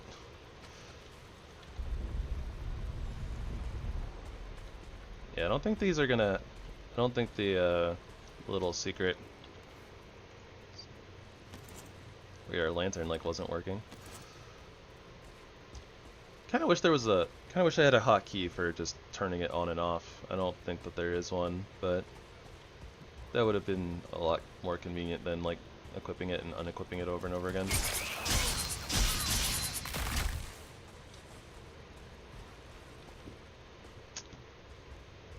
These are the types of rooms and stuff that can definitely have queen runes in them, but we're just getting really unlucky, I guess. That just goes into the same place. Okay.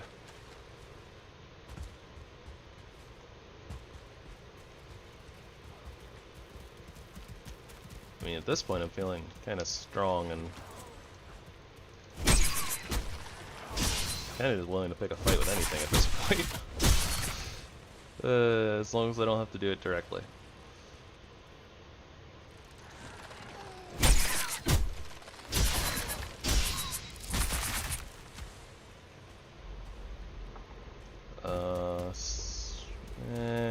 Alright, whatever. Coming through. Yeah, it looked like a dead end, and it was.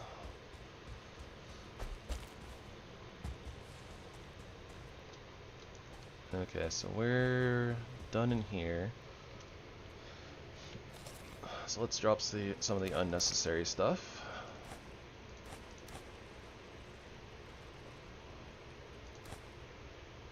Probably don't need all these venomous fangs, honestly. I'm not really short on space and stuff though, so might as well just hold on to them, I guess, for now. Okay, and we're done with that side. So the only place left to go is down.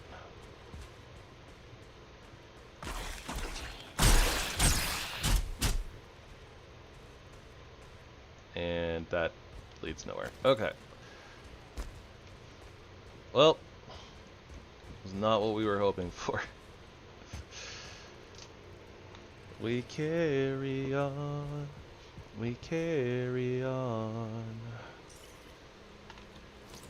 And it's a 1-star bunny. Oh, time to check the thing. Alright. I had forgotten that we hadn't checked that yet, but yeah, apparently no. Even though the neck cape gives immunity to the wet debuff, if you already have it, when you put the cape on, well, you stop getting more wet, I guess. But yeah. The wetness stays. You remain wet.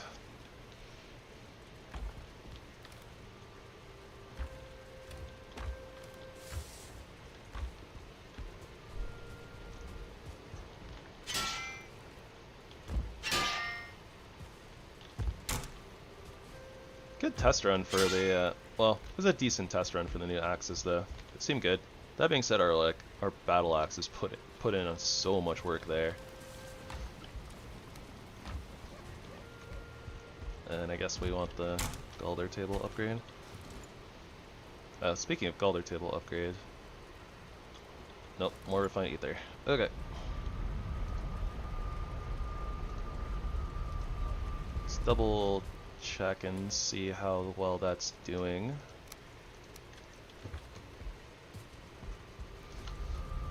During our small excursion.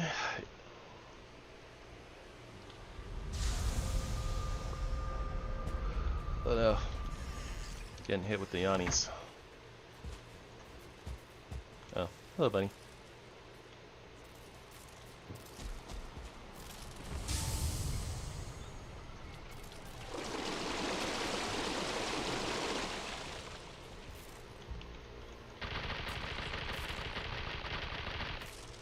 Honestly, I'm really surprised that I haven't gotten, like, shock zapped as of yet. Like, while putting the soft tissue in.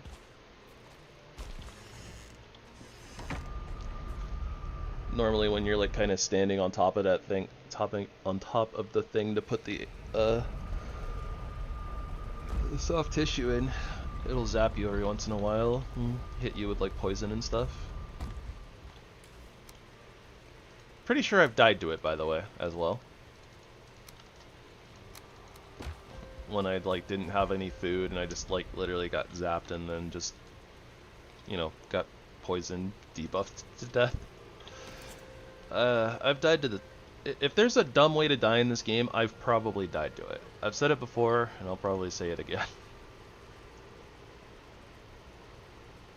Okay, this takes Iggy wood, and we only need to go up to level 2, so I guess that we'll just put some candles in here somewhere.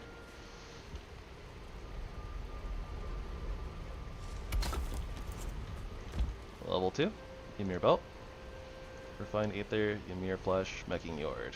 Yeah! Modded belt upgrade. Oh yeah, and then there's also this. This is the feather belt, so I think this is from DragoonCapes. So this is like an alternate to your utility slot, and this allows you to have different capes on and gives you featherfall in the utility slot.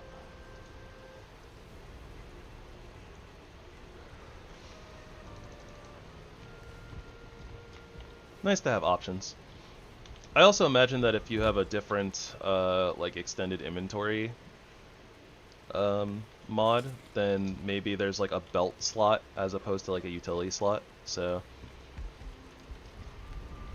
that being said, I mean, I imagine that the, you know, feather belt probably takes up the same place as the Meching Yord, so I don't think you can have both. And me, I like my extended carry weight, because it's good stuff.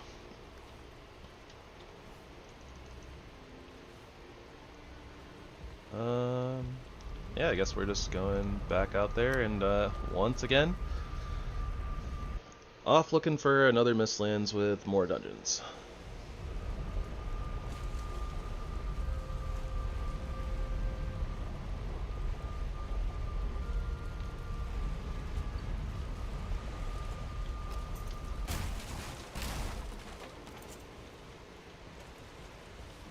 We'll carry on, we'll carry on.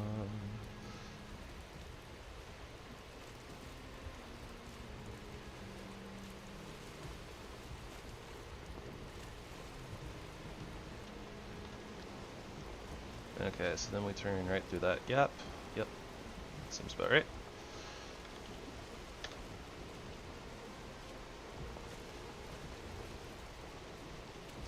Right back out the way we came in. And we want to set our sights off to the east. It's very possible there's another dungeon like up here, but I'm not willing to go jumping around looking for it right now. I think we're just better off going to an entirely new Mistlands at this point.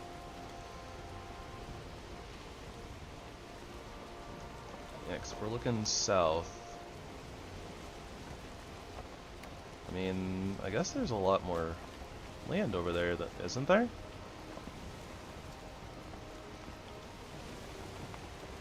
We're just like hopping back and forth in between the in between these like continents, I guess. Whatever.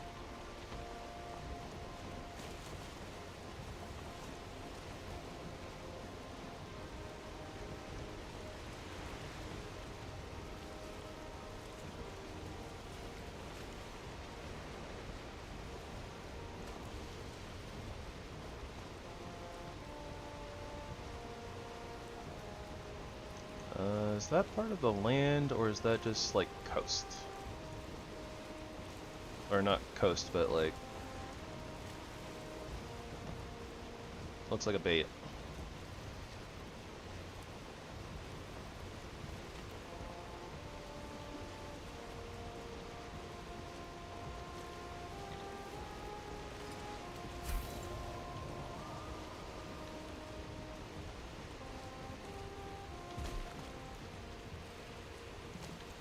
I don't know. I don't know.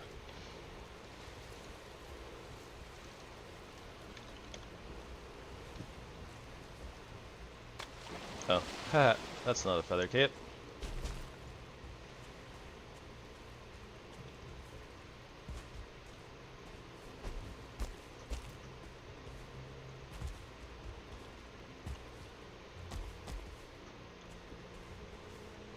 Alright, yeah, no, that's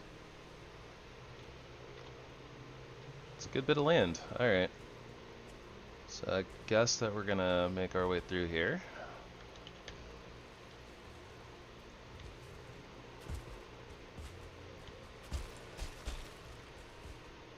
And, you know, simply for the fact that it's Mistlands, it's gonna suck. At least we have the feather cape now, so it should be a little bit better.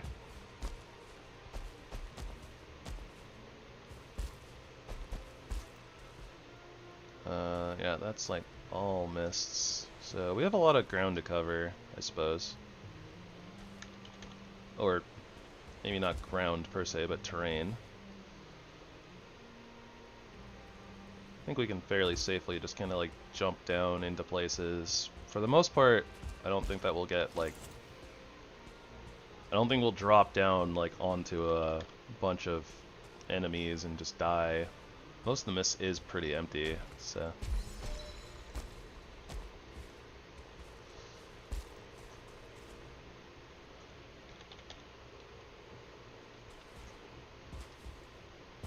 It's just a pain in the butt to traverse, because it's super mountainous and you can't see shit.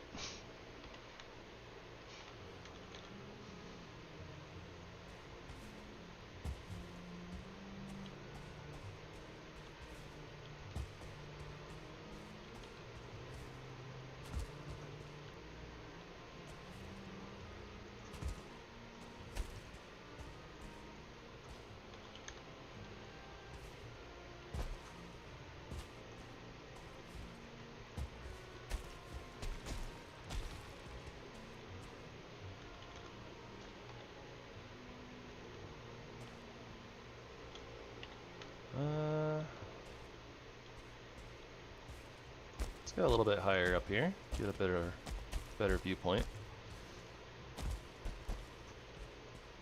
Alright, so let's see here.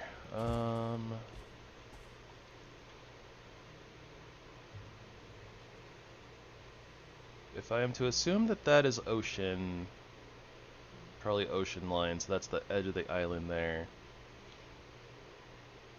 Probably not much further to go. Yeah, I can see like the coast like over there. So, and then like without like, you know, there's no more trees or land that we can see. So I think it's pretty safe to assume that basically the coastline is there.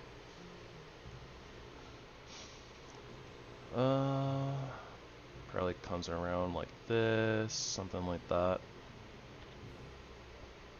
So there's not much more to this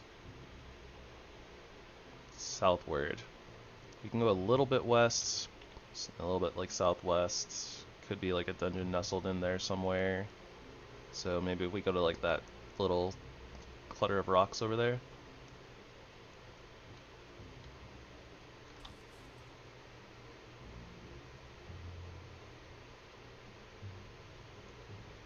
But I don't see anything.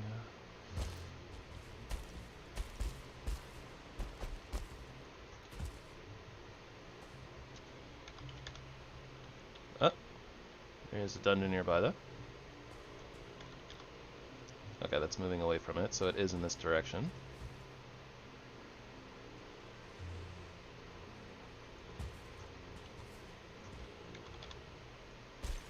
We are very close.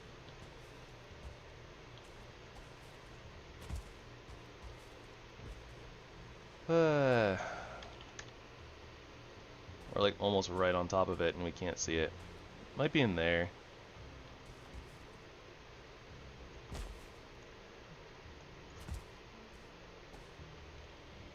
I don't see any blue lights or anything like that though.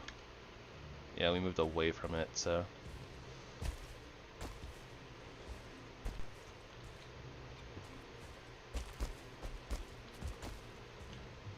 Okay, so this is 51.7, 48.1.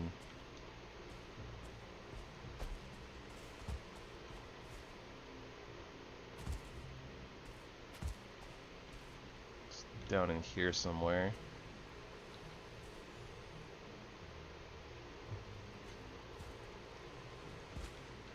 I can hear the seekers.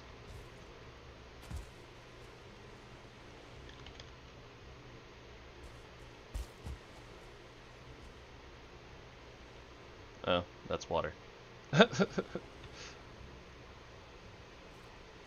Here maybe?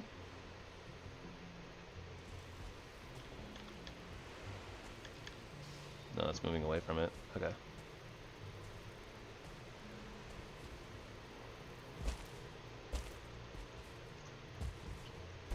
Oh, there it is.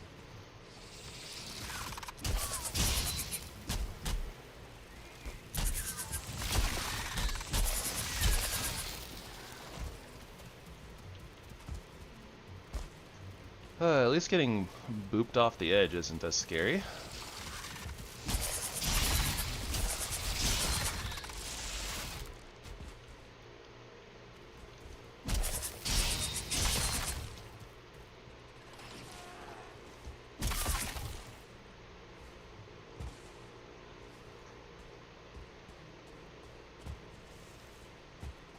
That is probably all of them.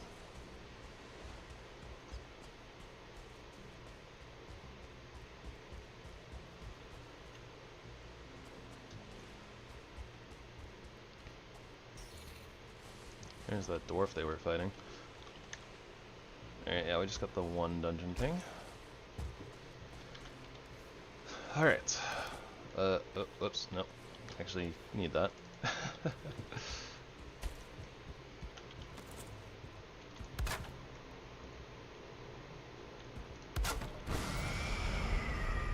Just call that adventure, because we're probably going to end up taking this portal with us, unless the... No, yeah, well... Okay, so the only way that we leave this portal here is if the queen is on like the north side of the map for some reason, so that we have to sail from like somewhere else. And then because this is like basically our most southward position, you know, we would leave this here, and then when we go to the Ashlands, like we'll sail from here. But that remains to be seen. We'll see how this dungeon plays out.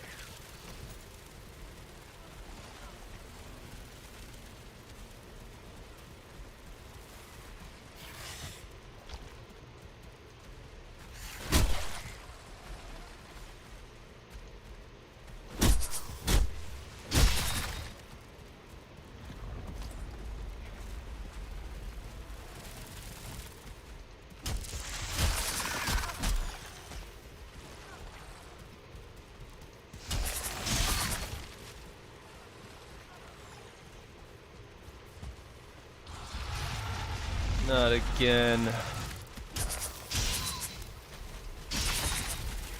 Oh, see a rune though. Alright, okay, at least this time, I'm not sure if this is actually better or not, but yeah, Seeker soldiers can't just like walk up to us at the very least.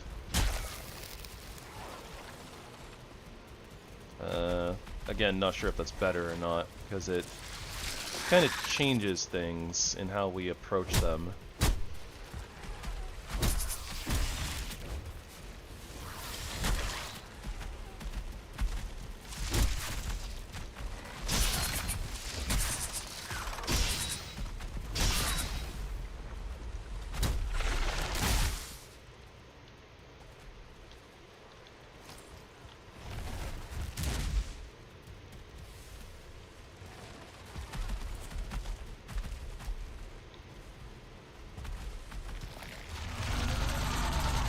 Yeah, like I don't think we can just get in this...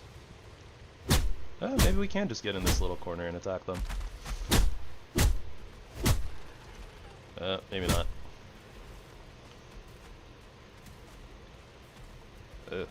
Buggos. Ow. Did not mean to do that.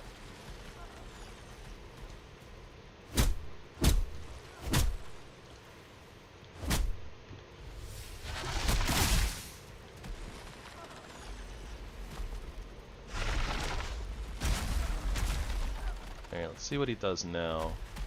So I think he can make it through this doorway?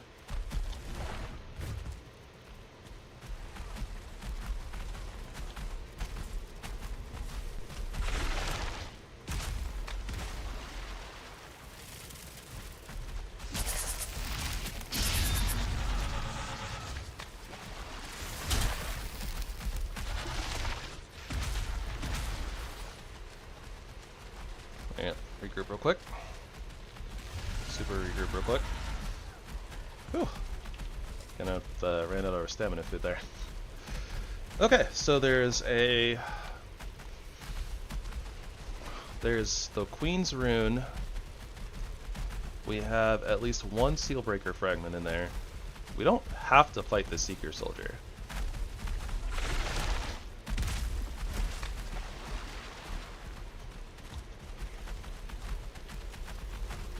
Alright. Queen location verified.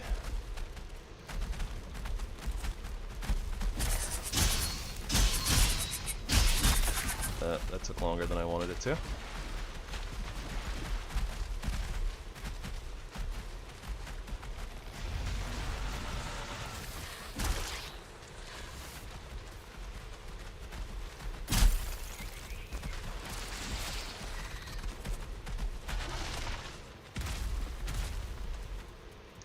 I actually think the HipLantern is once again, the lighting from it is messing with my eyes.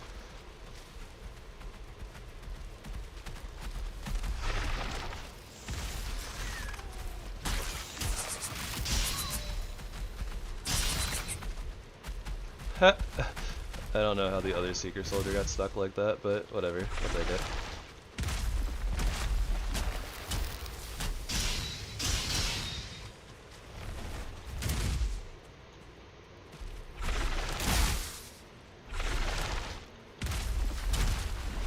Ah.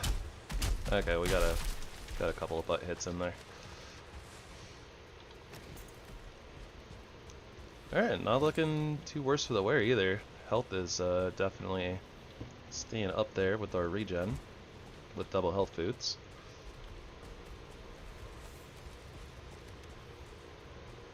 Okay, so all we're looking for now is more Sealbreaker fragments at this point.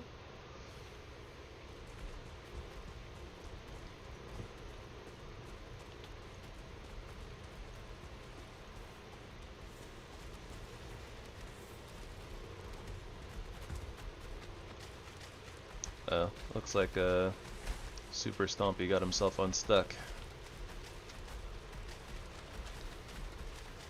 Now he has been freed and is stomping around all over the place.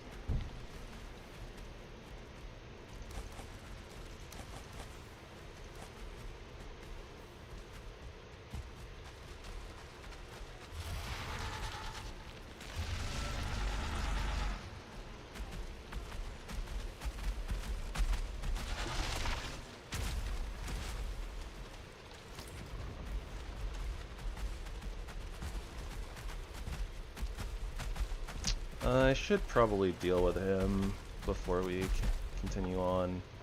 It makes the most sense, because otherwise he might like block off our entryway or like our exit.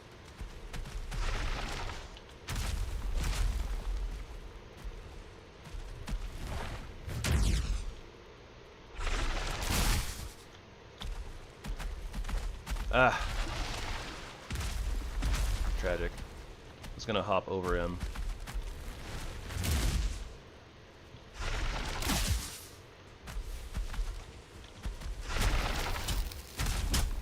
So this is gonna hurt.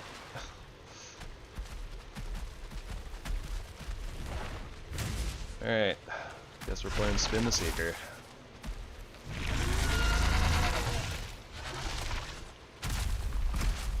Oh, it's so weird, what the heck? He went straight into, like, a roar, straight into a stomp?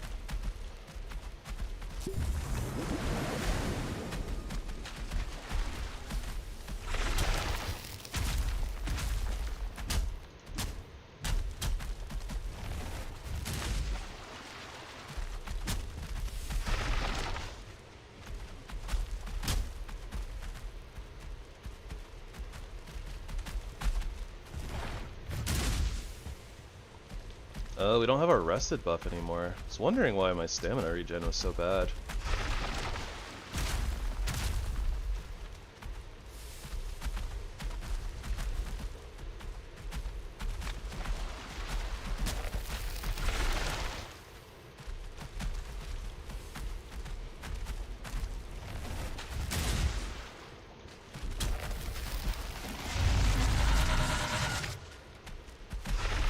Oh, crap.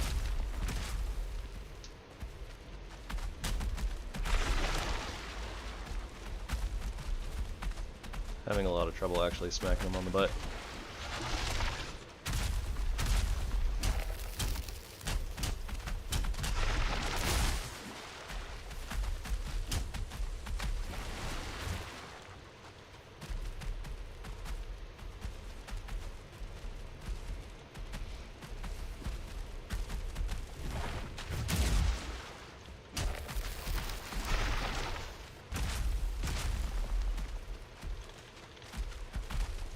Good game.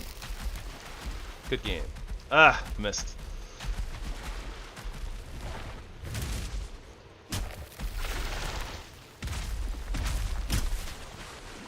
Good game.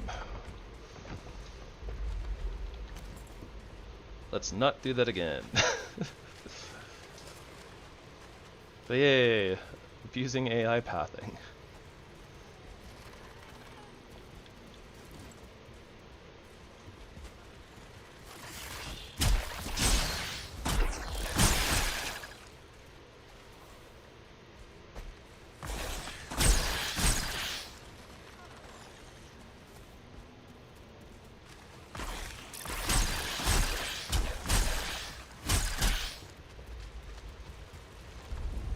Still don't think there's a reason to go in here, but might as well. I mean, they're there.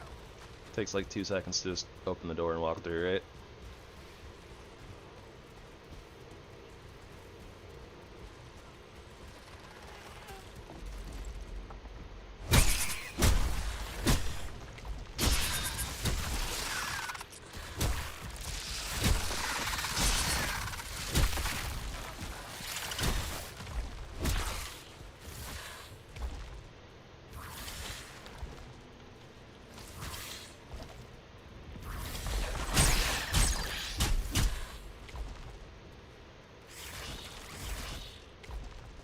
The heck is going on?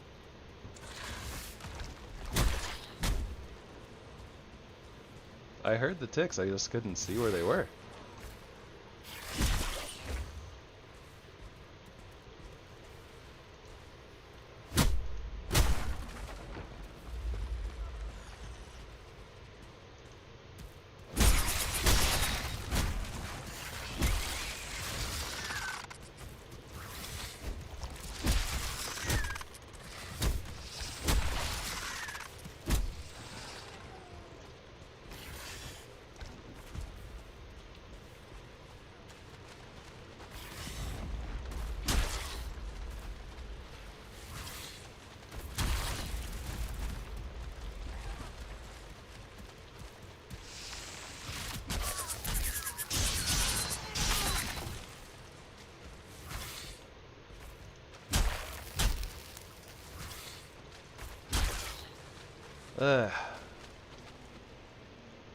Oh bueno. Nasty fuckers. Alright, toss out all the stuff. I'll hold on to these cores, but I don't really think we'll need them at this point, but why the heck not? Okay, so that's a dead end, and we don't know exactly what's going on down here, as of yet. Dead ends, that's what's going on. Alright. Dungeon cleared. Or at the very least, as clear as I care to clear it, but I think it's actually fully cleared. That was definitely a test of our combat prowess. Mostly just, honestly, the big kicker there was just not having the rested buff, so our stamina regen was kind of bad.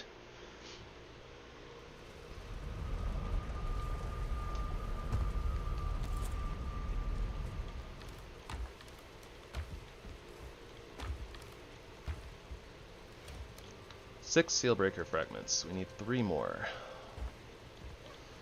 Not too shabby. Oh. We also don't have as many dark crystals as I thought we did. I thought we had like a full stack. Dark crystal. What do you turn into? Nothing for us armor-wise, actually. The Dwarven Battle Axe is a thing. Oh, yeah, that would have been an option, but I opted for the dual. Okay, yeah, so we needed, technically we needed multiple guild trophies. I might consider making the Dwarven Battle Axe if we get another one, but I wasn't even expecting to get the first one, to be honest, so. Ah, the Amethyst Crystal Battle Axe. We just haven't gotten any Amethysts yet. It has a little bit of lightning damage on it. That would actually be really nice to make. But yeah. How are we looking on Iggy Wood? Not great.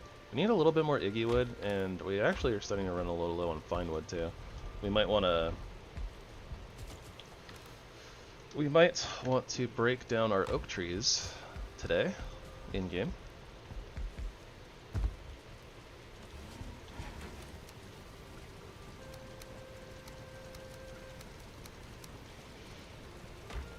Probably a good idea.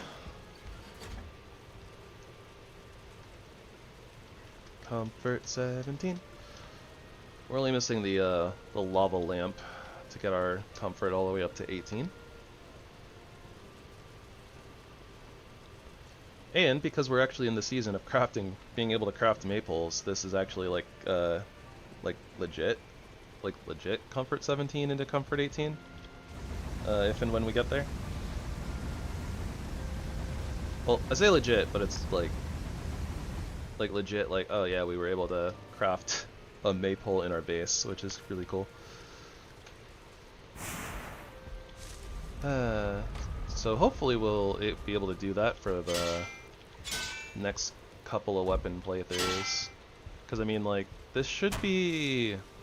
The seasonal stuff should be around for at least a couple of months, and I wanted to get all of these done before then.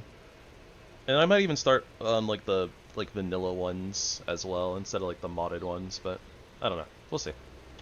See how I feel, basically. The long and short of it.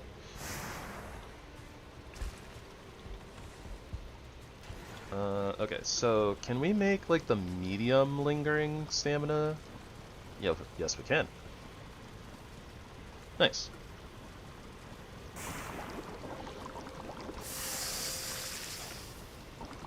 And let's make some more tasty mead. Okay, so this is a use for our raspberries and blueberries here. Although realistically, we should be just about ready to move towards the just straight lingering stamina mead and the lingering health mead once we get to the Ashlands. We're just a couple of keys away from that. Oh, whoops, I did not mean to do that. Okay, let's take half of those, take a stack of those. We'll just hold on to those. Oh, yeah. We'll just carry some minor staminas with us as well, just in case. No reason not to, basically.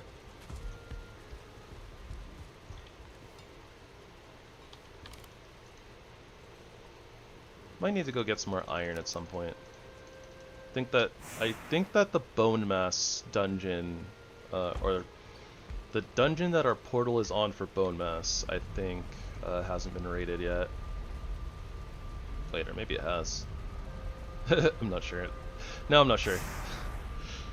There's probably a dungeon or two in the Bogwitch swamp that we haven't actually touched, so we could go there for iron if we need to.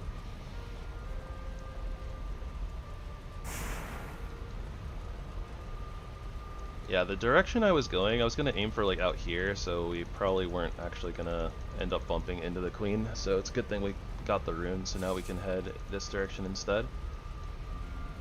And honestly, I wouldn't be surprised if there's maybe an island in between the queen and like the Ashlands, but this might actually be like the southernmost island in this section.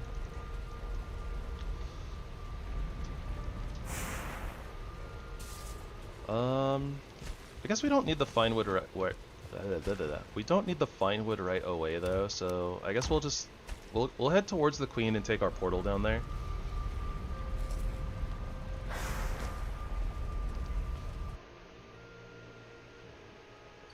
We'll probably also just kind of sweep through this Mistlands here still a little bit, make sure that we're not missing any dungeons, because we still need 3 Sealbreaker fragments. And it's not guaranteed that there'll be a dungeon near the queen.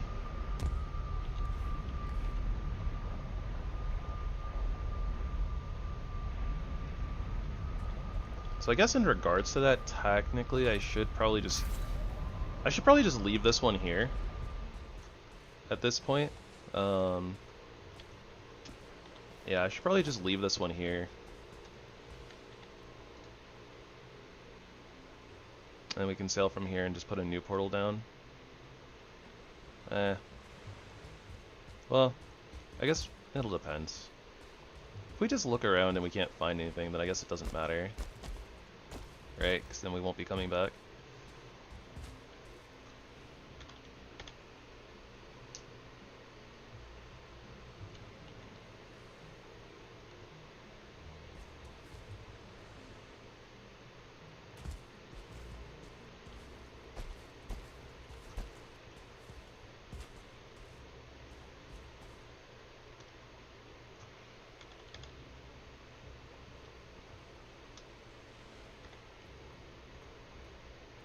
Yeah, and like this all being like oceany, that's kind of the reason why I didn't come this way in the first place.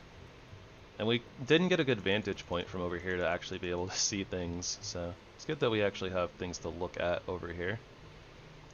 Though those are trees, so there's definitely some more island business going on over here, at the very least.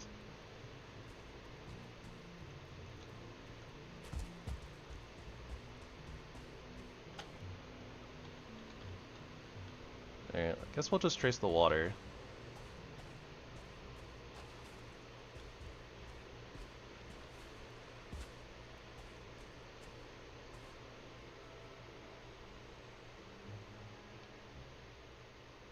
That's a lot of water.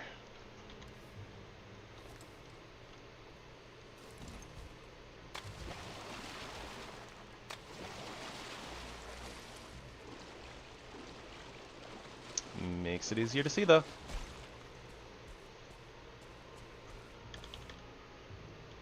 Okay, so that should be either ruined or have dwarves in it because it's not getting pinged.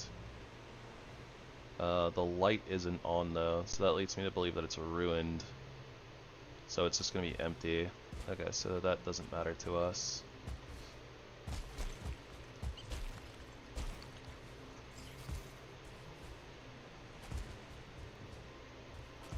Half tempted to go after the 1-star bunny, but don't really think we need the bunny mats, so.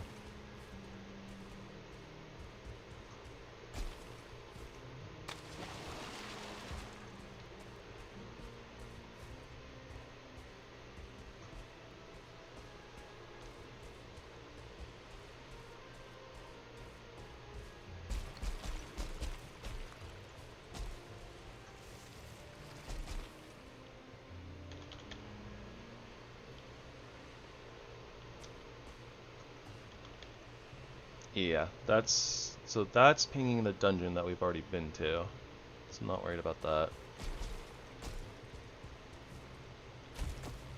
That being said, we'll be pinging it quite a bit, since we're still really close to it, I suppose, but yeah, this is like all water.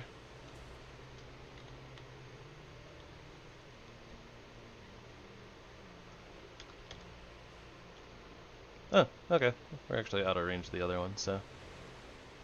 Yeah, that's fine. I don't really want to go through all these little islands.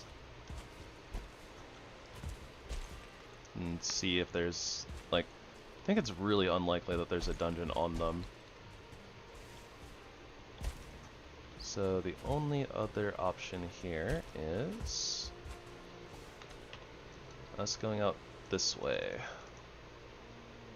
But realistically,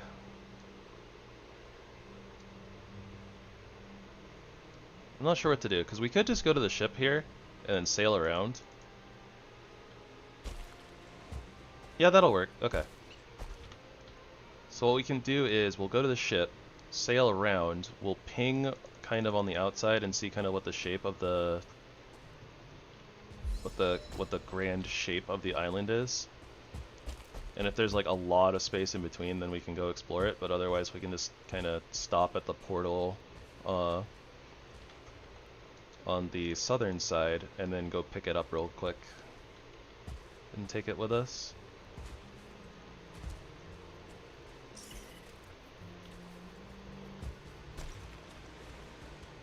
Okay, and here I think we can put the feather kit back on.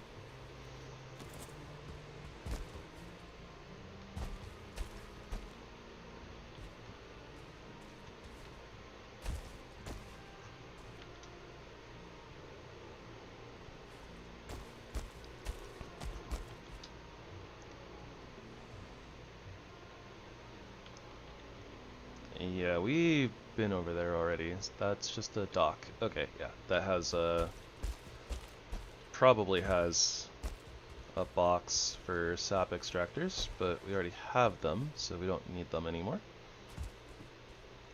Ooh, that's a lot of water. Oh yeah, all this land is like out here. Okay.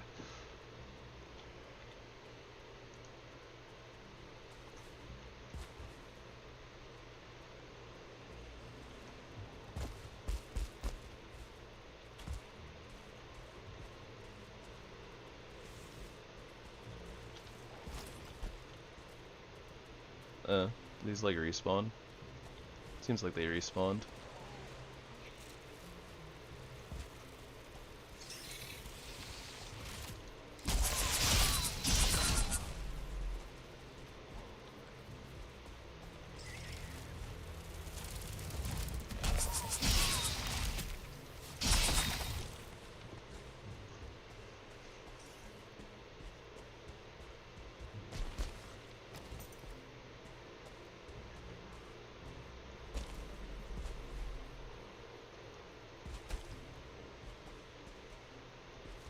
Water. Water is wet.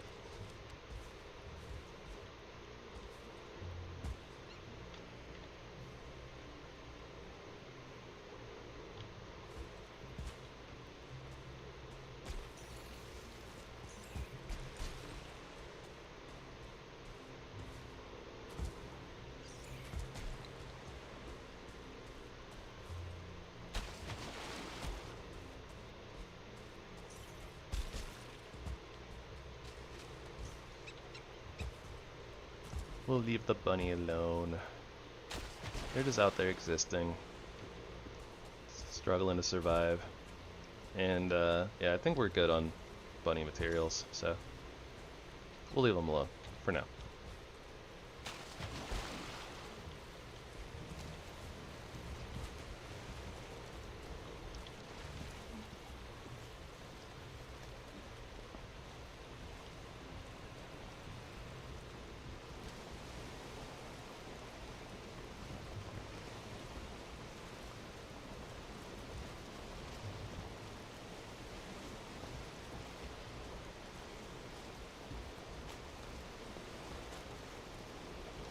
Alright, let's see how far the land goes.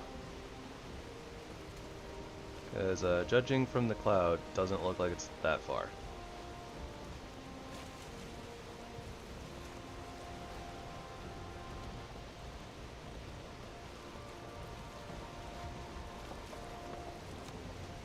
And there's more land that way.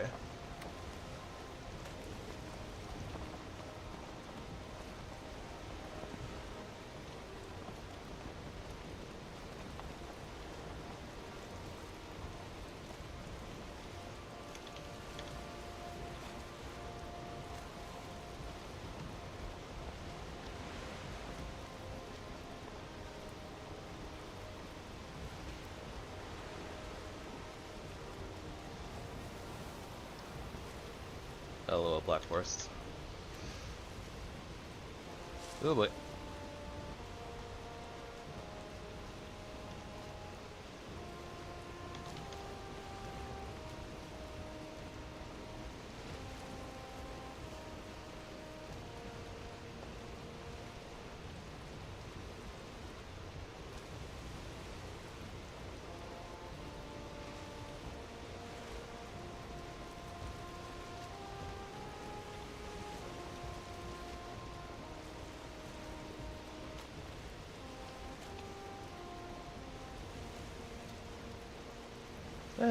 It's decently sized. Kind of like sneak through this little little watery section here.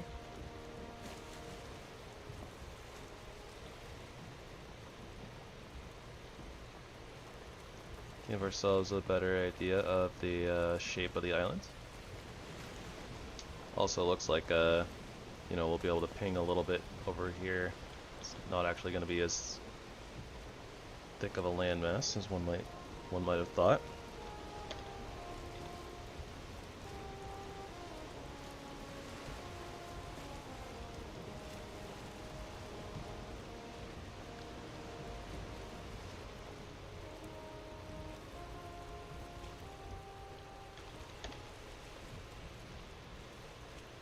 Yeah, that's like a little part that's like jutting out.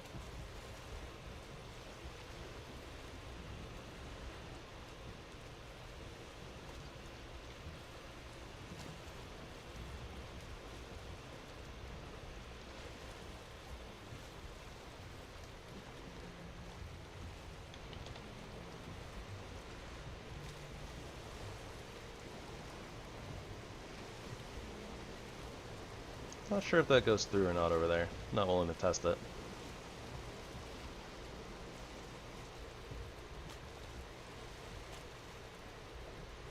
Seeing a lot of these dwarven docks in this seed. I wonder if that's like just like a southern side of the map thing, maybe. So like a lot of the times it does feel like we get sent kind of northbound for the mists. and then we end up like kind of, you know, doubling back to the south for the Ashlands, but we don't normally see a lot of these docks, I feel like.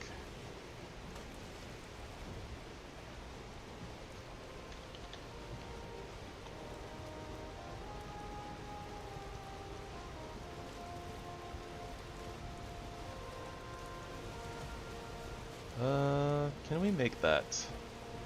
I don't know.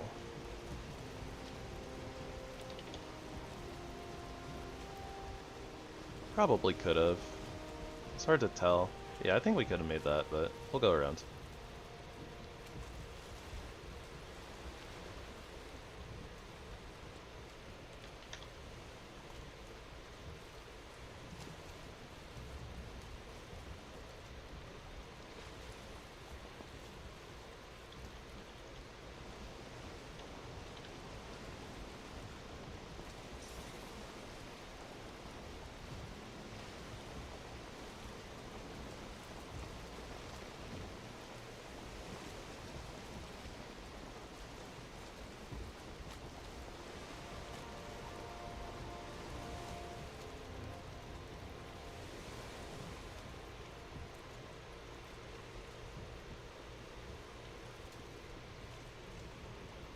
Not fog.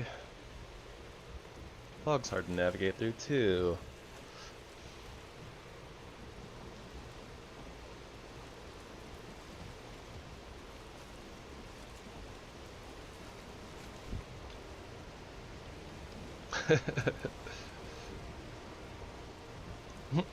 Forget about it.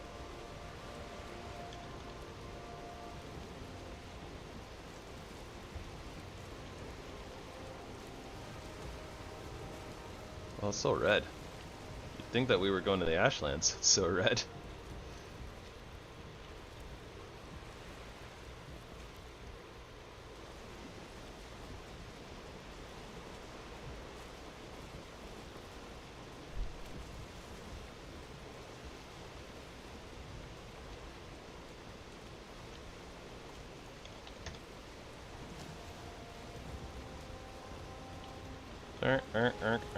I see land. Oh boy.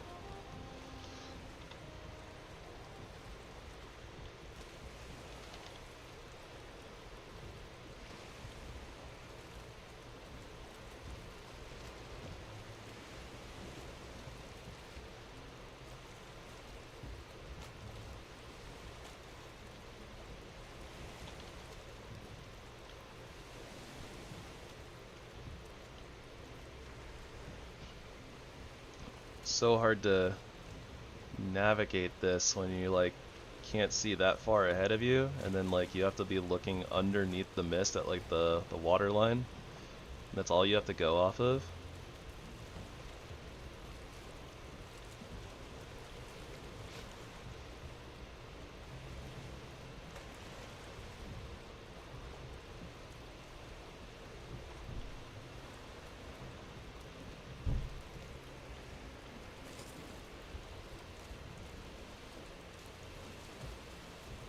Like, I'm looking all the way down here. Like, that's what I'm going off of. Like, that and my mini-map.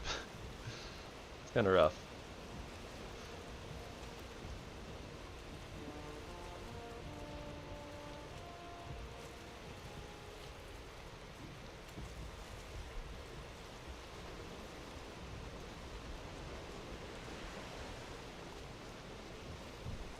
Oh gosh, and then the waves.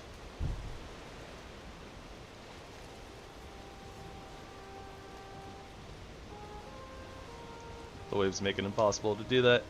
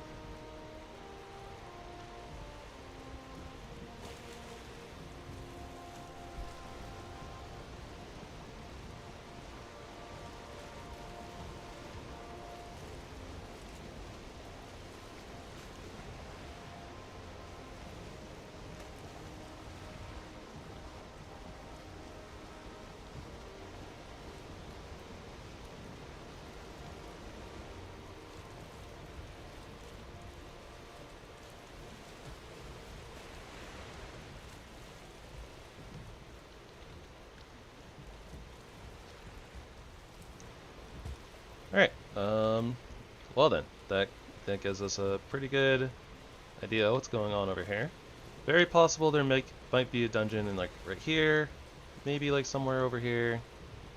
Doesn't seem likely though, but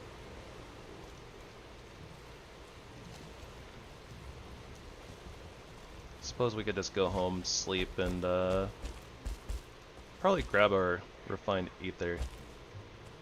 Wait, what?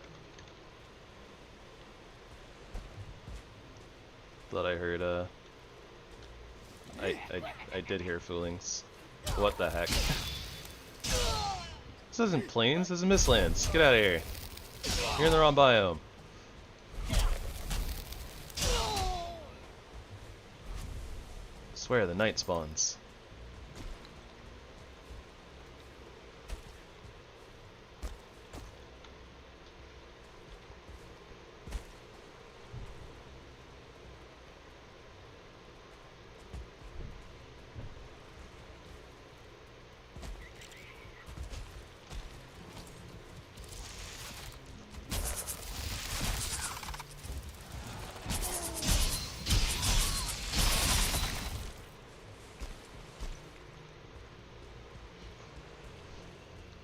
Not gonna lie though, the night spawns kinda sounds like a cool name for like a I don't know, like an esports team or something.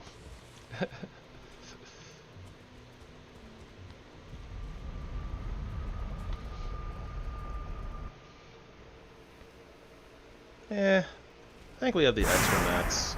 We don't have a lot of portals left to be making in this part of the game, right? Like we know where the queen's going. Well, no. Right.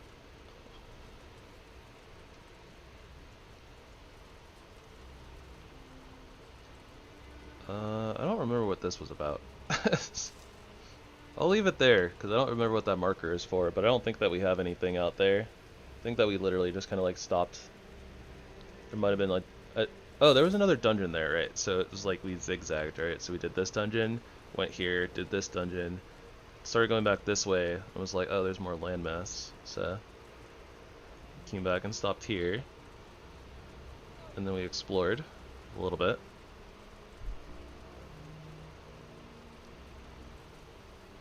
So I don't think there's anything here. I don't think we left the portal there. Yeah, I'll leave them. Well, yeah. I mean, if we have the portal there, then we can just ping it from the portal, right? But I don't. Yeah, we didn't leave one there. Yeah. Okay. So that place is unimportant. Losing my mind. Losing my mind. Losing my mind. Do. Losing my mind. Losing my mind. Do.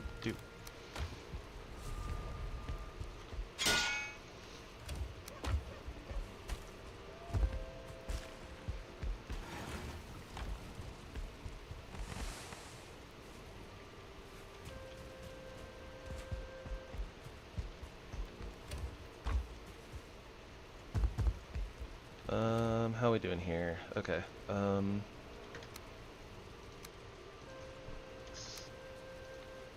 want to save at least 25 soft tissue because we needed, I think, 25 for something. So hopefully we'll find more. And yeah, that's just going to be the refined ether that we're working with for right now.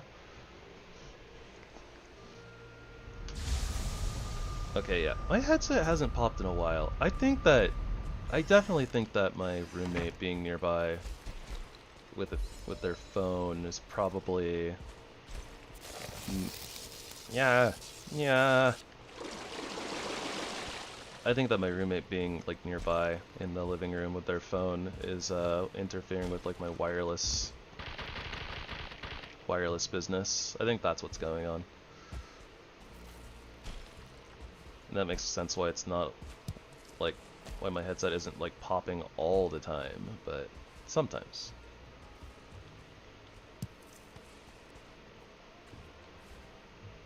Huh. You know, for the fact that the root is starting to get a bunch of its power left, our sap extractors are not extracting very much. Also looks like our field is done, but We're chilling on our barley flour reserves. We just got it really, really late, so like we ended up kind of bypassing plains food, so we didn't need a lot of it.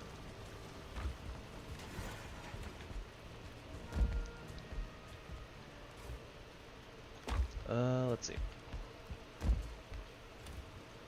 Alright, so we have 30 refined ether to work with. What can we use that for? Oh, we still have our Gyal trophy. Wait, hold up. What? Did we not use one for the dual axes? Oh no, we just needed bile bags. Oh. Okay. Right. That doesn't... I forgot. The like dual axes are from the ValheimArmory mod, which doesn't really add like trophies and stuff for the most part to like weapon recipes, whereas the Therzie like warfare one loves to use trophies for things. So that makes sense. Okay. Was there like a different something that used the Gyal trophy then? Or was that the one thing that we needed it for?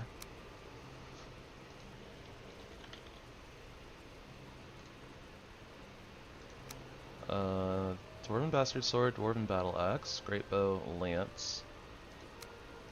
Oh, yeah, no, that's just the one thing. And that's what we needed the 25 soft tissue for, so... We can tap out on soft tissue to get that if we want.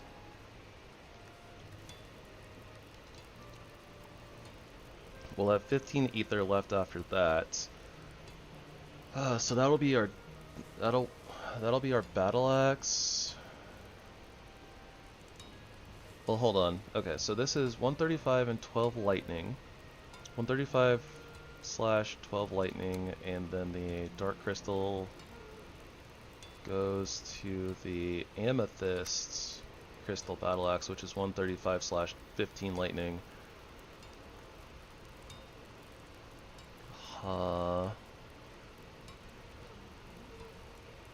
This is like 3 extra lightning.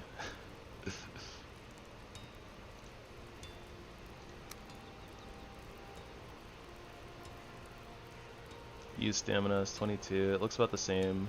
This lowers your opponent's slash resistance on 4th hits.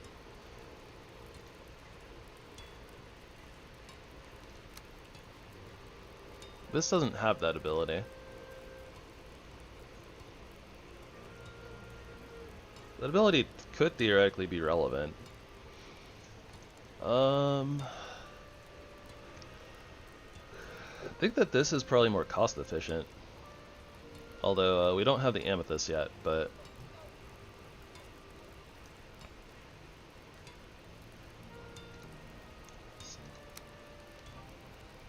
this one does glow though, so that's kind of cool.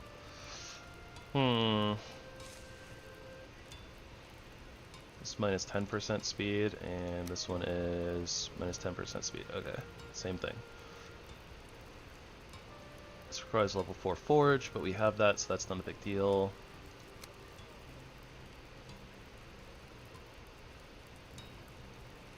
This requires the black forge, level 1. This takes soft tissue though.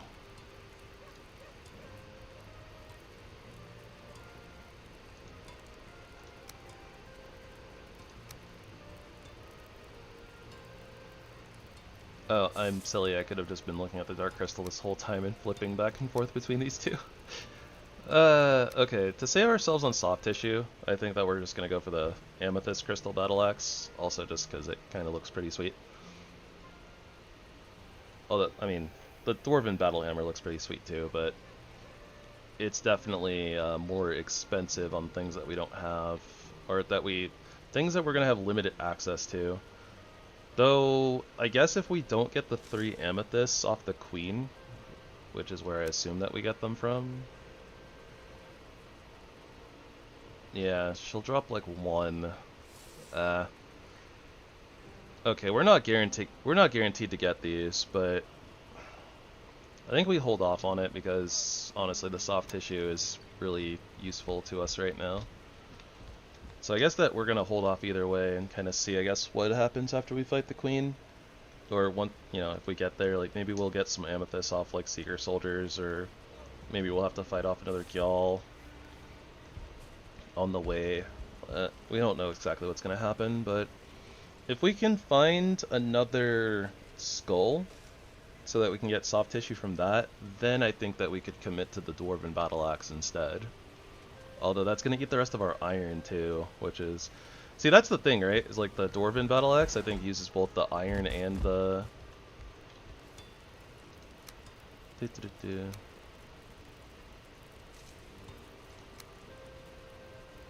No, doesn't use iron. Just kidding. It'll use the Gyal Trophy, Dark Crystal, Refined Ether, Soft Tissue. So if we can find the soft tissue, I think it'll be fine. I think it'll be fine, yeah. Hopefully we'll find a skull and then that'll settle things for us. I mean, that's probably the angle that we want to go. We probably want to go into the Dwarven Battle Axe. Not that it'll matter, like, we'll end up getting to Flametal, right? And then we'll upgrade our Battle Axe really fast anyways, probably. But, yeah. That being said, I mean, the Crystal Battle Axe might just kind of end up slapping in the Ashlands. We have silver. I think we'll only be able to get like a couple of upgrades for it though, so we can only get it really to level 3. And it doesn't upgrade the spirit damage, it upgrades the slash damage, which isn't exactly what we want.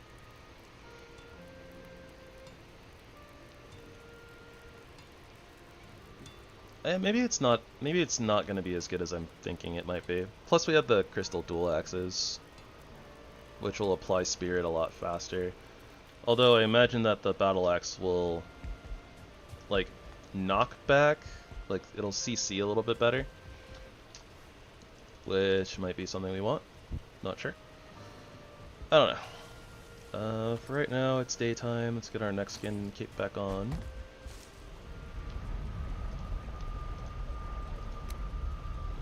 Yeah, we depoted. Sorry, head's a little all over the place right now, huh? But yeah, I think that we're just gonna... Are we gonna run the rest of the islands? I don't remember anymore. Scatterbrain. They call me Scatterbug. So I got the brain like a scatterbug. Yeah, I guess we're just gonna kinda double check out this way real quick, right? So, feather cape back on.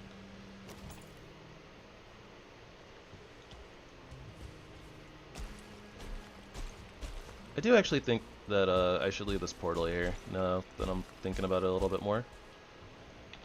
Because we have this landmass that's out this direction, right? So it'll be a little bit faster to sail from this portal here. So we can leave the portal here, we'll just sail over the Queen, drop a portal there, and then if we can't find a dungeon with the key fragments that we need by the Queen, then we can come to this portal, sail from there, and head over to this landmass, which I believe was very likely to be more Mistlands from the looks of it. Mountain goat mode enabled.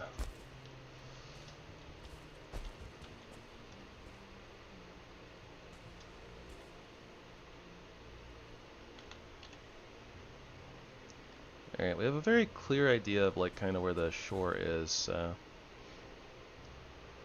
definitely just can move basically in a straight line to the east.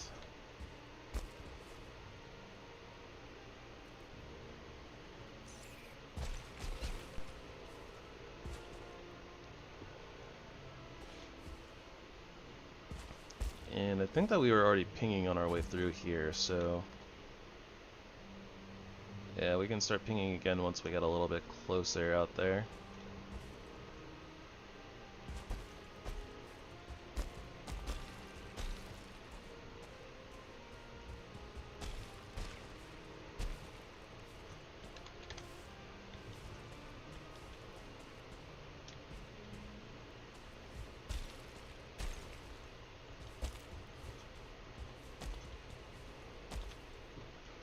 Oh yeah, I should use a Ratatoss tonic.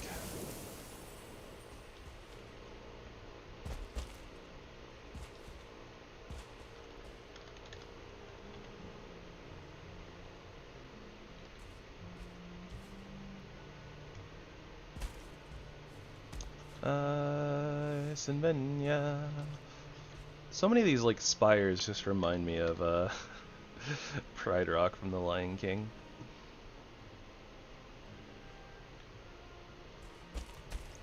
Alright, well, down we go.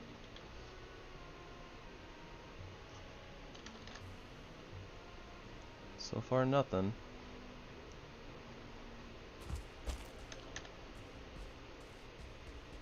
Kind of expected, but you know.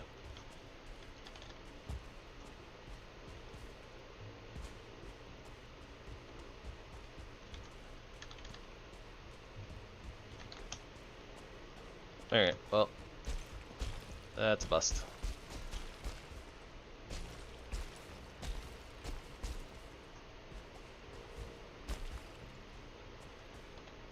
Don't really think that there's anywhere else that we could possibly check that would matter.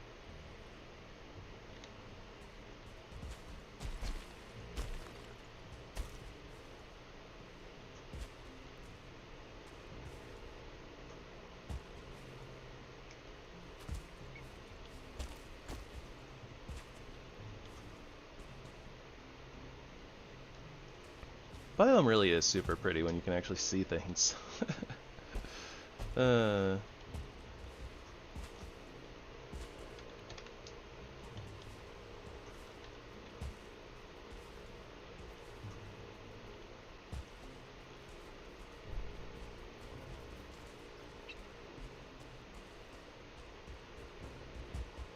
Shame about the miss, really.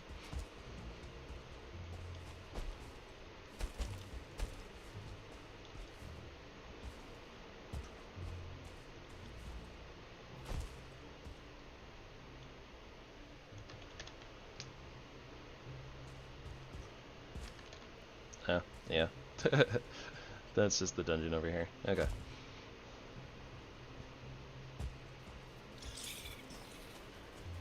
Hello, Benoist.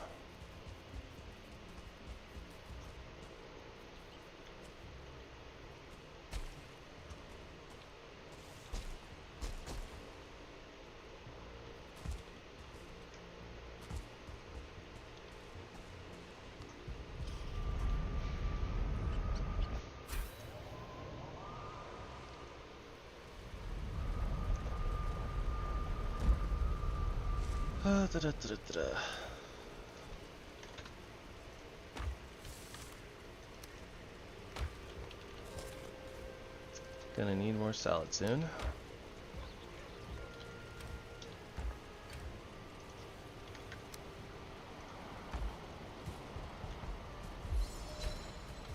In fact, let's go ahead and mix some up. Probably gonna be like the last batch of salad we need to make though, realistically. Kinda hard to imagine going through 15 of these before getting to the Ashlands at this point, and then getting to making foods, but I don't know. Nothing's impossible.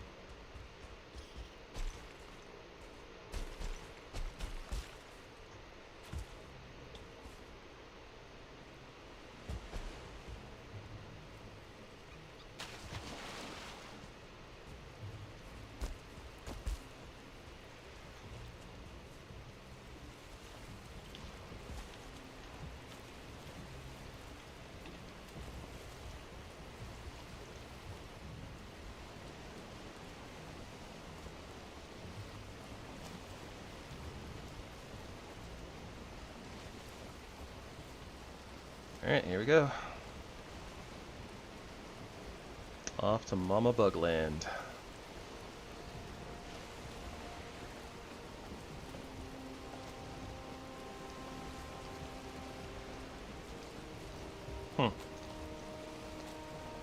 Got a Mama Bug, got a Mama Dragon. That's about it. I guess you can have Mama Pigs and Mama Locks and stuff. But, yeah. Okay, so there is some sort of an island in our way.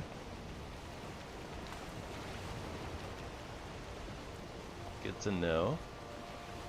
Should we stop by? This looks like it probably is going to be Mistlands. So maybe we should run through here real fast. Or not real fast, I guess, but we should probably stop here and look for a dungeon. Or we can just kind of skirt by it and come back, I suppose. That might be a good idea. Yeah, we'll just kind of coast around it, I guess. Kind of give it a trace. It might honestly even just link up to where the queen is. She's not like super far away, but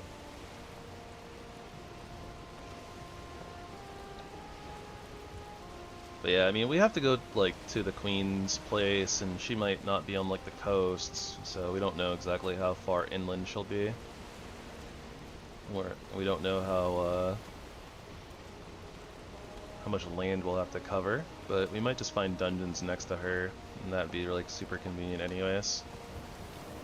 There's a miss over there from the looks of it. Yeah, you can see the Iggy tree over there, so those are definitely mists.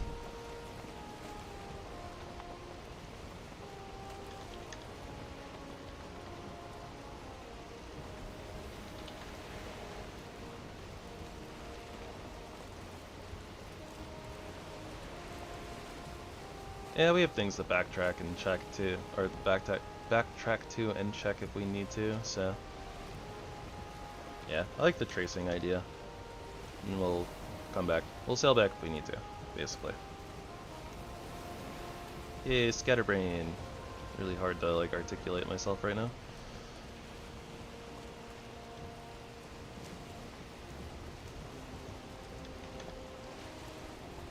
Articulate myself. Really hard to put my thoughts into words right now. I'm struggling.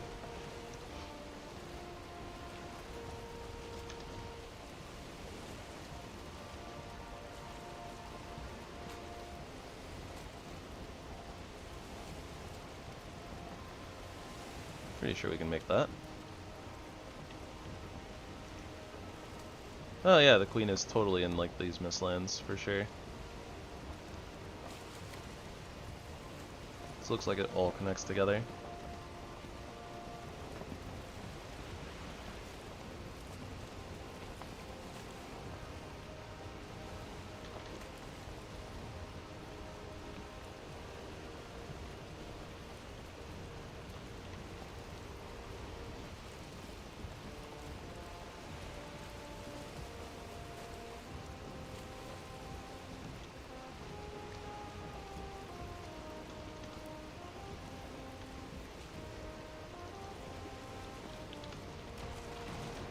Oh, okay, well,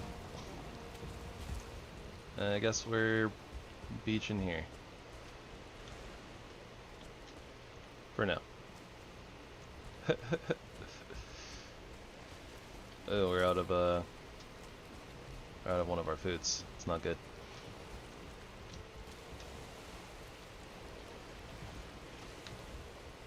Okay, so there's a dungeon nearby. Queen is right over there. I'd rather set up the portal at the queen and then go to the dungeon, I think. But we gotta ping off the coast, which is good. Let's head home and make sure that we make some food before I get a little too ahead of myself though and forget and are out running around without a food. Plus it's about to be nighttime, so probably want to make it daytime. Probably. 366 Jotunn pus. We have so many carrots too.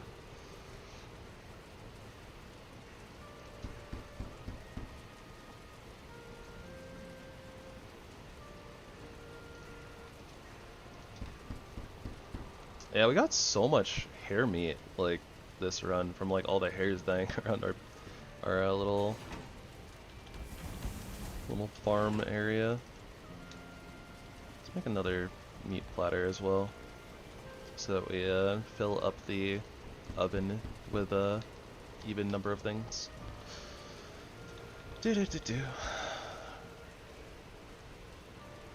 Alright, it's not too late. We need 3 seal breaker fragments, right? We know where the queen is. I think we're about ready to take her on. I think we'll be able to fight her tonight, and then attack the Ashlands tomorrow. Yeah, we need 3 seal breaker fragments, which isn't unrealistic to get from a single dungeon, but who knows? I don't know, maybe I am supposed to go attack the dungeon first. Like, it's pretty close to where our portal ended up, right? Or where we ended up stopping. So it'd make a lot of sense to just like go nab it real quick and then go to the queen. Especially if it's like over, like right over here. Like we might literally be like right next to it, so. Yeah, okay, I talked myself into it. We'll do the dungeon first and then go hit up the place.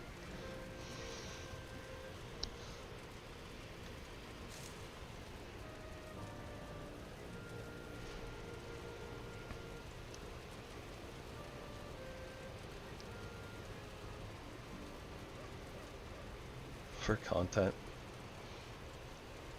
I don't really think there's... Well, I mean, it's all content, but I don't think there's anything crazy going on.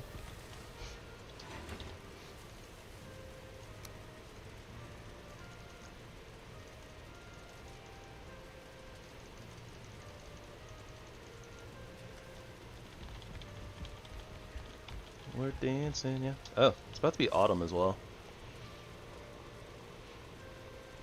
Huh.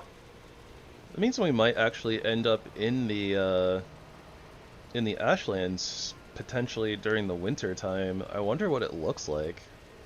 Like, is the Ashlands gonna be like snowed over? I feel like it wouldn't be, right? Because it's like super duper hot. Yeah, I don't know. I don't know if I don't know what the like weather effects do in the Ashlands, but maybe we'll find out. Although we could just speedrun it and get to it before the end of autumn, but I don't know. I don't know if that'll happen. I think it took us an entire season to get to the Mistlands, and I think the Mistlands tends to be a little bit faster than the Ashlands, but I guess it also depends on like where we land, right? Like if we land next to like three of the fortresses, and we happen to have the boss arena there, like you know, like we'll just end up blazing through the Ashlands, which will be good for me mentally, but I'm sure it's not that entertaining. But yeah, not my favorite biome. Not by a long shot.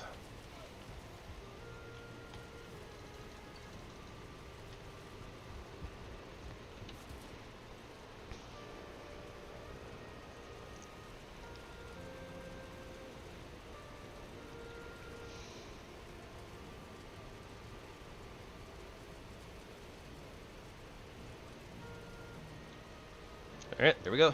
Beginning of autumn.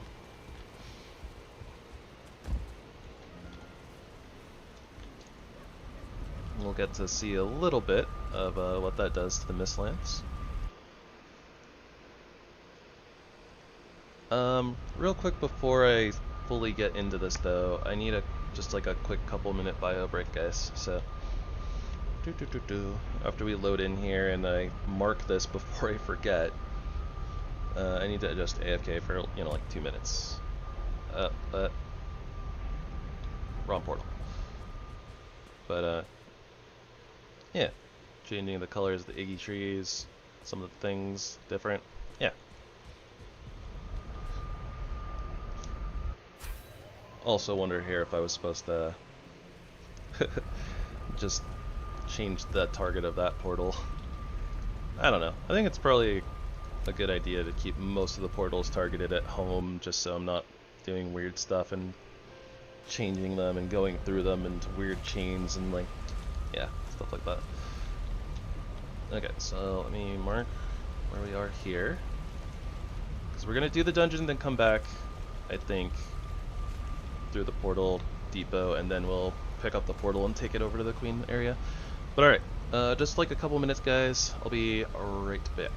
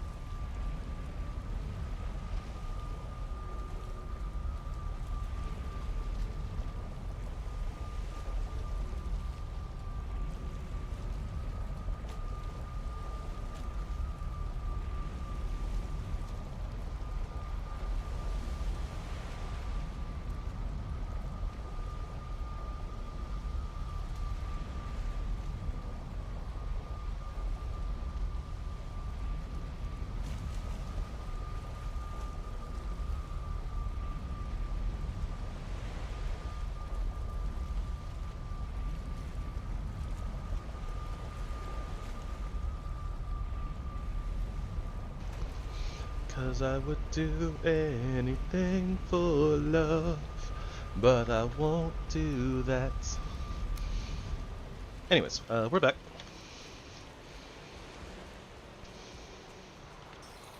We're really out here. Oh yeah, look at that pink and orange and yellow on the ancient roots. So awesome. Alright, we are very close to this dungeon.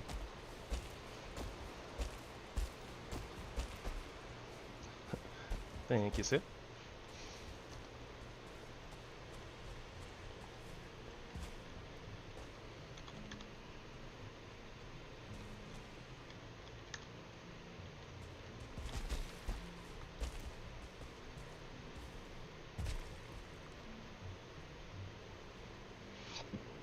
I was gonna say, I hear a stompies, and I see a stompies stomping off in the distance. That right there, those little dust clouds, those are the telltale signs of a Seeker soldier just stomping around.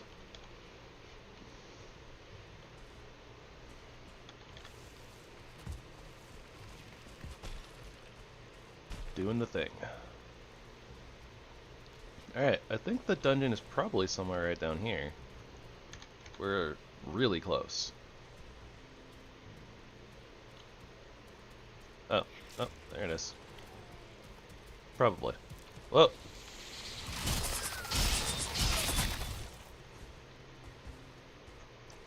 Yeah, let's try by the light first. I just could not find a place there to jump off the rock.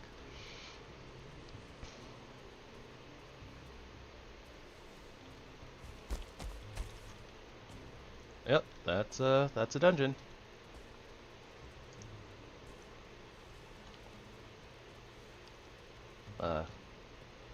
What a pretty sunrise. Here with the autumn leaf colors of the Iggy trees.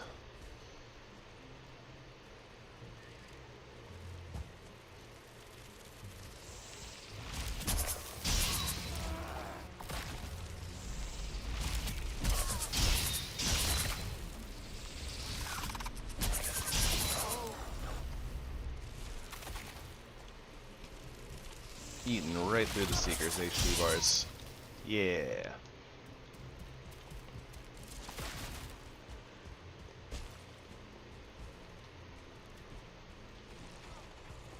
Oh, there's another one.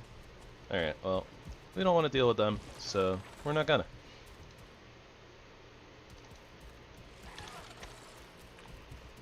And I just pinged again just to make sure there's not another dungeon somewhere close by, but we'll certainly look around a little bit on our way to the Queen. Alright. Sealbreaker fragment, 1 of 3 acquired.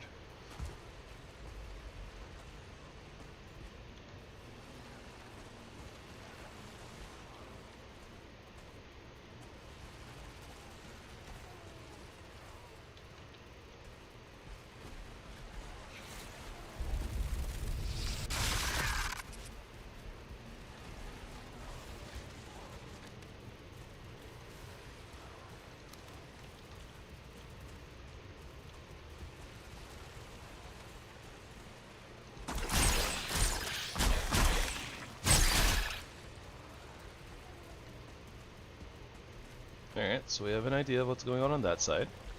We definitely know that there's some bug foolery going around on this side.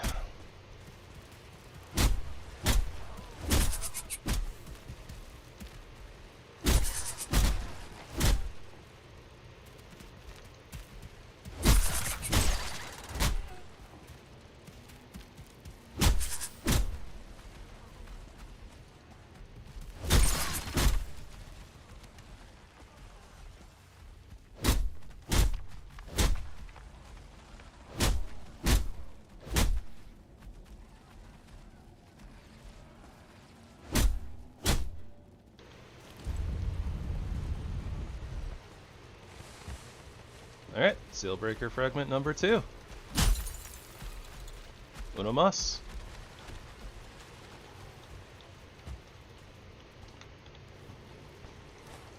Yes, I would do anything for love. Yes, I would do anything for love. I would do anything for love, but I won't do that. I have no idea why that song randomly got stuck in my head. Good song though. Very, very good song.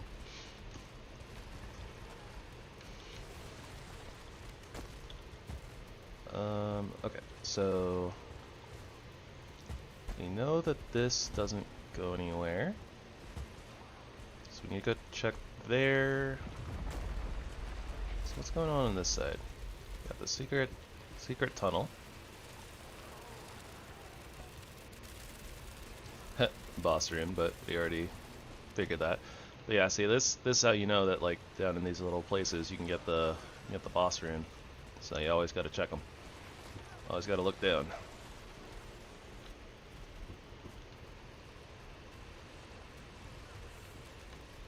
I don't know why I'm still looking down, but yeah.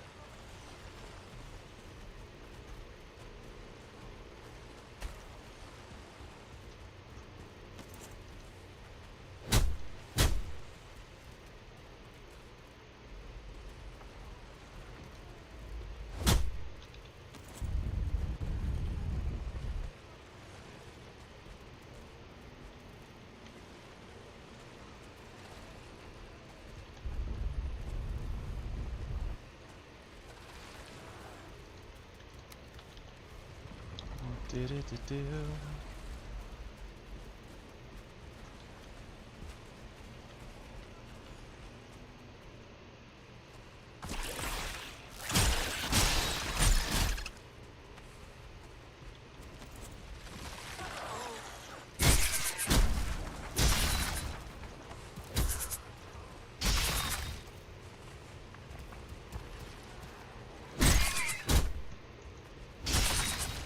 Poke.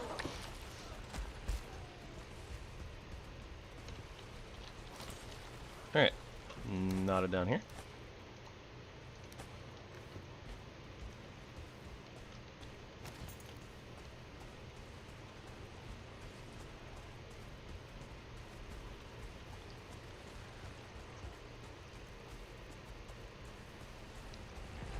And we already checked all this. Yeah, okay, so this side is all done as well. So the only ways to go...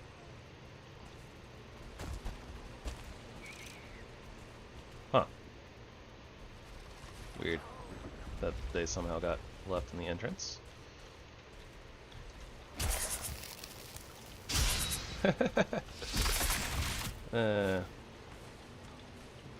Just like a bug to get stuck on the lantern, right?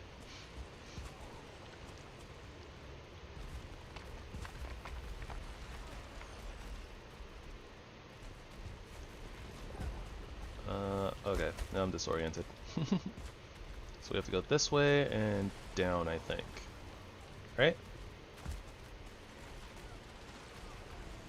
Oh, well. Don't need to go down. There's nothing down. Okay. So the only way left, I believe, is through this little passageway. Do-do-do-do-do-do.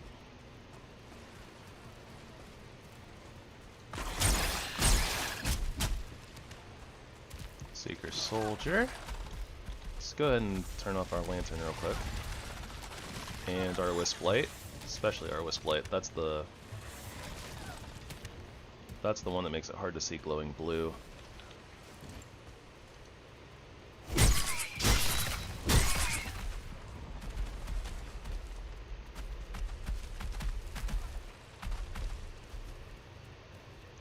I'm very willing to go into that room.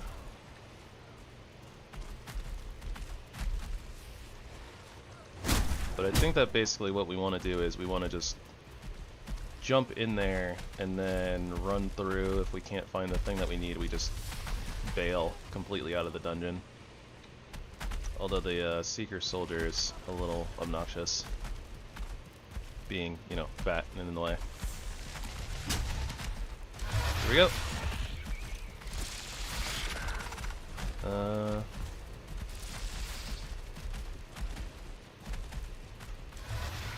Oh, I put myself in a corner.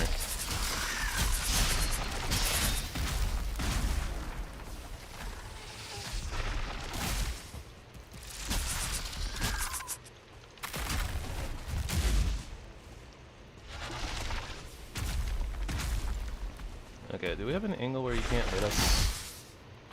Not so much.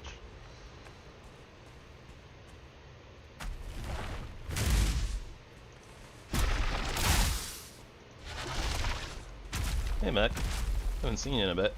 How's it going? Oof, howie. Oh, you made it through the door.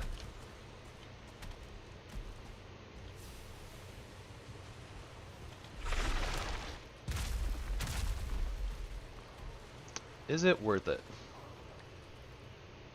That's fair. I've had a couple of days where I didn't stream for super duper long, so it makes sense.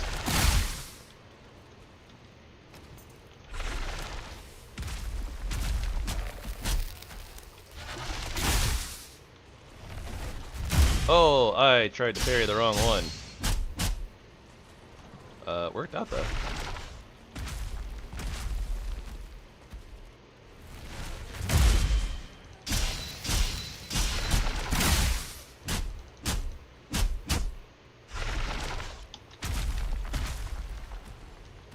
I am kind of surprised that I was able to parry this guy, honestly, but I'll take it.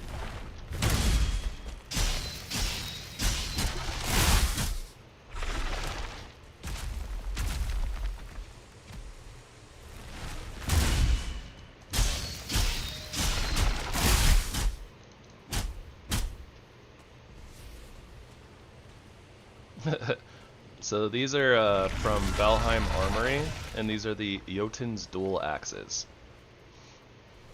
It's literally just the vanilla Jotunn axe, or Jotunn axe, but like 2 of them.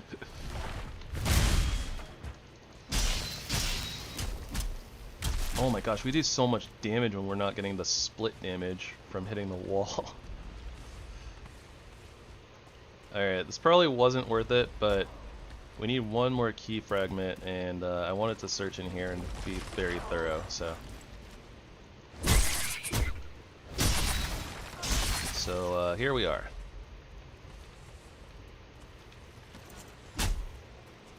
Couldn't tell, like, oh, yeah, there's a gate here. Oh no. Oh no. Oh, why were there multiple starred ticks in here? Right when one of my foods ran out. That was horrible. I've been so bad about eating food this time. But yeah, the Jotunn axes are pretty cool.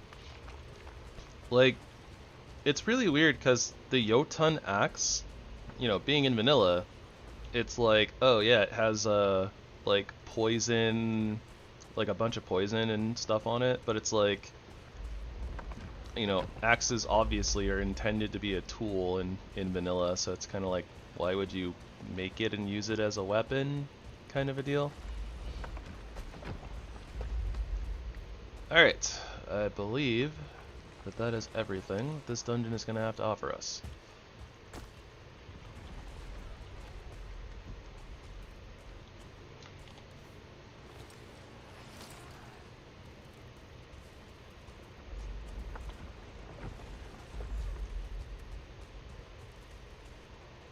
Definitely been down here. Yep.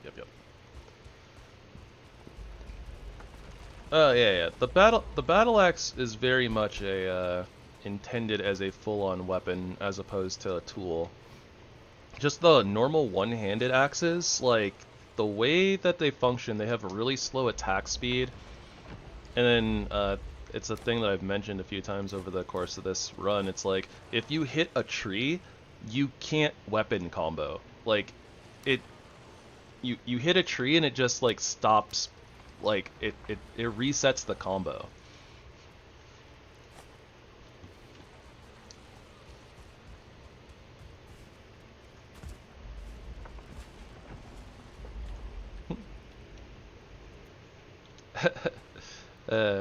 Yes, Sinful always kind of did that too. He likes using axes as a weapon.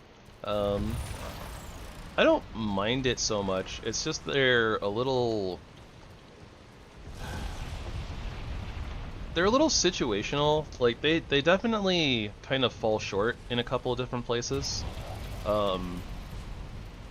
as opposed to some of the other weapons. Mostly like the fact that I think there's a couple of tiers that basically miss out on new axes. And then, like, outside of the Jotunn, the Jotunn's Bane, I believe that they're basically all just, like, straight slash damage and a little bit lower damage than other weapons at the same tier.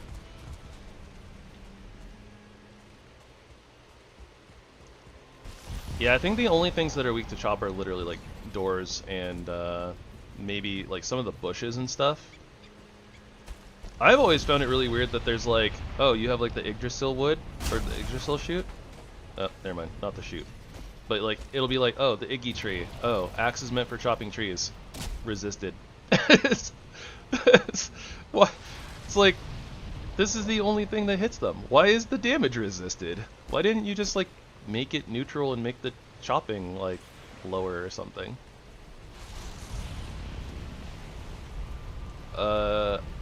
I don't think that the Elder is actually weak to slashing / chop. Vulnerable. I don't think so. I don't remember doing yellow damage when we were smacking him. But maybe I'm special and just didn't notice it. I don't know.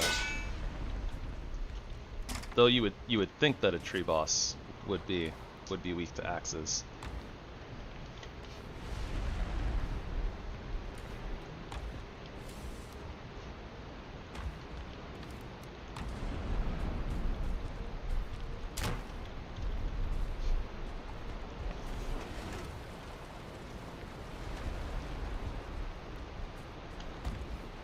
Alright, inventory is fairly clean.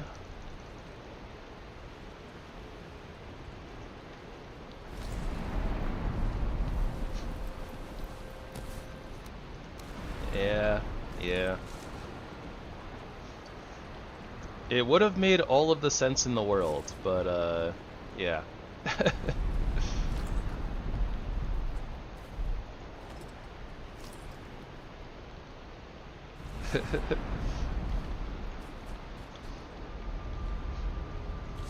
So I went through a portal that...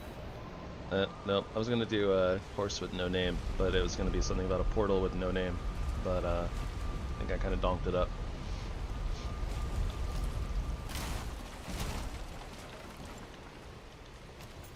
In the Mistlands, you can't remember your name. La la la la la la la la la la.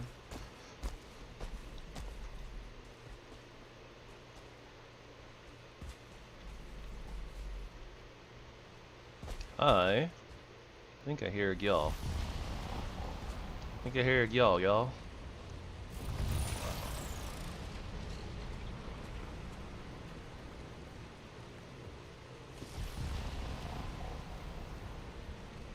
Well, if I do, I think it's not in the direction that we're going, so I don't care.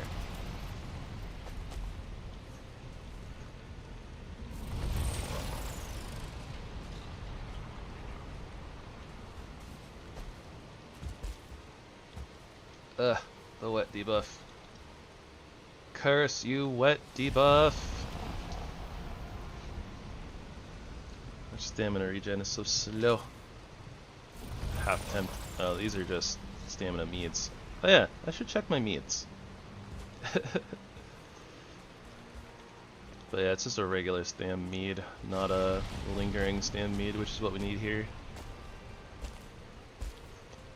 Still just spam them. I mean, I never use them anyways. Guess while we're in a situation to use them, I might as well. Oh boy. Yeah, I was not expecting there to be a hole in between the spires there, if I'm being honest. Also, we got a little stompy boy down there. Seeker Soldier.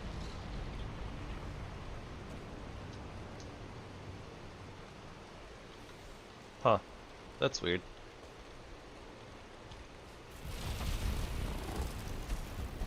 Oh, is this... Oh, it's a dock. It's just another dock.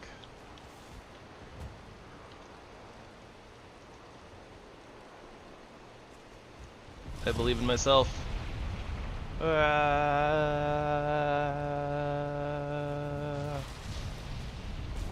Made it.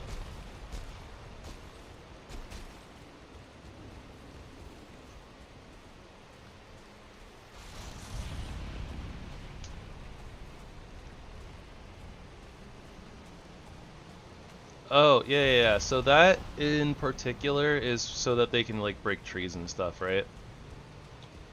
So it's basically just saying, oh, if it hits like a tree, it's gonna apply chop damage, so it can break trees. Pretty sure that's how that works, anyways.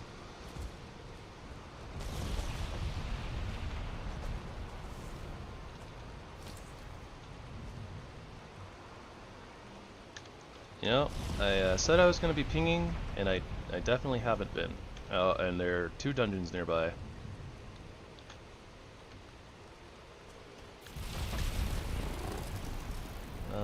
So that's closer to... Okay, so it looks like there's probably 1 dungeon out this way. Probably like a dungeon like out here, and then there's probably a dungeon like right out here or something like that. That's what it looks like. Ooh, my frame's just tanked. Well, my game is so not happy. Hold on a second. I don't know if closing my Google Chrome will do anything, but might free up a little bit of memory.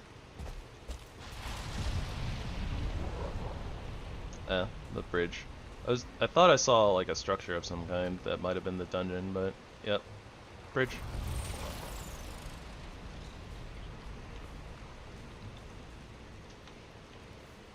All right, are you guys ready? I don't know if I'm ready.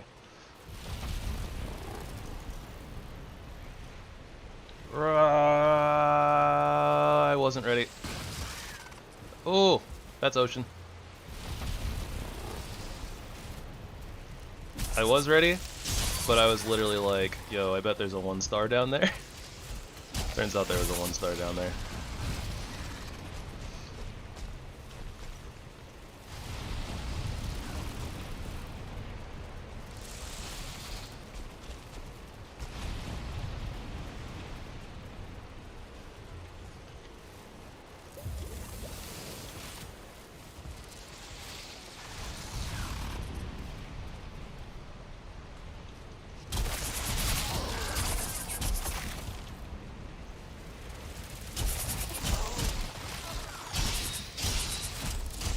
I don't know what's going on. Whoop. Yep. Death and sus.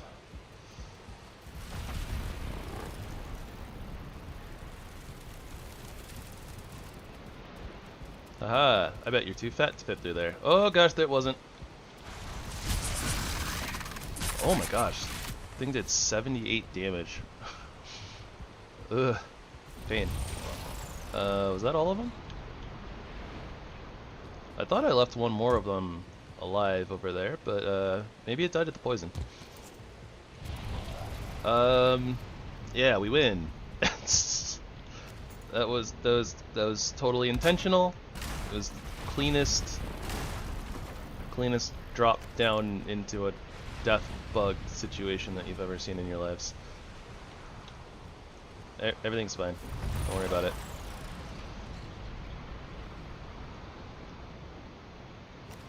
No.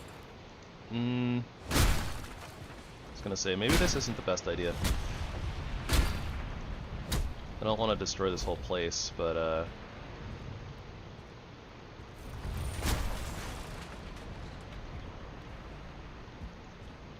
copper scraps. I don't need those. Get out of here with that. Guess I'll take the copper bar though.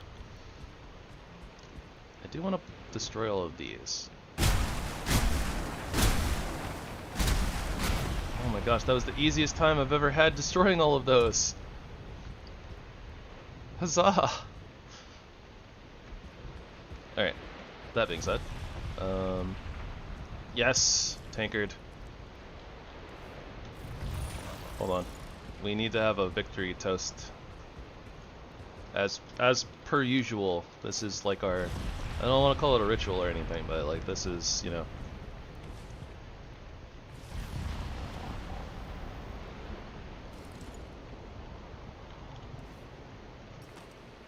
What's that about references and tables? But Cheers to getting to the Queen's altar without dying to the 1-star. Without dying to the 1-star. Skull!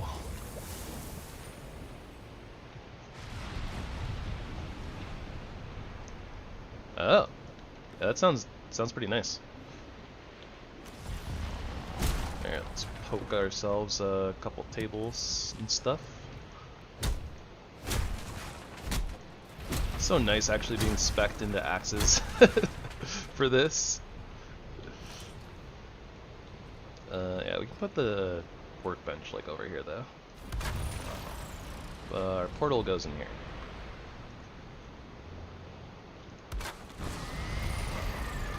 Queen.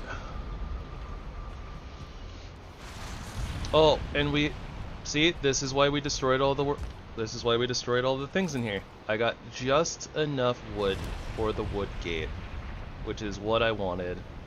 Perfect, all intended. It didn't put it down. Probably better I put it this way anyways. Boom, there we go. You know, we didn't find a maypole on this seed, but the seed has been pretty blessed for the most part. For the most part.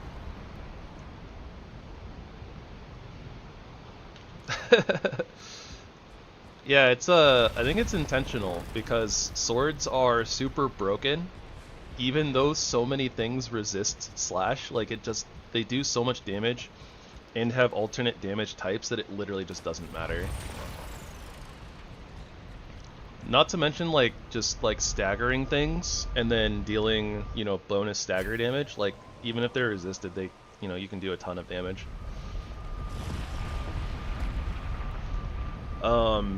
Realistically, I would say that Pierce is actually the worst damage type in the game. But that's because like 4 of the 7 bosses all resist it, and 2 of them are the last 2 bosses. No, it's the last 3 actually, because it's Bone Mass, Yag, Queen, and Fader are all resistant to pierce damage.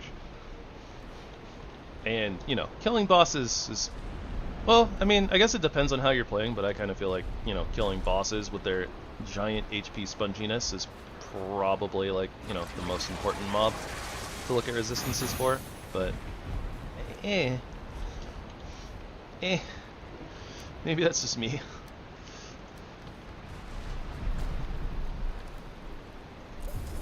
Whoops, didn't mean to do that, but oh well. Let's get these fire resistance meats all cooked up. And then we gotta go, you know what? I don't know what. Oh, we can make item stands.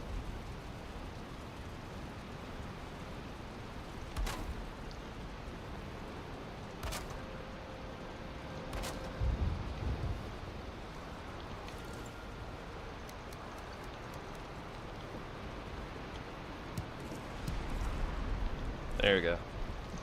When just one drink isn't enough.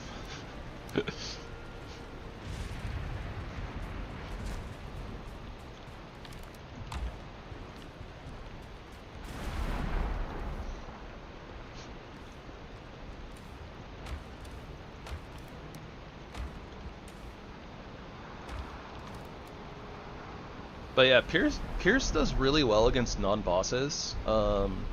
And, you know, like, in fact, there's at least, like, the troll that's vulnerable to pierce damage, right? It makes, like, arrows really, really good against them. And spears. Trying to think of, like, where else pierce is, like, really good. Because, like, it seems to do really well against most mobs. And spears are really strong against mobs because of stagger. And because of how fast you can attack. Which is kind of the balance of not having a weapon combo, right?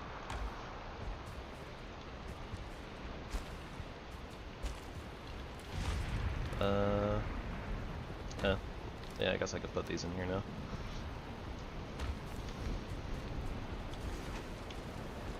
Do I have medium lingering healing. Is that a thing?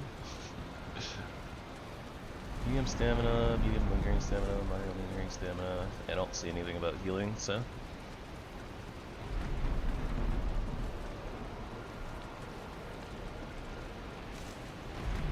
Oh yeah. After they added in weak points, however long ago that was. I think that was about the Mistlands, because that was like, you know, that's one of the things they have with the Secret Soldiers, right? Is that they have the vulnerable weak spot, big ol' booty in the back. And then Trolls, it's the head. I want to say that I think Locks have a weak spot around their head, or like right above their head, but if it's not a weak spot, it's kind of more of like they take more damage, as opposed to taking like vulnerability damage, but maybe I'm just misremembering things.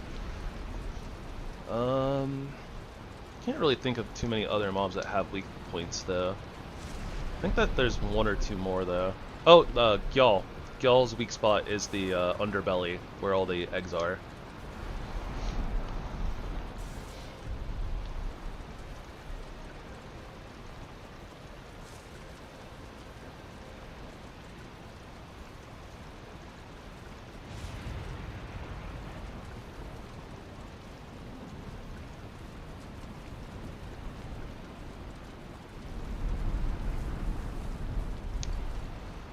That's weird.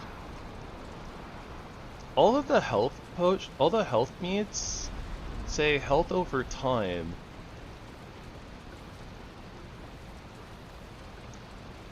I guess this is stamina regeneration over time, so this wouldn't be healing regeneration, it's just healing. It's just not all given to you all at once, I guess. And it's not as fast as like the stamina meats. Huh.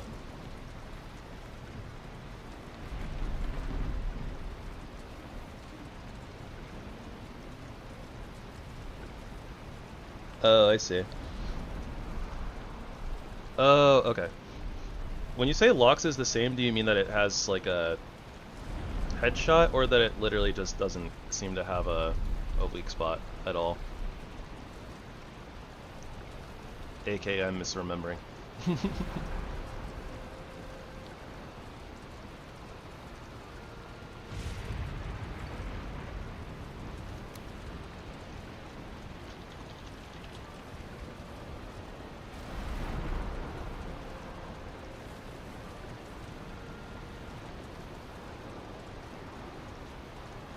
Okay, I guess that there's just the one. No subcategory for Locks, no weak spot. Okay, yeah, so I'm just misremembering then. Because it definitely feels like they take more damage, like, in the head area, as opposed to, like, the side, or from, like, behind, and that they're easier to stagger if you're attacking them from the front. But I guess that's just my brain making stuff up. I don't know.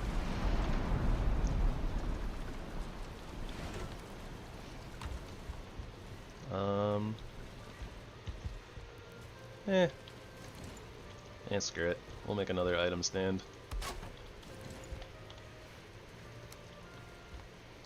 All the tankards. Not my battle axe, please. I need that.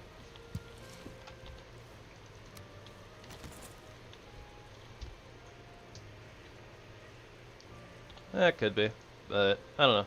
Probably more likely that I'm just silly. I feel like our wiki is actually pretty good, so. Or, you know, maybe people just don't attack Locks from the front. That would be kind of silly, though.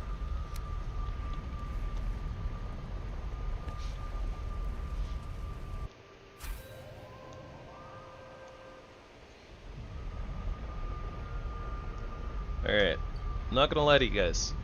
I'm more excited about starting the knife run than I am about going to the Ashlands.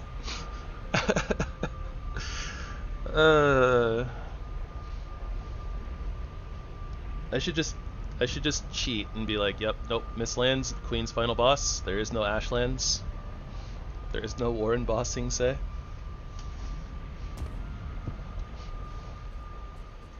Nah, I wouldn't do that. I wouldn't do that to you guys.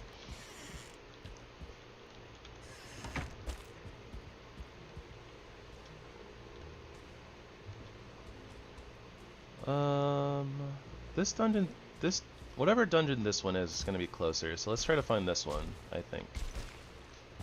We literally need one Sealbreaker fragment. 113.5. 111.5, 11.2. Okay, so it's going to be more this way. But it's not going to be very far.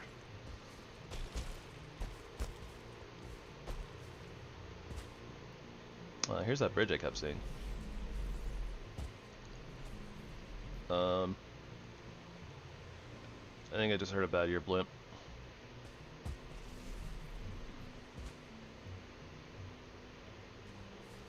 I see lights.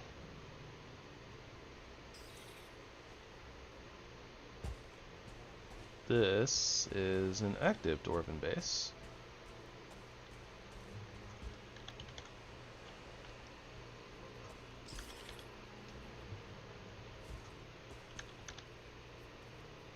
Oh yeah, okay, so the dungeon's actually probably like right here or something.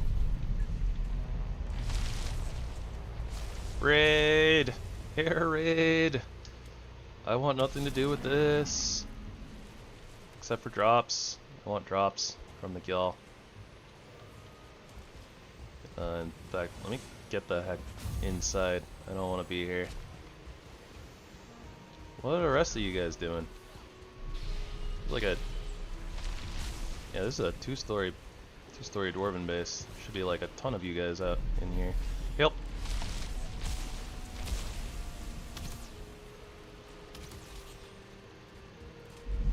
Would you guys get outside?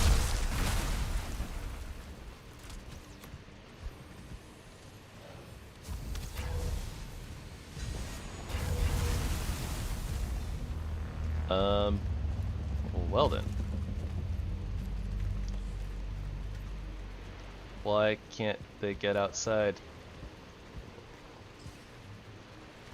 Go on, go to the door. I'll push you out if you need to. Here you go. There you go.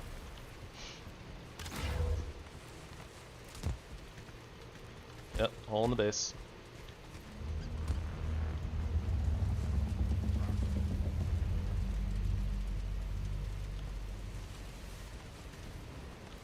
Go on. Downstairs.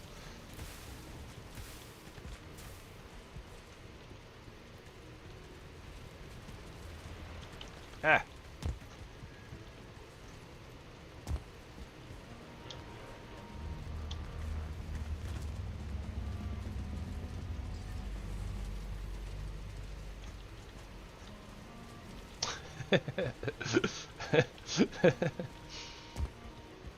So funny pushing them around.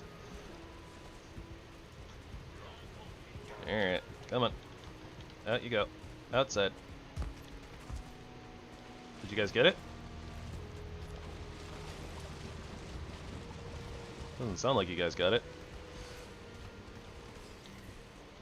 We'll gladly steal all your blue jute though.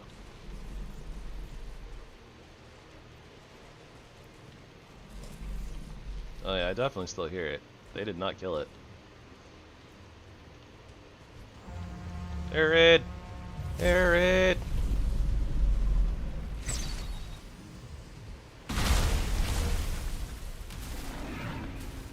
All the mages are outside. Go on, do something. Go on, get. Shoot it. Do something.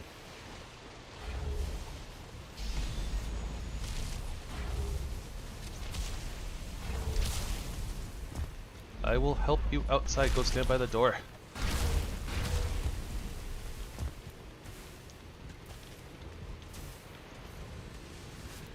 Oh my gosh, the rogues are so useless. I think this one's literally just stuck between the beds.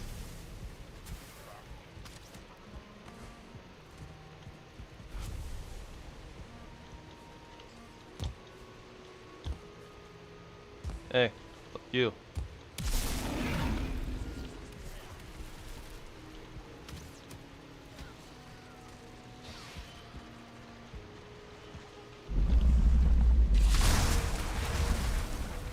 Alright, they should be able to path outside now, right? Right? Go on, get! Go shoot it. I don't have ranged. I mean, I do, a little bit. Whoa. Yeah, I'll help you guys with the little critters. I can hit these guys.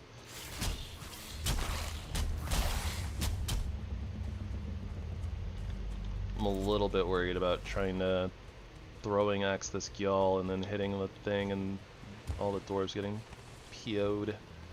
Although, I think there's only one left. And they're stuck.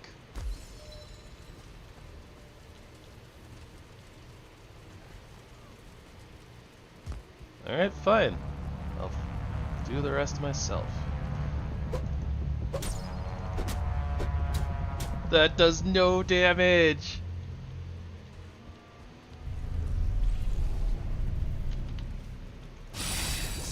I don't even think I can kill it with the rest of my throwing axes, honestly.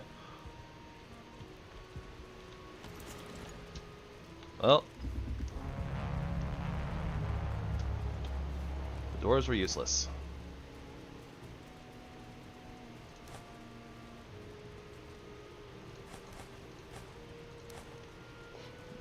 Time to cut my losses.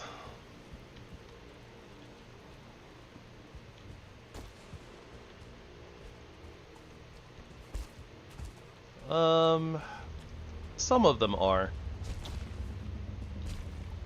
The ones that we're throwing right now aren't. They're iron. That's why they do no. That's why they do like no damage, because we're a little bit behind on the tier for them. But because we use them so sparingly, and realistically, we just don't have like. The Gyal, I don't even think that up-to-date ones, like, I'd still have to throw so many at the Gyal that I don't even think it's worth it making them, so. But it's like the one ranged option we have, but we don't really have to kill Gyal. So I was kind of just like, whatever. We're just gonna have dwarves deal with them and or just pretend they don't exist.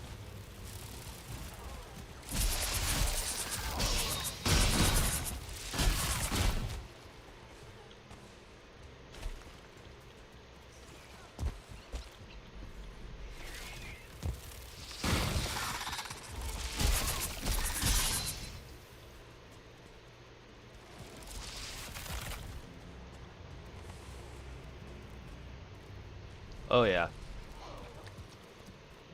Yeah, I've been using, so I installed or added ValheimArmory to the mod pack specifically just because it had dual axes from the start of the game, and they are very impressive. They are very impressive. And really fun, honestly. Like it's been a lot of fun being able to use dual axes like from the start of the game. I really hope that later on, someday, they'll do like a, big weapons update, something like that, actually fill in some of the tiers with other weaponry, and that they'll add dual axes into the game earlier.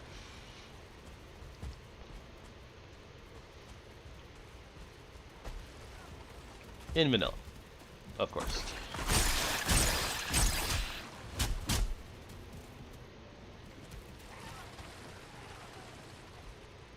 They very much feel just like the dual axes in the Ashlands, which is like when you're using them, you feel OP. They're very OP. Or they feel OP. Anyways, this looks bad. Okay, so lights off.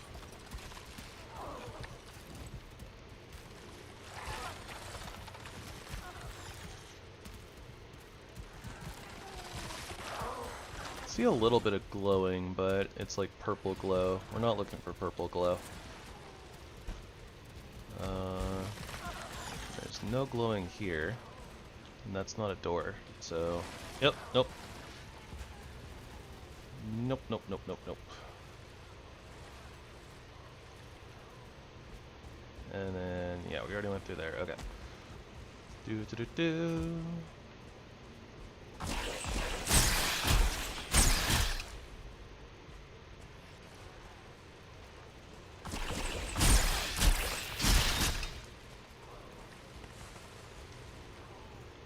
Remember when I said that this was feeling like a blessed seed? Questionable. I'm a little sus on that now. Well, that goes around the corner, so I guess we should go through.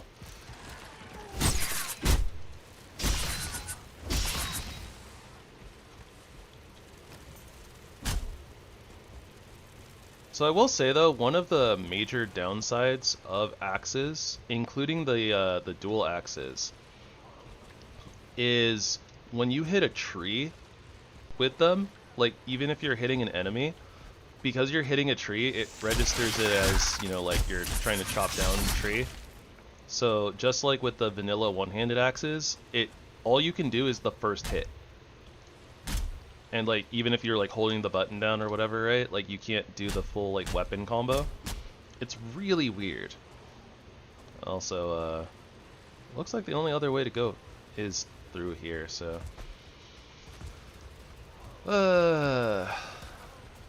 guess we'll go through at least one of the ways. There's a door frame there. I'd rather go through here than the other way, but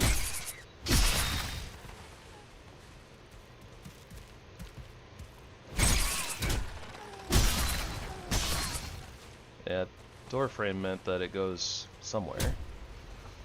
I will say that, or I don't know if like the regular battle axes can continue doing their combo. Like,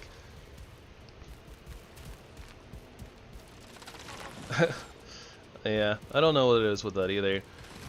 Some of the modded battle axes, like the bronze battle axe when we were using it, also wouldn't combo with trees. But this one here, like the crystal battle axe or whatever it is, actually lets us do it.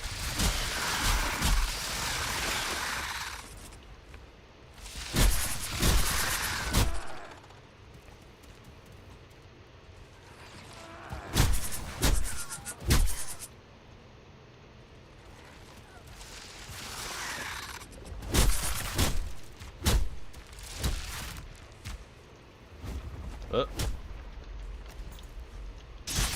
Yeah. This was probably not worth it. Yeah, probably not worth it. Oh, wait, hold on. Well, we got a rune, but we already know where the boss is. We're coming up dry. Coming up Omega Dry. When it comes to Sealbreaker fragments. I feel like the last couple of runs we've actually been really held back by Sealbreaker fragments. Maybe last run we weren't, and then like the two before we were.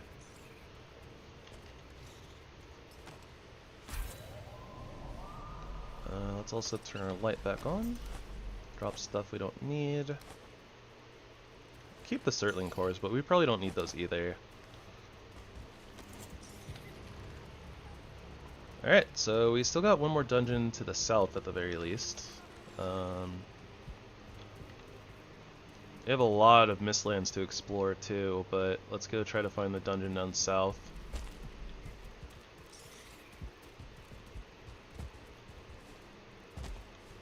Ugh. Landmass out of nowhere. Good thing we're not driving a ship, right? It's probably how the Titanic sank. Joke might have been in a little poor taste. Oof.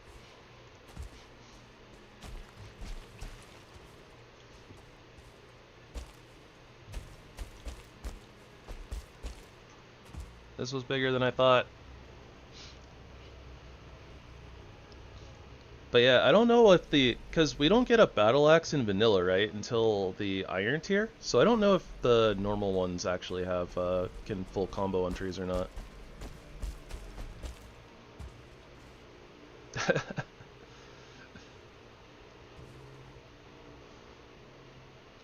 Yeah, maybe. Which is really weird, right? Because I feel like axes are actually like the really iconic Viking weapon. right? Like, I don't know.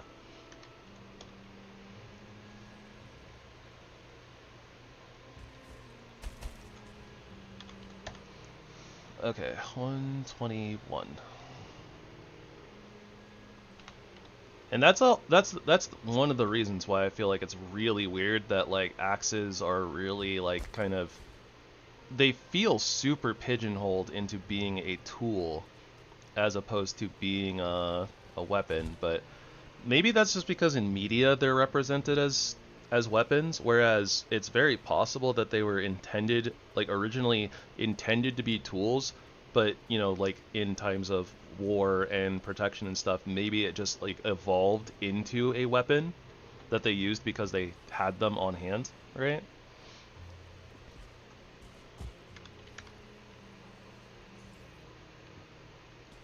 Is the dungeon out this way? Oh, the dungeon's out this way. I see. Oh, I think I saw a light off in the distance. I did. Okay, so the dungeon's probably right there. So, not fall in the water though. As we make our way downtown. Moving fast.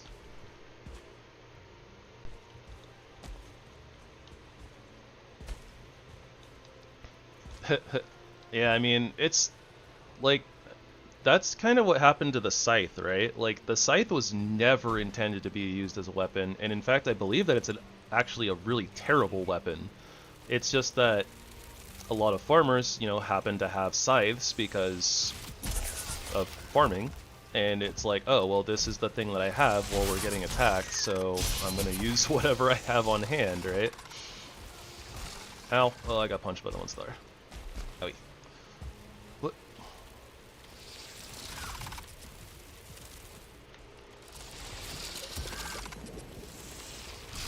Ah!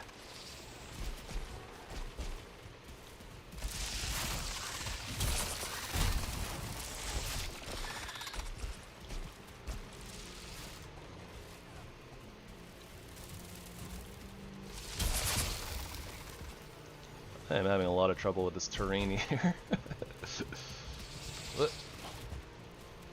Also, the Seekers are kind of grouped up, so we're not getting good staggers.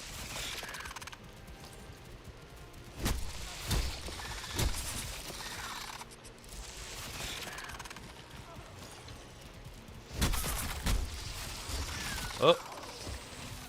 I don't think that would have killed me unless I got double hit.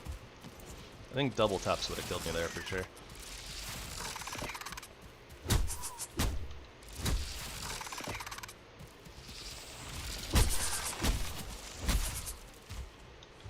Yeah. Here. Oh, I didn't push him off. Didn't push him off the edge. I was hoping. Ow! Rude. How you punch me, but I no punch you.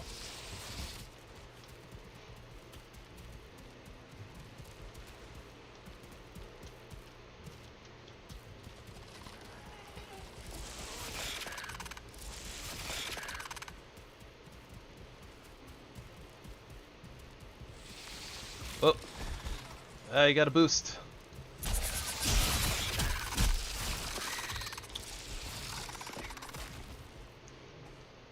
Fighting in terrain is a little difficult sometimes with the dual axes, though. When you do split damage, like your actual damage gets nuked super hard, and you don't get to do all of the staggers that you normally would. If you can just like sit there and like combo something, you do so much damage though. I have all these healing meats, so I might as well use them. I'm getting better about using them, but admittedly I'm still not great at using meats and potions and stuff. Ye old consumables. But yeah, pitchforks and shovels, weapons. Oh yeah, it's they said in the last dev vlog that they're actually gonna release a mini patch before the Deep North that's gonna fix that. They are addressing that. I don't know exactly how soon. They didn't give us a date or anything, but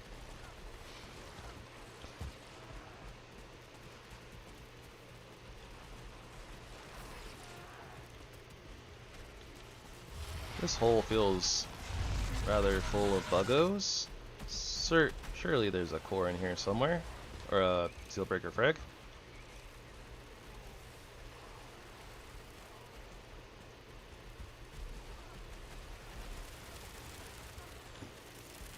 Oh boy.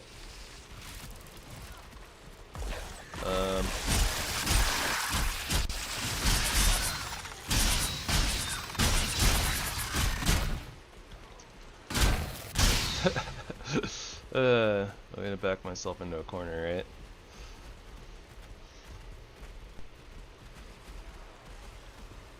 But yeah, they didn't really give us a lot of details on how they're going to do the slope combat fix, but yeah, looking forward to that.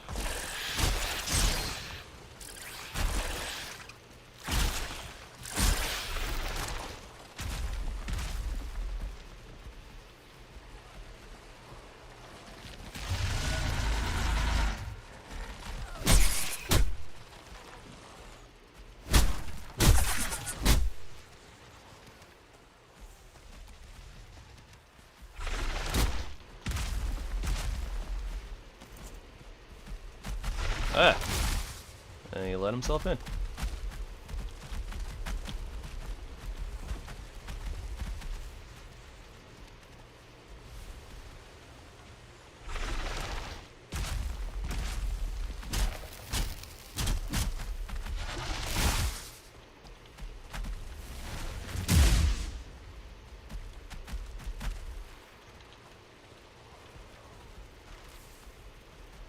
Come on, buggy boy.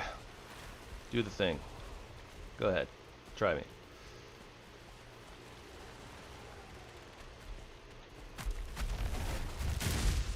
Okay. Maybe not while... Maybe not while the booty's in the wall.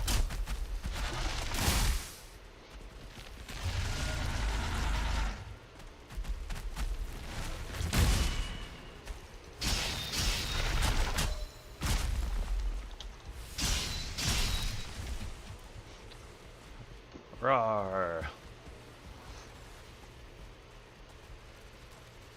Come on, one seal breaker fragment. That's all I need. I found all the boss runes. Found all the boss runes that we needed on this run and the run before this and probably the run before that. I regret. Can I close that door again? This place has ticks. It sucks. 0 out of 10. Do not recommend.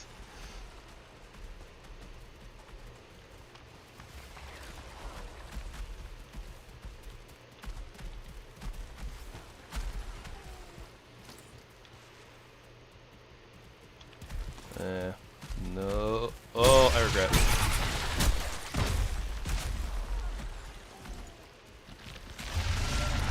Right as I went to swing, I saw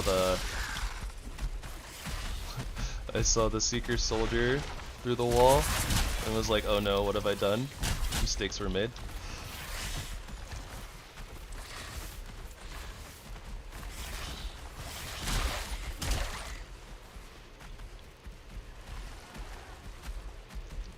You know what though?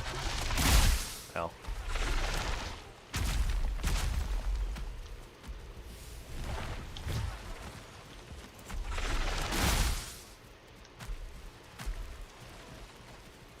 Come on.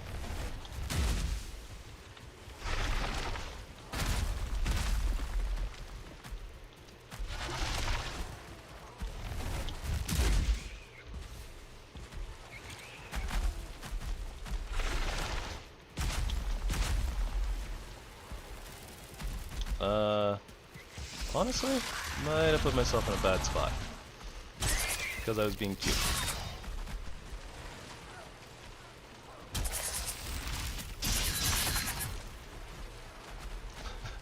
Might have put myself in a bad spot because I was trying to be cute.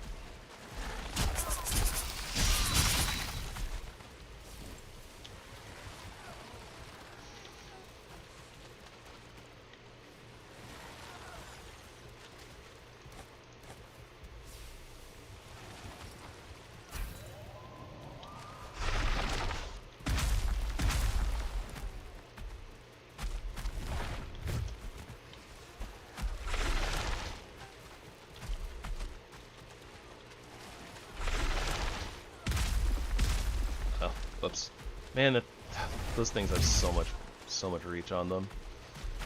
The stomps. Alright, see you, nerd. Good luck getting out of there.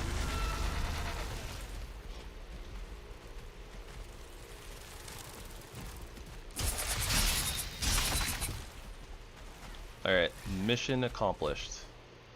Come on. One time. One seal breaker frag. Yes! There it is!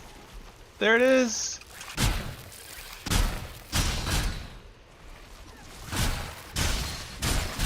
The fabled seal breaker fragment. Silly seeker brutes. Alright, we can get out of here. Alright, let's go fight Queenie.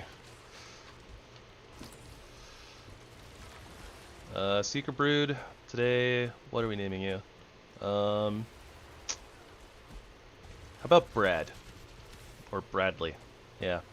Alright, Bradley. Take care of your brother. I think he's stuck in a hole. Maybe one day you'll get big and be able to get him out of there. I don't know. Yep. Good luck with your life, Bradley.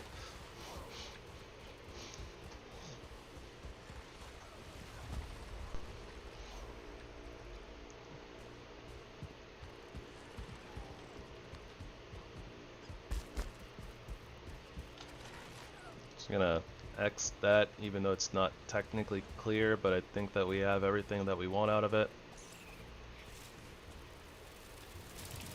Whoa. Seeker from the top rope.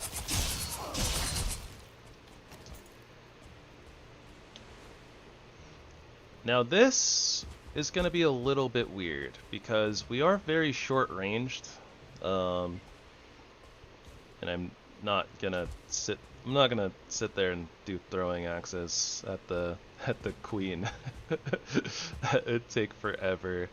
But realistically, we might have to poke her a little bit with the battle axe, and that might take forever too. So I guess we'll have to see kind of how our damages end up working out. I'm not sure exactly how this is gonna go. Maybe we can get ourselves in a good position where we can battle axe through the pillar or something. That might work. But yeah, we'll have to play around with ranges a little bit.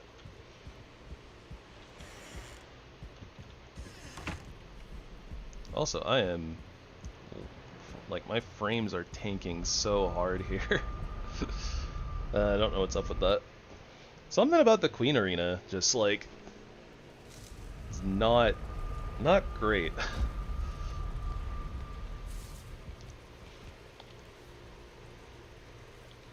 Also, our axe is almost up there. Didn't realize that.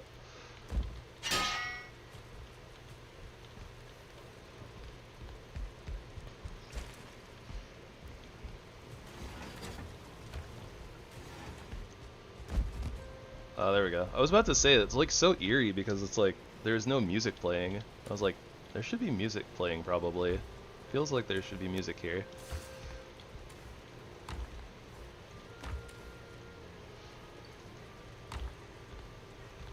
Oh wait, did we? We actually got the 3rd Seeker Soldier trophy. So in theory, we could fight the Queen a second time because it's typically speaking easy, right? We could fight her a second time just to get the amethyst that we need for the amethyst.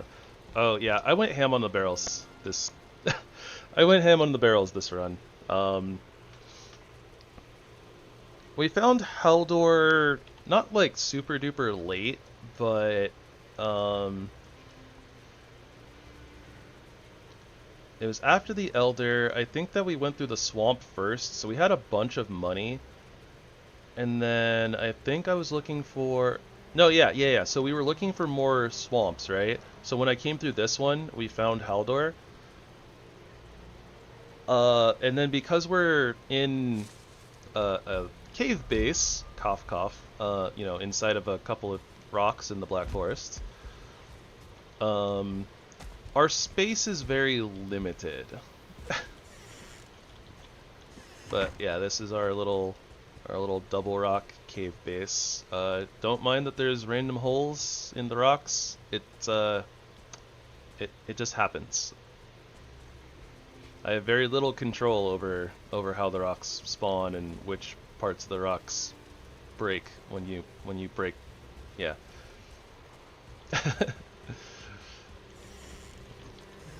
But yeah, so we have like limited space, and I wasn't sure how I wanted to do storage initially.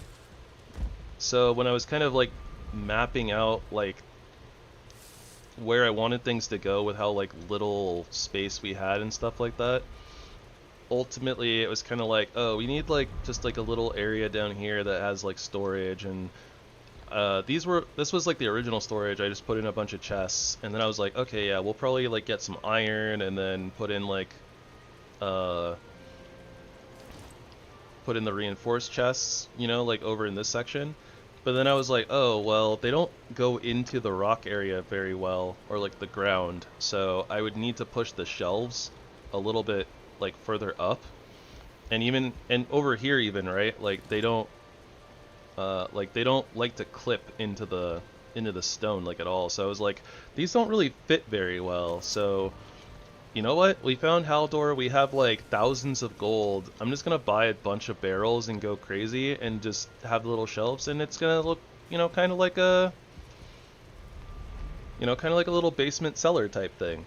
And honestly, I kind of feel like it fits pretty well.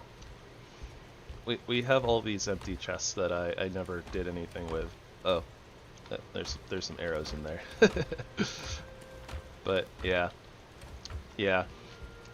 I think there was something else that was going on too, where I was like, oh, there's a shipwreck like right next to Haldor, so like however much money we have in there, like we're gonna spend it on barrels. I don't know, I was just being silly, but yeah, so I decided on barrel storage. We don't have anything else to do with our money. Yeah. Barrel cave base. I'm glad that you like it.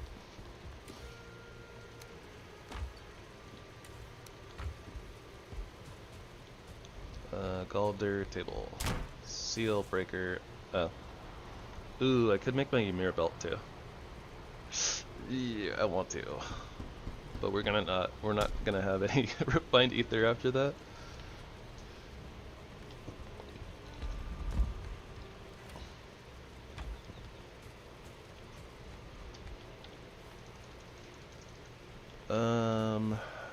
Alright.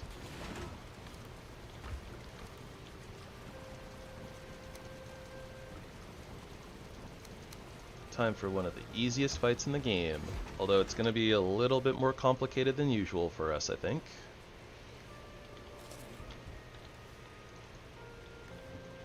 Do we have poison resistance meads? No, we don't. But we have the next skin cape. It's like the same thing. It's not the same thing. It's only resistance versus poison versus berry, but yeah, I don't really plan on fighting the queen straight up, but yeah. I think this is a battle axe angle, TBH.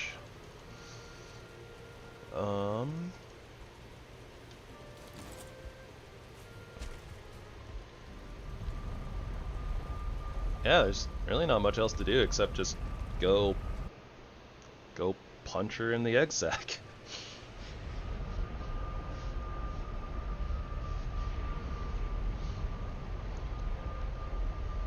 But yeah, no, this I mean, we haven't done the Ashlands yet, so that could, you know, take a little bit of extra time, but this playthrough has gone very swimmingly. We've done about, you know, one biome per stream, so I think a couple of streams are on the shorter side too, so it's a good pacing. And we are definitely set to just head down into the Ashlands and, you know, have a terrible time, but meh.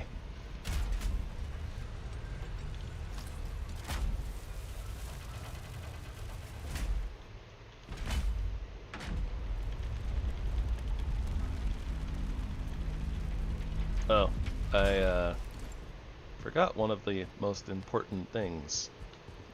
Is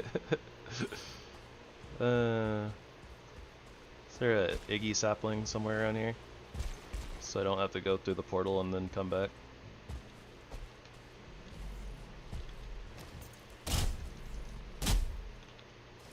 What am I doing?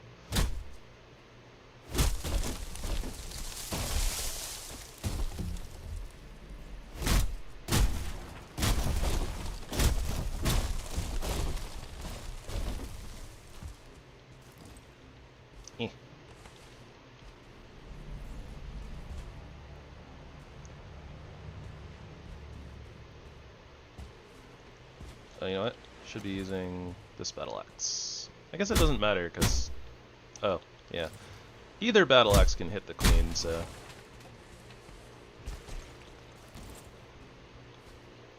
I guess if one of them breaks, we can just use the other one and things will be fine. Oh, right. I don't have Feather Cape on. Let's not nuke ourselves for no reason. Y'all is lurking out there somewhere, but... we don't care about it.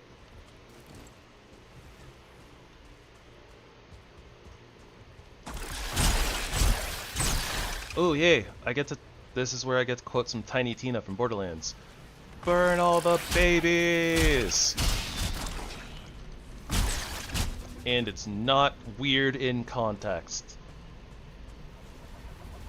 That line will always be weird out of context though.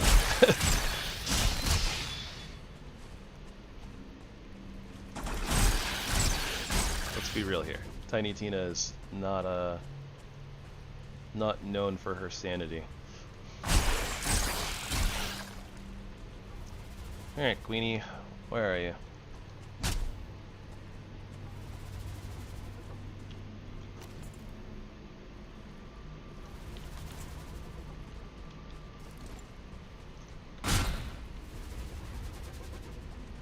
I hear her. It's probably above me though.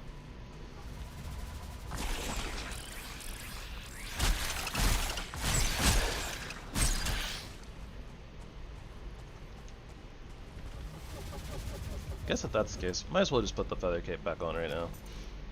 Or for right now. Because we're just going to aggro her and then jump down.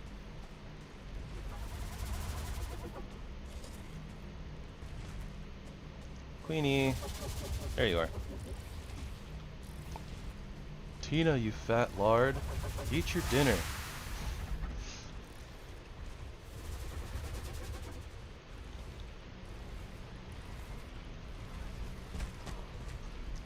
Oof, quoting Napoleon Dynamite. Am I aging myself again?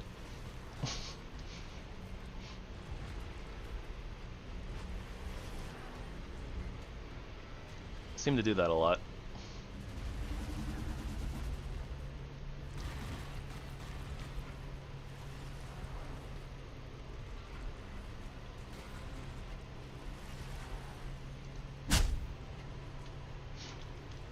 Clang, clang, clang, clang.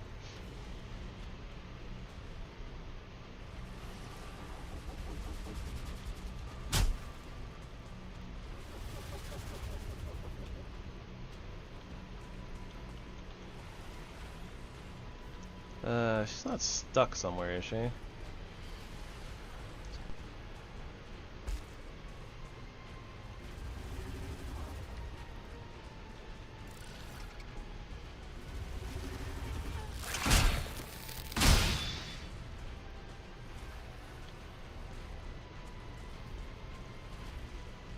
This is literally the hardest part, is just getting her down to the ground floor and getting her into position. Where was that from? Oh, there she is. Come on, Queenie.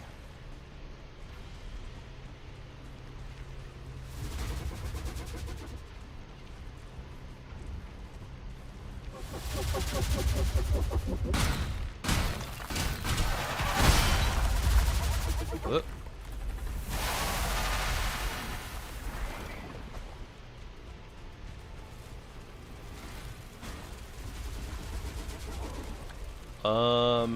No, not for this. For the wisp torches, yes, but we don't have any wisp torches in here, so shouldn't be any different than vanilla technically.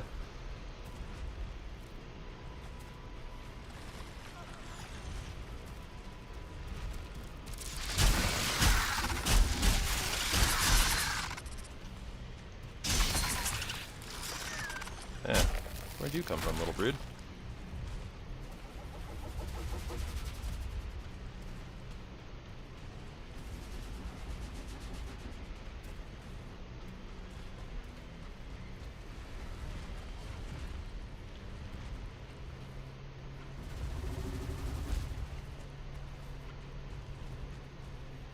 She is not agreeing with us today.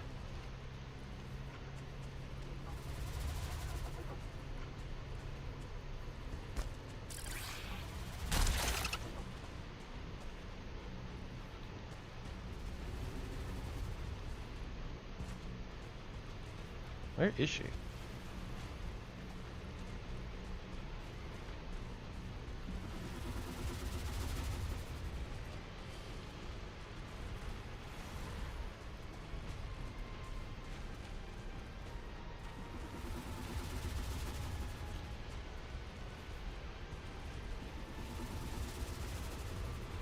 Oh my gosh, why is she up here?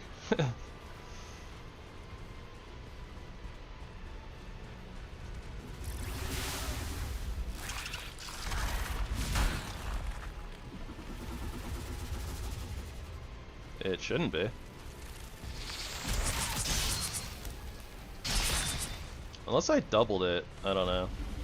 I thought that I left the regular wisp light alone though, and that I cranked up the wisp torches to be like really, really big.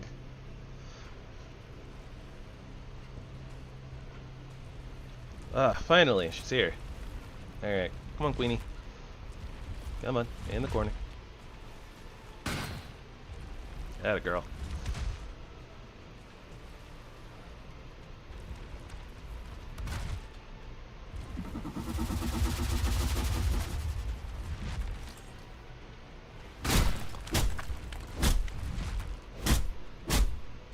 Alright, there we go. Yeah, this wasn't bad at all.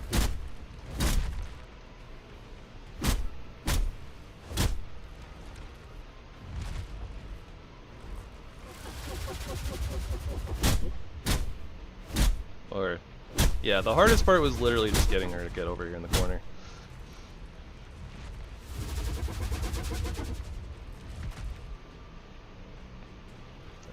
Maybe not that one.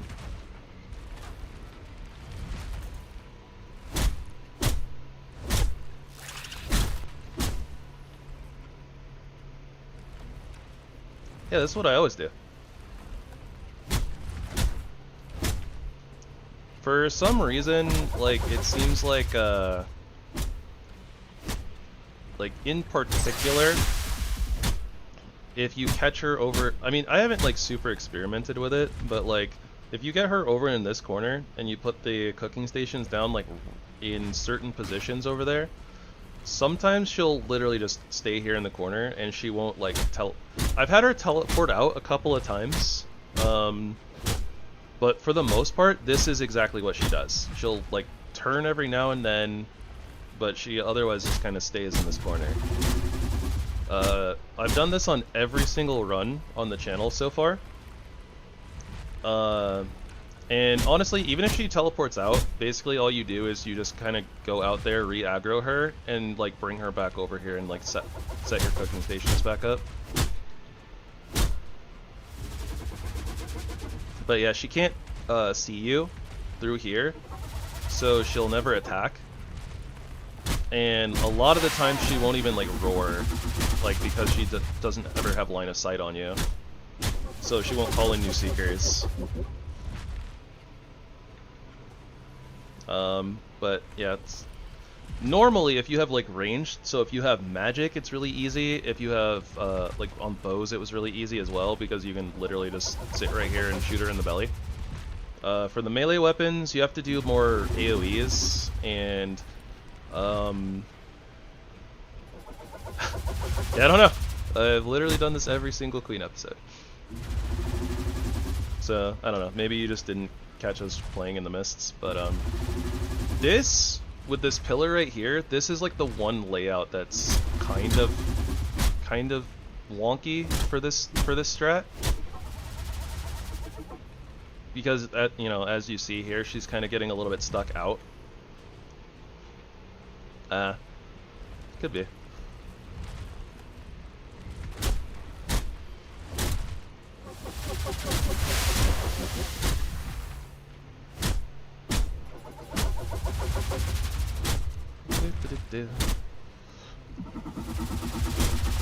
Yeah, I'm not a big fan of the Mistlands either, honestly. But yeah, I because of this strat, I genuinely think that the Queen is probably the easiest boss in the game.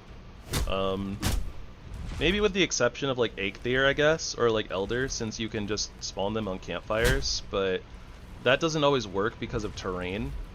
Like Eikthyr can get spawned in trees.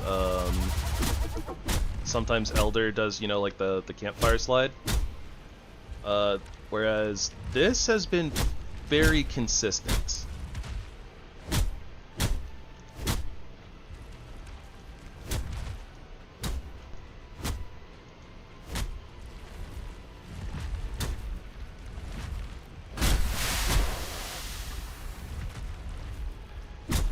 That's a little sketchy.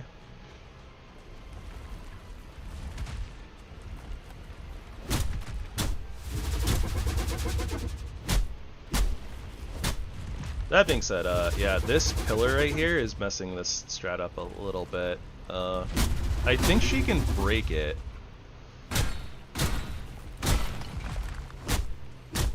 So that would give her more room to wiggle around, but...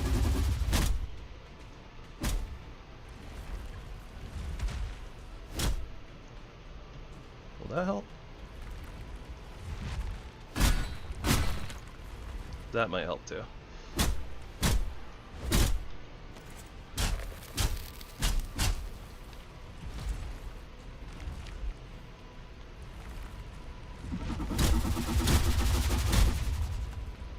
Basically, the major important thing is not going out where she can see you. So you gotta stay under this little like awning. I don't remember exactly which run it was. It was semi-recently. I was trying to do something like poke her or something like that, and like the animation was pulling, like, forcing me to go forward a little bit. So I had like a couple of attacks from her, you know, because of coming out from under the awning. But otherwise, it's like you basically just do this, and or you know. With bows or magic, it's super easy because you don't care about where she's positioned. You don't have to, you know. It doesn't matter that she's like right there, just out of like melee reach.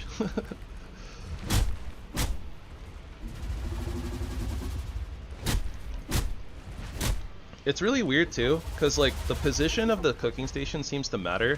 If you put it a little bit too close, like right here or something, sometimes she'll wiggle over it or break it, but it seems if you kind of put them in line with the like entryway. Oh crap!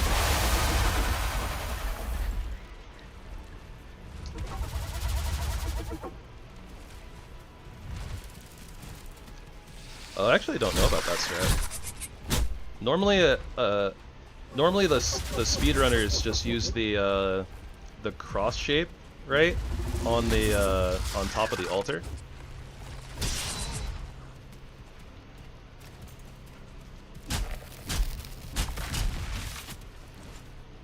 And then they just like die to the AoE poison, but they have like a bed set up there, so they respawn. That's the strat that I'm used to seeing. I haven't seen anything else. Oh, there we go. Battle axe broke right at the end. Pincer great bow. Sounds cool. We got 2 amethysts. Ooh, we got 2 amethysts. It might be worth it to use our Seeker Soldier trophies, and even though it's a slow fight, I mean, it's a really easy fight. That'll be our Amethyst Crystal Battle Axe. Tempted.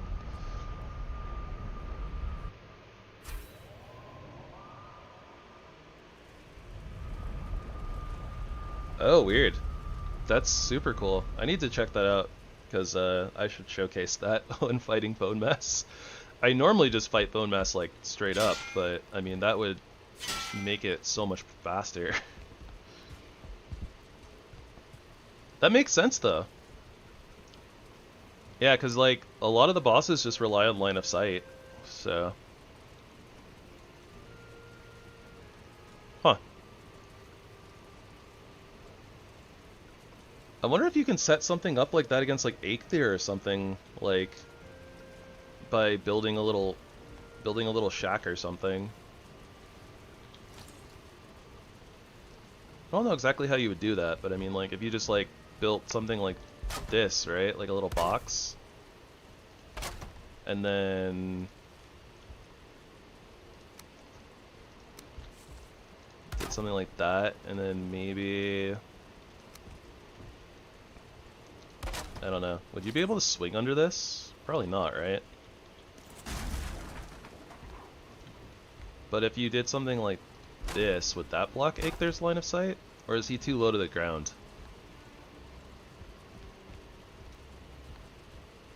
But yeah, like if Eikthyr couldn't see you from like something like this and just stood there and you wailed on him. Huh. Very curious about the rest of the bosses too.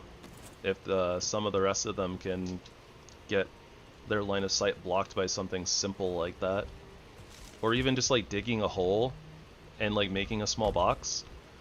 Cause like one of the Yagluth strats, right, is like you dig a hole like this and then you basically just make a little area like on top. And then you just seal it all the way in so he can't see you. And then when he comes on top of it, like his belly sticks through. So then you just smack the belly.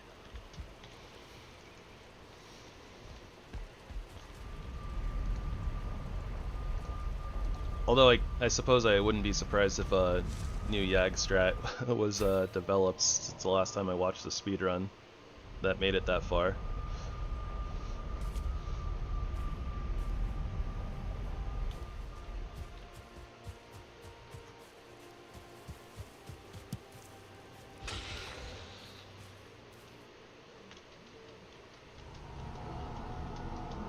Nom nom nom salad.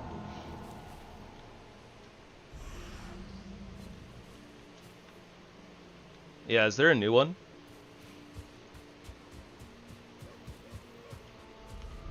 Like, I know you can also just spin him, right? So like, with Rathatos tonics, like you can just run in circles behind him, which is technically going to be faster, but... And you can probably do that with light armor too, without the Rathatos tonic, I'm not sure. That or just spin around forever. Okay, that makes sense. Okay, can we fit the artisan press? Oh, you need bronze. Good thing that I saved all that tin and copper from before. Alright, now this is gonna be super scuffed. Probably. Come on, work with me. Find a spot. Butts.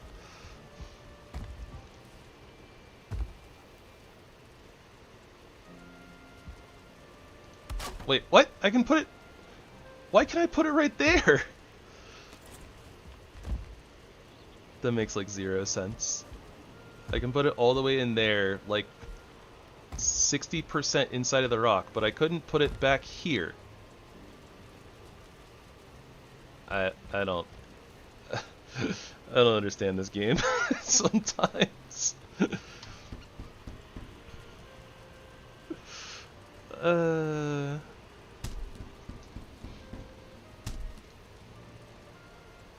Just gonna make a shield core. I'm not gonna use it, but I'm just gonna make it just to have it.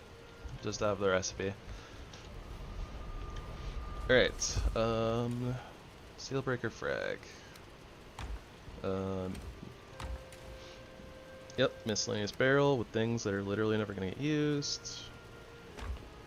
Ceramic plates can go right here for now.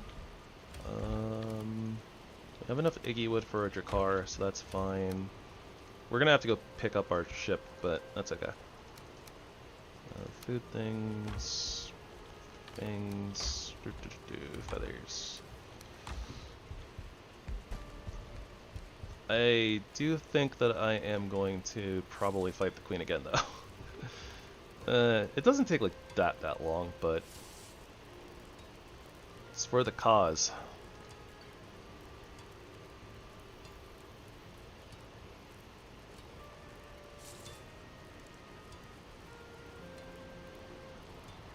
Where is it? It's here somewhere.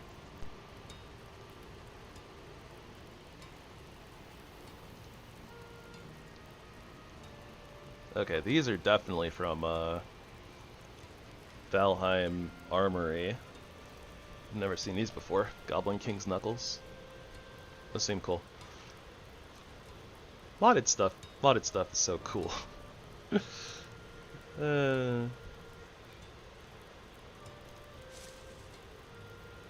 Yeah, modern stuff is very cool. There's double axes. Crystal battle axe is here. There we go. Amethyst crystal battle axe.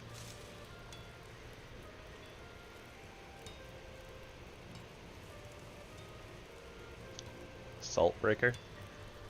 Never heard of them. But that's cool.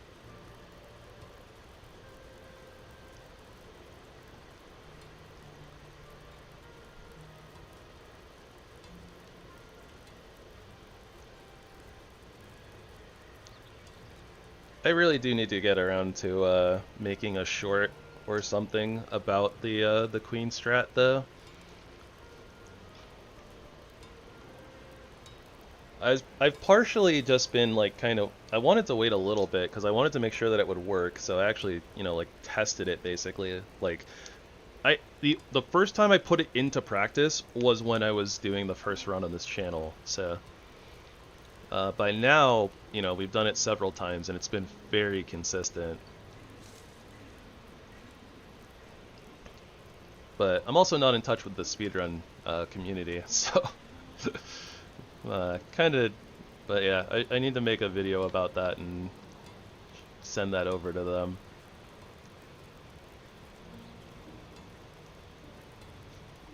Oh, that's gonna use a bunch of our Iggy wood. Okay, we're probably gonna need to farm more Iggy wood.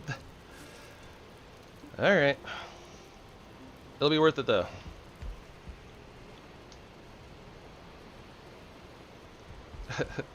Yeah, I need to. I've never really done like editing stuff, so that's probably why I'm kind of hesitant to, kind of delve into unknown waters. But I also wanted to make sure that the strat was good before I put it out there. So at this point, I don't really have an excuse though. Like it's we've done it several times at this point, and it's worked almost flawlessly. Not super perfect, but I mean it's still better than like the current speedrun strat where they have to like go out and chase her when she's in her like idle phase, and then if they re-aggro her while like after she's done with that, like if she teleports or whatever, then there's a chance that they get more seekers. So like with this way, like there's the odd chance of that happening, but like the likelihood of it happening is really low. So I think it would eliminate like a lot of time for that fight.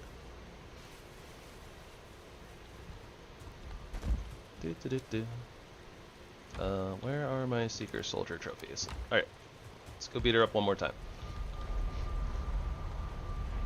Doot, doot. And yeah, the strategy is super simple too. Like it's not like it requires additional setup. It's literally just the same speedrun strat, just you put the cooking station down and it messes with her AI. And then like in the odd chance that she actually teleports out, you literally just break them and bait her back over into the corner and then put them back down again.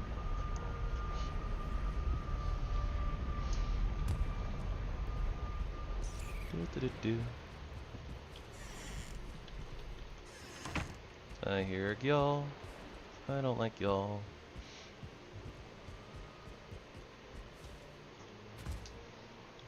But we don't have to deal with y'all, so whatever.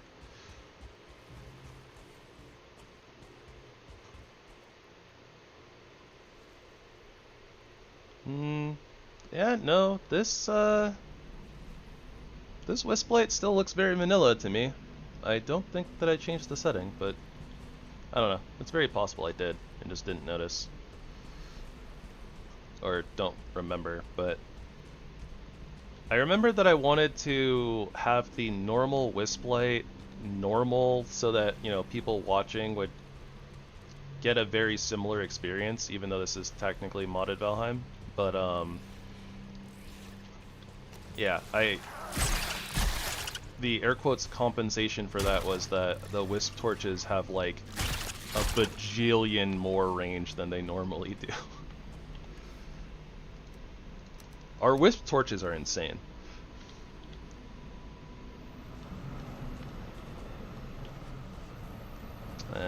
Didn't want her up here, but whatever.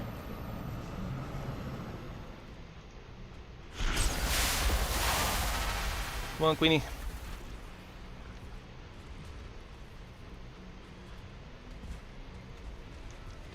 Do. Now we wait. I forgot what again.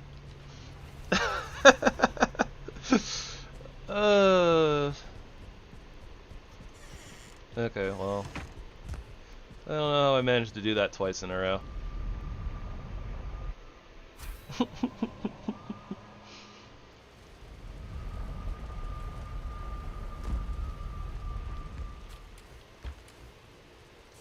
I don't need this much wood, but whatever.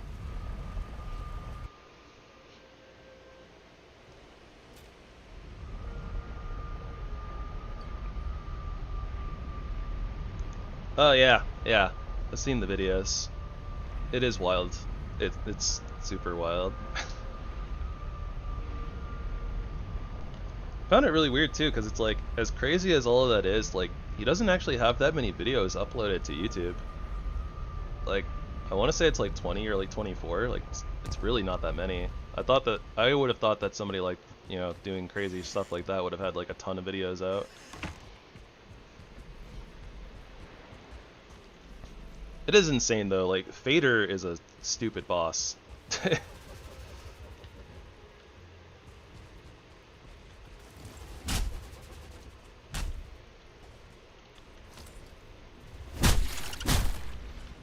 I can relate.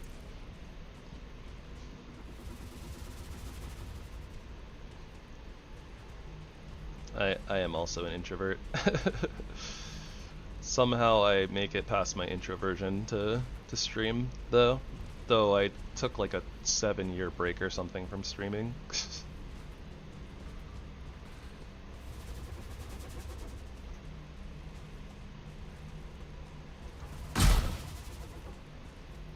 How much noise must I make?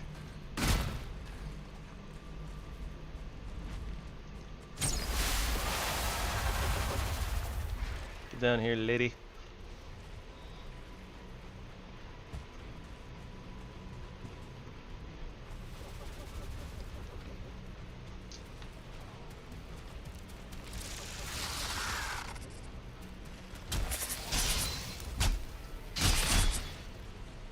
Alright, Seeker number 1.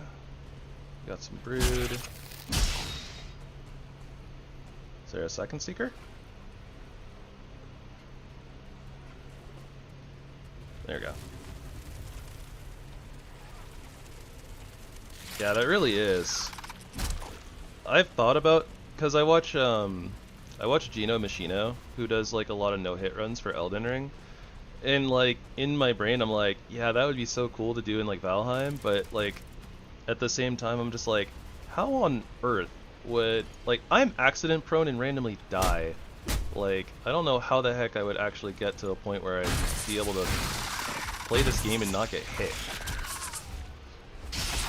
Oh, we can... Okay, we broke that,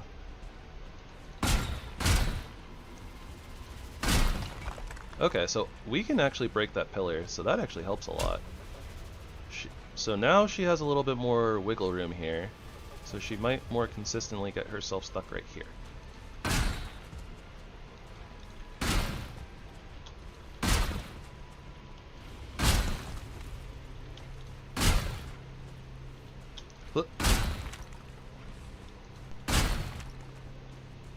Alright, we'll see how that goes.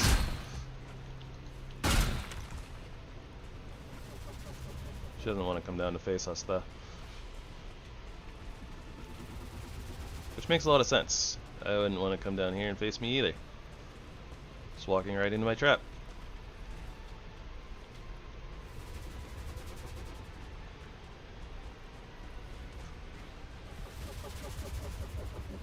Queenie. Wonder if this pillar is messing with her AI.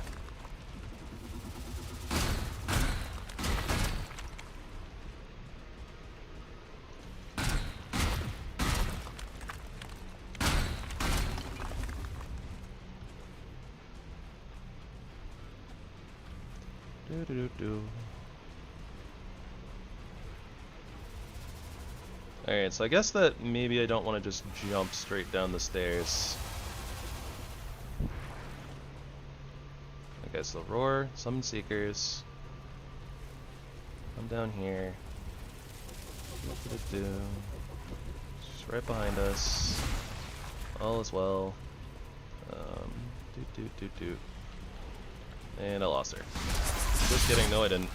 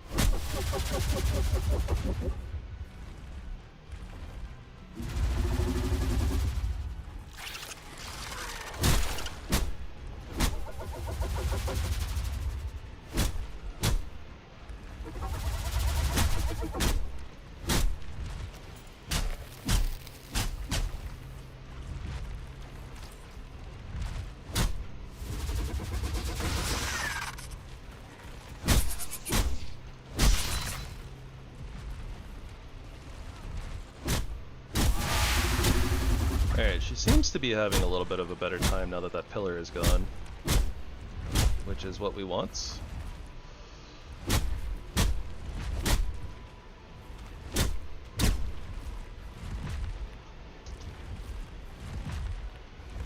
But yeah, I mean, like, when you get ambushed by, like, a swarm of enemies, like, it's so hard to not get hit. So, yeah. Some gamers are very impressive, that's for sure.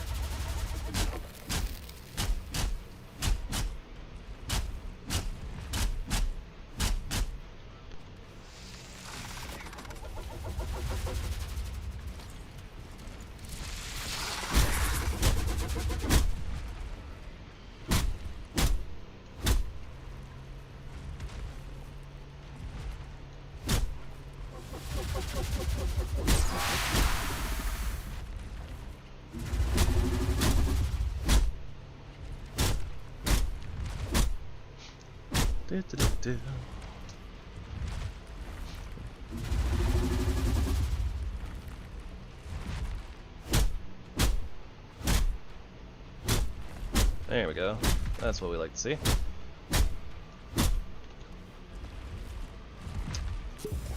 And I'm just going to do this to speed this up a little bit.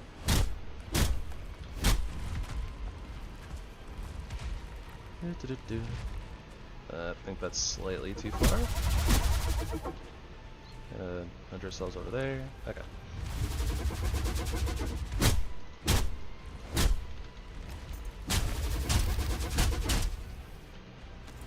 damage is definitely better on the battle axe.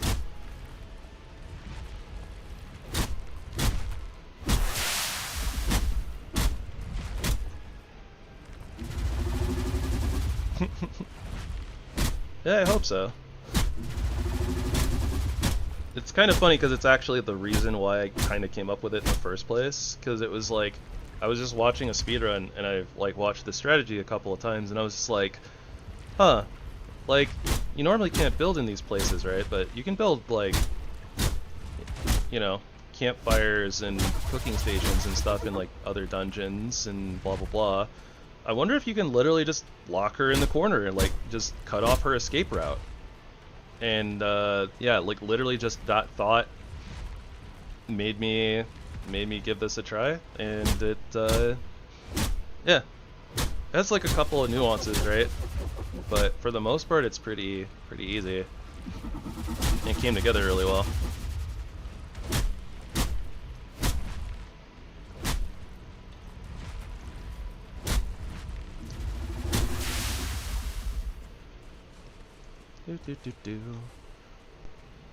But yeah, one of the other things was because you used the demolisher for it, I wasn't sure how that would work, but we tried it on the we tried it on the club's playthrough, which admittedly is still modded, but I believe that basically it's like you do the same thing. You put the cooking station here, and then you just make sure that you demolish her like this direction, so the demolisher AoE doesn't actually reach your cooking stations, but it'll hit the queen. So it, like, theoretically should work in, like, exactly the same fashion.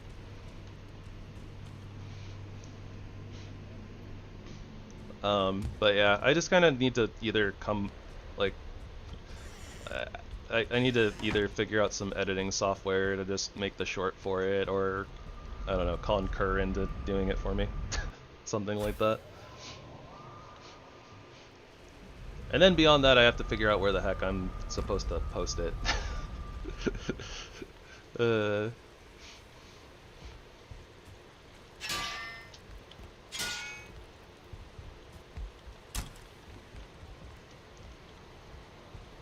Normally I watch Nick Rawcliffe as a little spread around. Yeah, that's fair. Beat the queen easy with this. Yeah, I wanted to do something like really silly, just be like, oh, what do you think is the best weapon against the queen? Demolisher? Crom? No, it's the cooking station. And then like just go into the short, but yeah.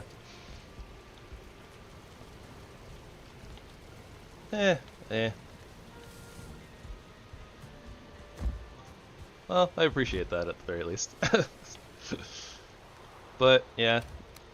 Yeah, I don't really have an excuse to not do it at this. I mean, I want to do it. I should do it sooner rather than later. I just need to kind of figure out how. That's kind of the long and short of it. Yeah, exactly. The humble cooking station. Alright. We wasted all that time to get amethysts. Amethyst crystal battle axe. Oh yeah, look at that baby. It's all glowy and purple. Strong.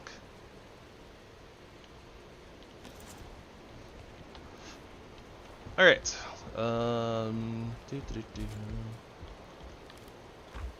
Yep, gear. Put the... I mean, the Emerald Crystal Battle Axe is better because it's green, but yeah. That's okay.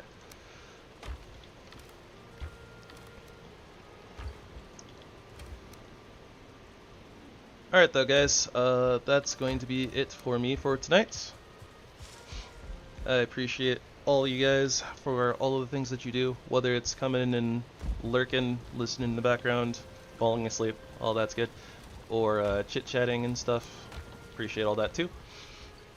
If you guys are having fun with the content, don't forget to like and subscribe. Well, you know, I guess I'd ask you to consider liking and subscribing. We will pick this up tomorrow, and we are going to head out to the Ashlands. Yep. Beyond that, just some of you are probably going to get sick and tired of this, but yeah. At the beginning of July, the new Diablo 4 season starts. I'm going to be mixing in a little bit of Diablo 4 content here with the Valheim content, but worry not, the Valheim content will continue. Thanks for being here, Matt. Good night, Kina. But, yeah, so tomorrow, Ashlands, 5:15 Pacific time, 8:15 Eastern time is when I start, and it'll probably go on for a, few hours, more than likely, unless, having a bad mental health day or something. It happens. Yeah. If you guys have any suggestions about, easy editing software to make just like a little YouTube short or whatever, since we were talking about that, feel free to leave me a comment or something.